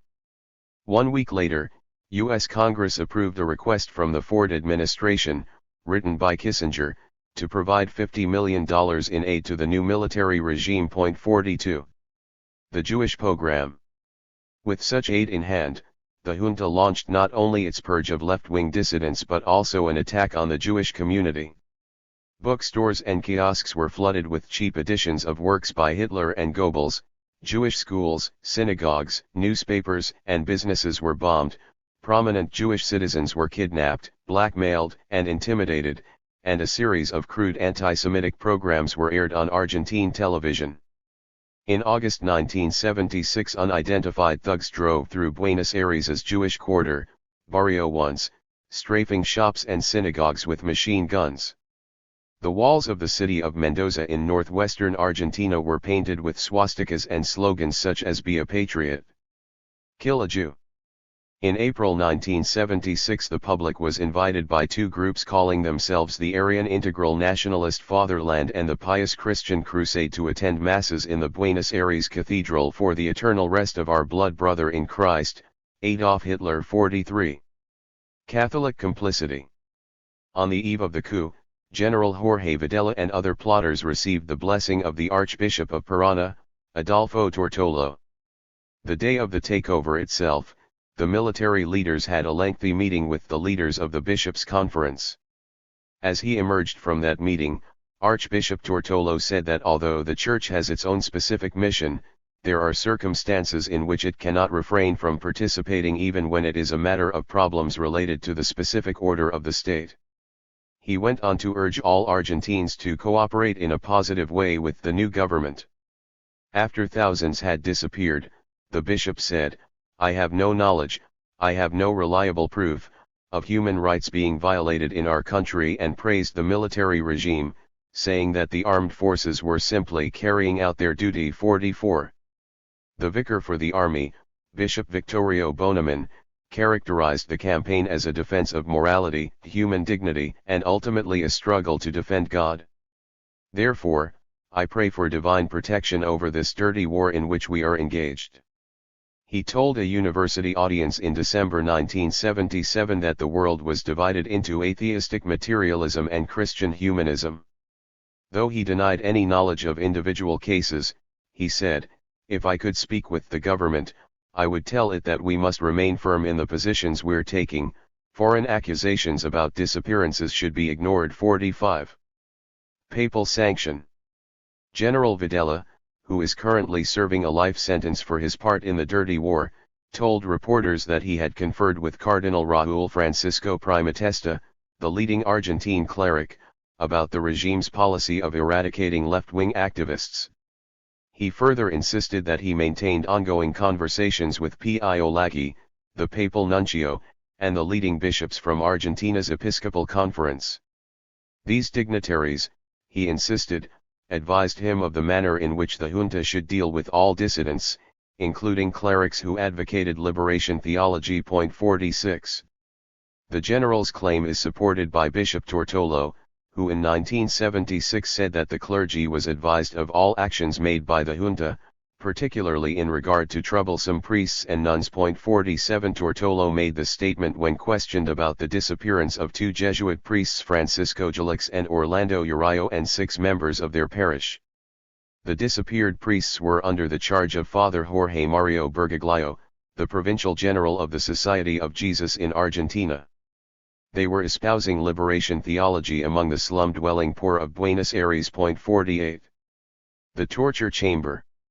Father Gelix and Father Urillo, the 2 Jesuit priests in Bergoglio's charge, were taken to the notorious Navy School of Mechanics in Buenos Aires. ESMA was the most important of the military government's 340 detention and torture centers. A trip to ESMA typically began with an introduction to Caroline, an electric prodding rod with 2 prolonged wires. The visitors were stripped and tied to a steel bed frame. Electricity was applied to the victims, who were periodically doused with water to increase the effects. If the subject was a woman, the interrogators went for the breasts, vagina, or anus. If a man, they applied the wires to the genitals, tongue, or neck. Sometimes victims twitched so uncontrollably that they not only lost control of their bowels but also shattered their own arms and legs. Father Patrick Rice, an Irish priest who had worked in the slums and was detained for several days at ESMA, recalled watching his flesh sizzle as the electricity flowed through his body. What Father Rice most remembered was the smell. It was like bacon, he said. 49 children were tortured in front of their parents and parents in front of their children. One torturer estimates that about 60 babies passed through the facility and that all but 2 were sold to suitable Argentine couples. 50. At ESMA, which also served as a disposal site for other naval camps, corpses were initially buried under the sports field.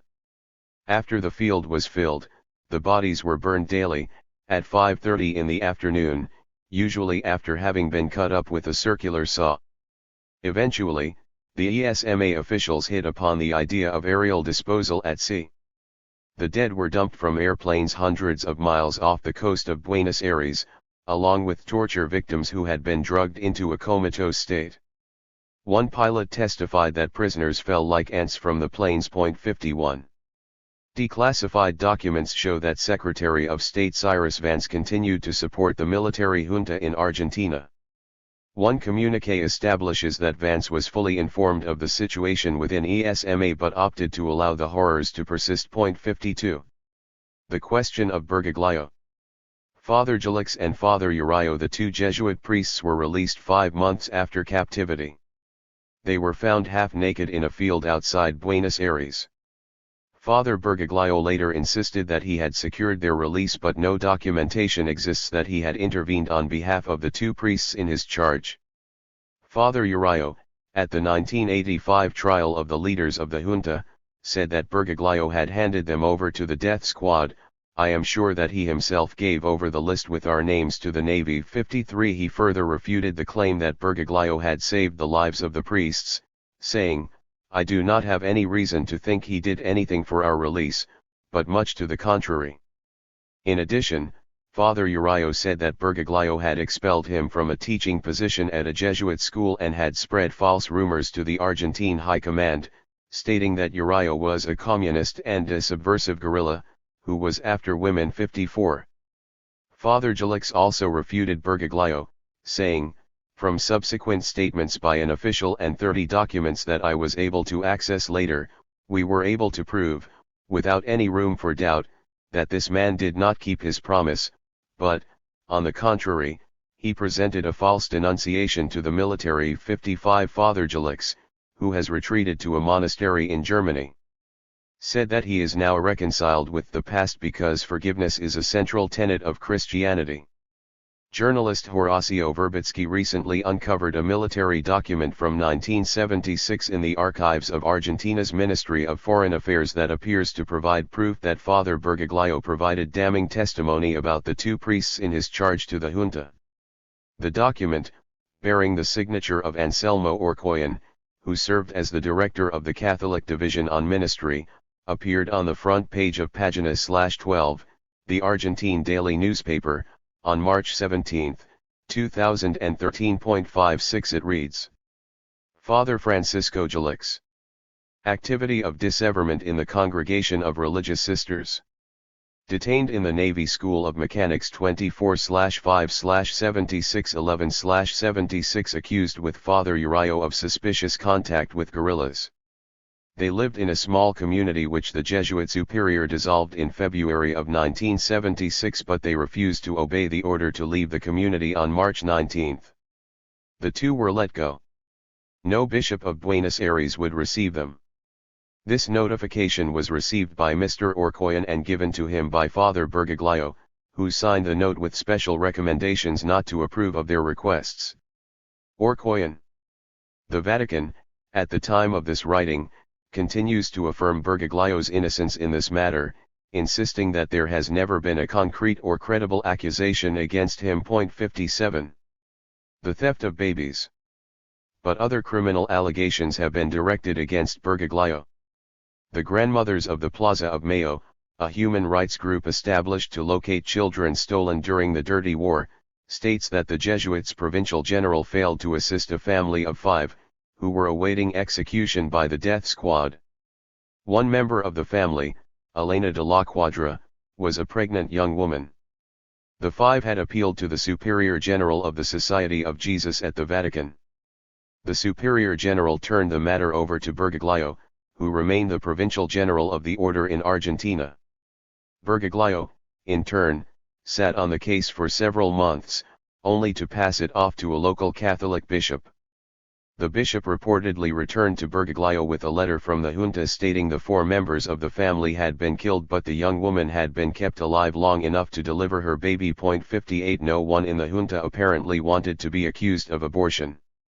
The baby was given to a prominent family and could not be returned to its maternal grandmother or any other blood relative. 59.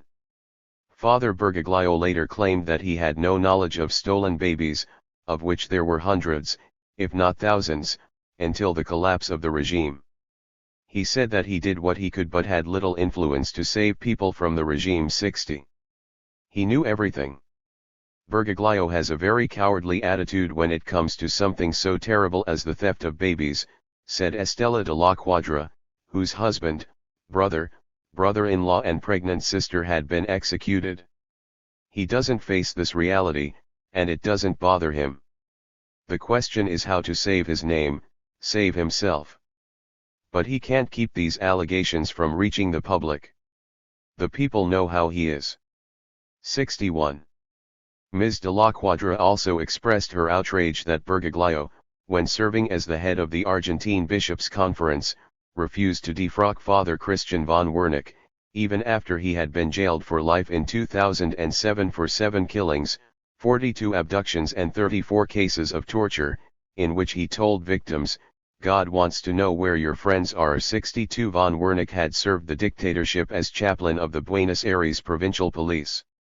"I've testified in court that Bergoglio knew everything, that he wasn't, despite what he says, uninvolved," Ms. de la Quadra said. 63.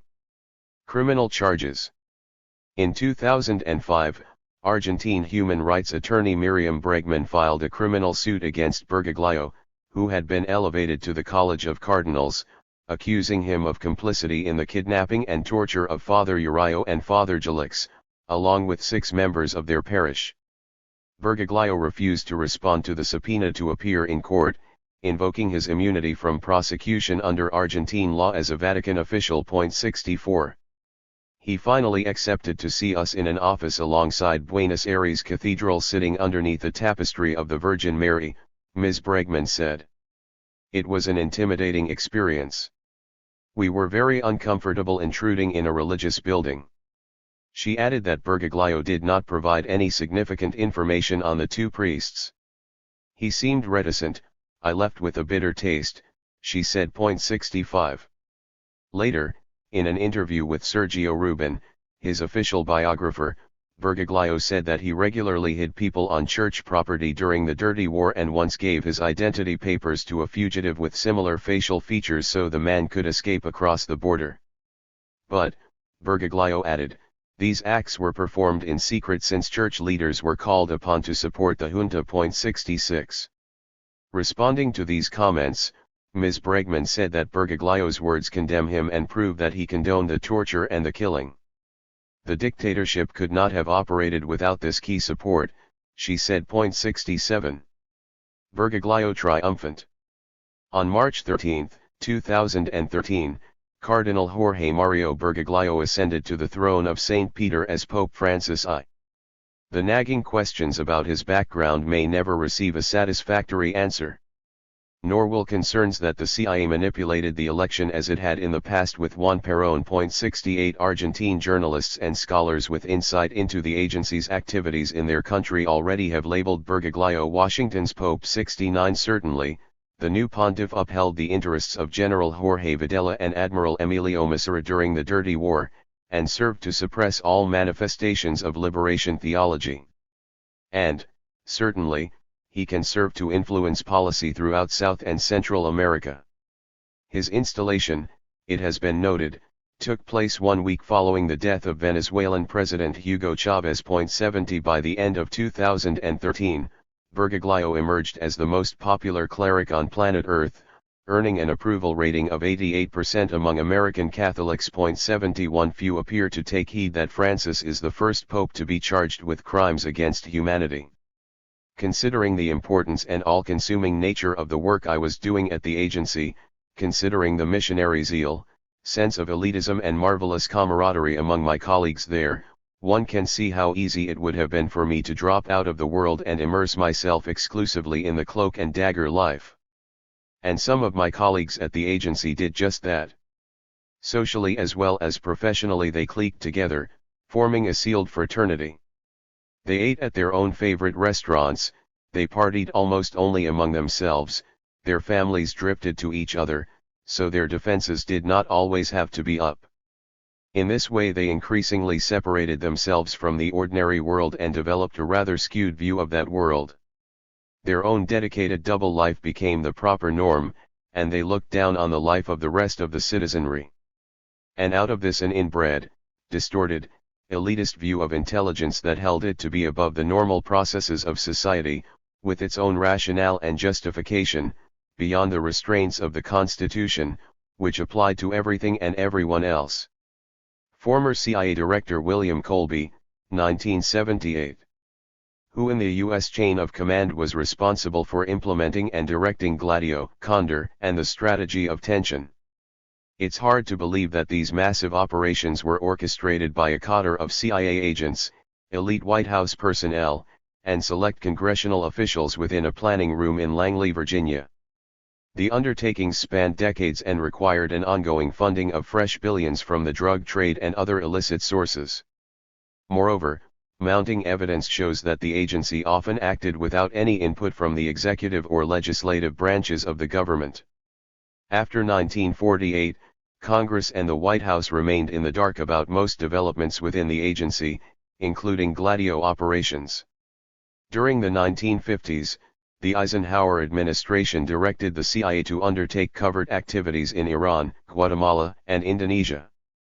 But even these missions were conducted without consultation with any congressional subcommittee on intelligence. 1 Congress was briefed in advance of the 1961 Bay of Pigs invasion and several clandestine missions in Southeast Asia during the Vietnam War. But no evidence has surfaced that either Congress or the White House sanctioned the establishment of Castle Bank and Trust, the Bank of Credit and Commercial International, or the Guggenheim Bank, all of which were solely owned and controlled by the CIA for money laundering purposes. 2. In the wake of Watergate and revelations about the CIA's involvement in the toppling of the government of Salvador Allende in Chile, Congress passed the Foreign Assistance Act in 1974, which stipulated that the President must be personally informed of all covert operations and must endorse a finding that such operations are necessary for national security. 3. The Church Committee.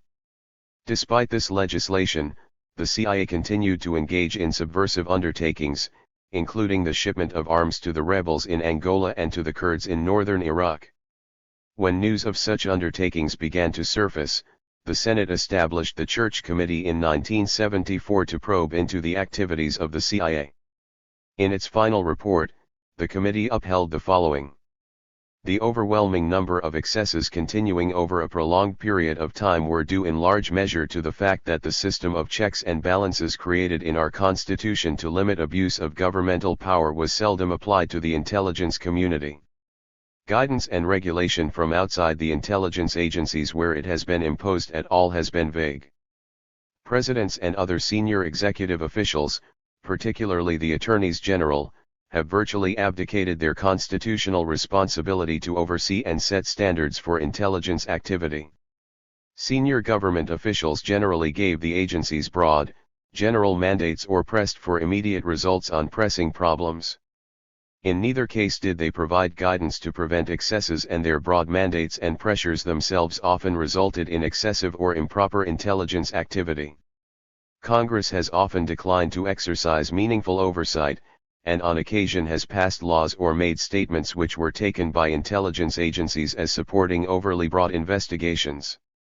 On the other hand, the record reveals instances when intelligence agencies have concealed improper activities from their superiors in the executive branch and from the Congress, or have elected to disclose only the less questionable aspects of their activities. There has been, in short, a clear and sustained failure by those responsible to control the intelligence community and to ensure its accountability. There has been an equally clear and sustained failure by intelligence agencies to fully inform the proper authorities of their activities and to comply with directives from those authorities. Point 4. Beyond the law. Ignoring the recommendations of the Church Committee and the stipulations of the Foreign Assistance Act, President Jimmy Carter, during the Iranian hostage crisis, encouraged the CIA not to inform Congress of its undertakings in Tehran. Point 5. The agency needed no encouragement. From the time of its creation, it had opted not to inform any elected official of the full scale of its undertakings, including Gladio, let alone the source of its funding. Who, then, was directing the killings, the terror attacks, and the coups d'états? Who was sanctioning the transactions with the mafias and the drug cartels? Who was creating the secret armies, the neo-fascist societies, and the bogus banks? The answer, in part, resides in the strange story of Michel Sindena's purchase of the Franklin National Bank in 1972. Sindena purchased the controlling interest in the bank from Lawrence Tisch. One of the world's richest men, Tisch was the acting chairman and chief executive officer of CBS. He also owned a chain of movie theaters, a cigarette manufacturing plant, a conglomerate of hotels, and a fleet of oil tankers. Point 6. During World War II, Tisch served under William Wild Bill Donovan at the Office of Strategic Services and never severed his ties to the intelligence community. He was a distinguished member of the Council on Foreign Relations, a Washington think tank. 7. The think tank. In 1961, the Christian Science Monitor described the CFR as probably one of the most influential, semi-public organizations in the field of foreign policy. It noted that the organization is composed of 1,400 of the most elite names in the world of government, labor, business, finance, communication, the foundations, and the academies, and has staffed almost every key position of every administration since that of FDR. 8. 14 years later, Rear Admiral Chester Ward, a member of the CFR for 16 years, reported that a powerful clique within the organization sought the surrender of the sovereignty